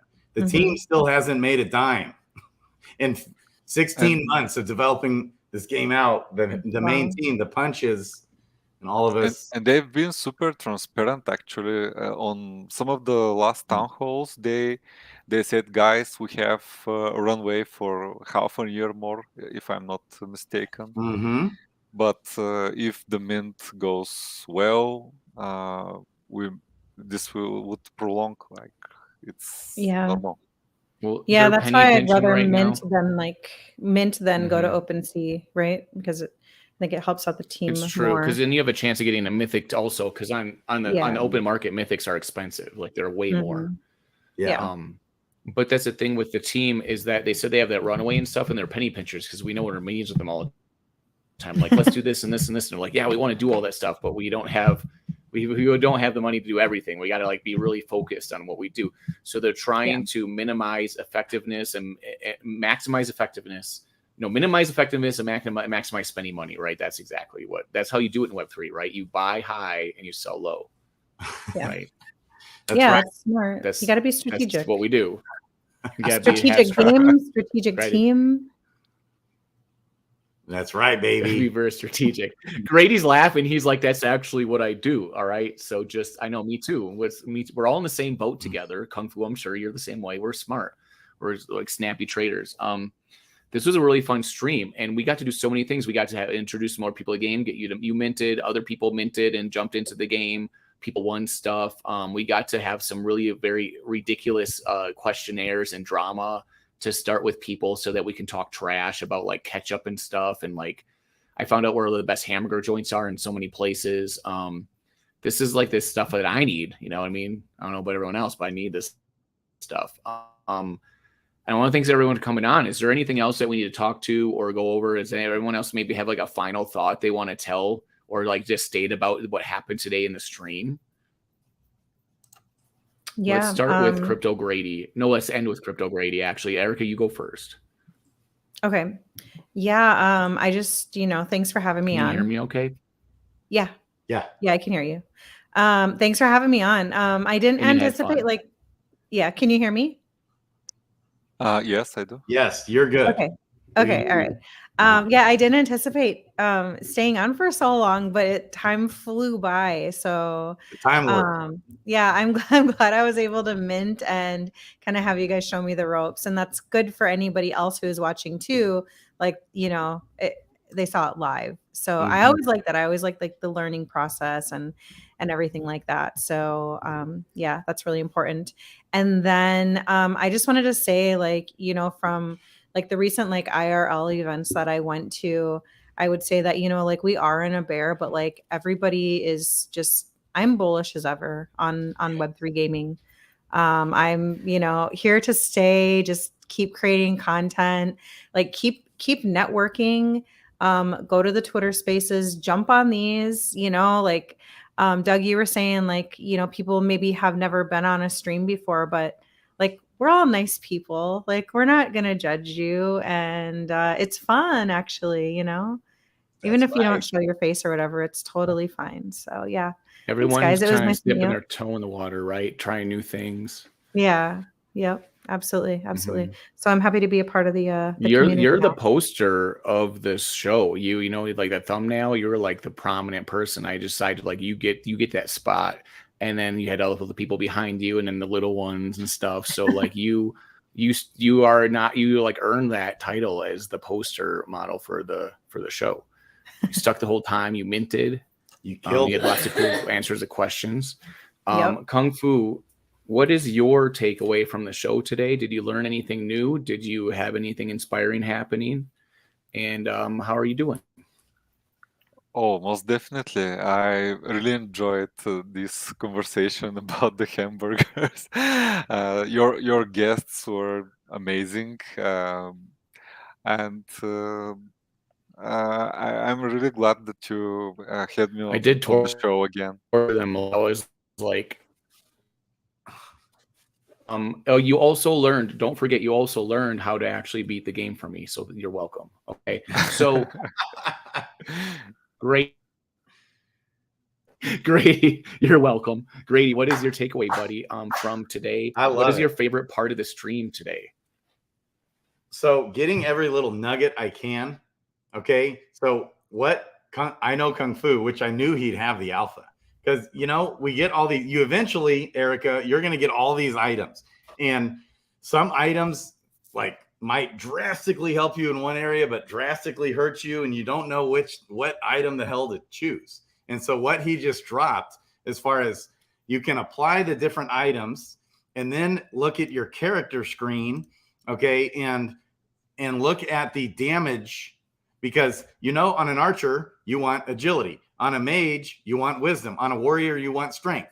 And so, but hey, maybe I can get 5 more agility, you know, but I'm sacrificing 3 wisdom, you know, or whatever. And like, how does that play out? Well, the attack, you got the damage amount, range between 10 and 20. If you switch the item and all of a sudden you see it between 9 and 19, like, whoa, you know, not to do that if you're only getting a little bit of benefit elsewhere.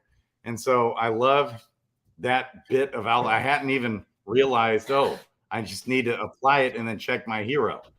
So that's my favorite part of the day right there. We had some other alpha too, such as what you just dropped about Bloater Punch, saying if the number of monsters defeated might play into, you know, that leaderboard by the end.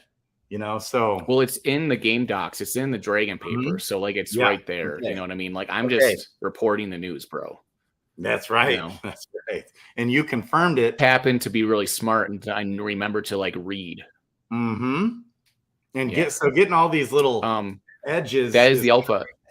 The alpha. That's the difference, man, and winning and losing sometimes. All those little things, you know, we've gone over all that stuff in previous streams, but not everyone sees them all the time or is there all the time, right? And and we've done a bunch of them.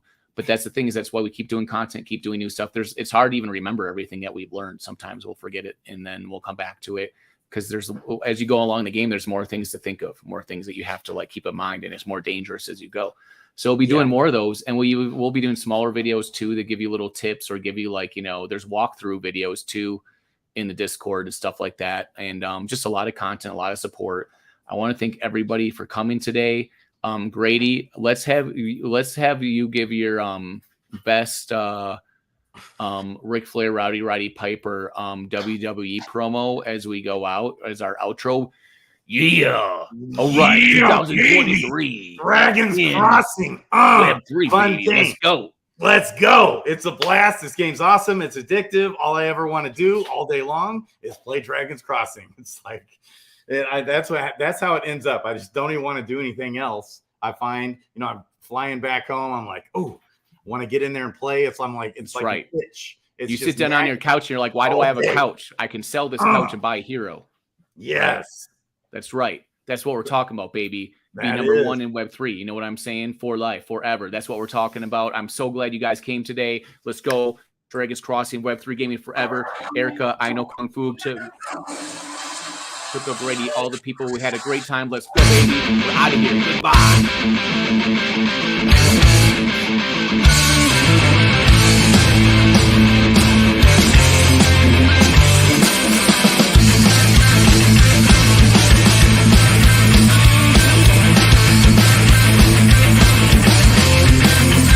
Welcome to Dragon's Crossing, a fully complete roguelike RPG brought to you by Team Punch. With amazing graphics, look at that thirst trap.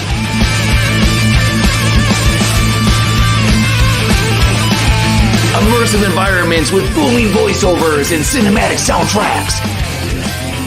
You dare face a chunker? If you die, you lose all of your items, baby. But did you know Dragon's Crossing is a cutting-edge, sustainable Web3 game built on long-term tokenomics, baby? Dragon's Crossing. Will you survive? Dragon's Crossing. Let's go. Wow. Thank you.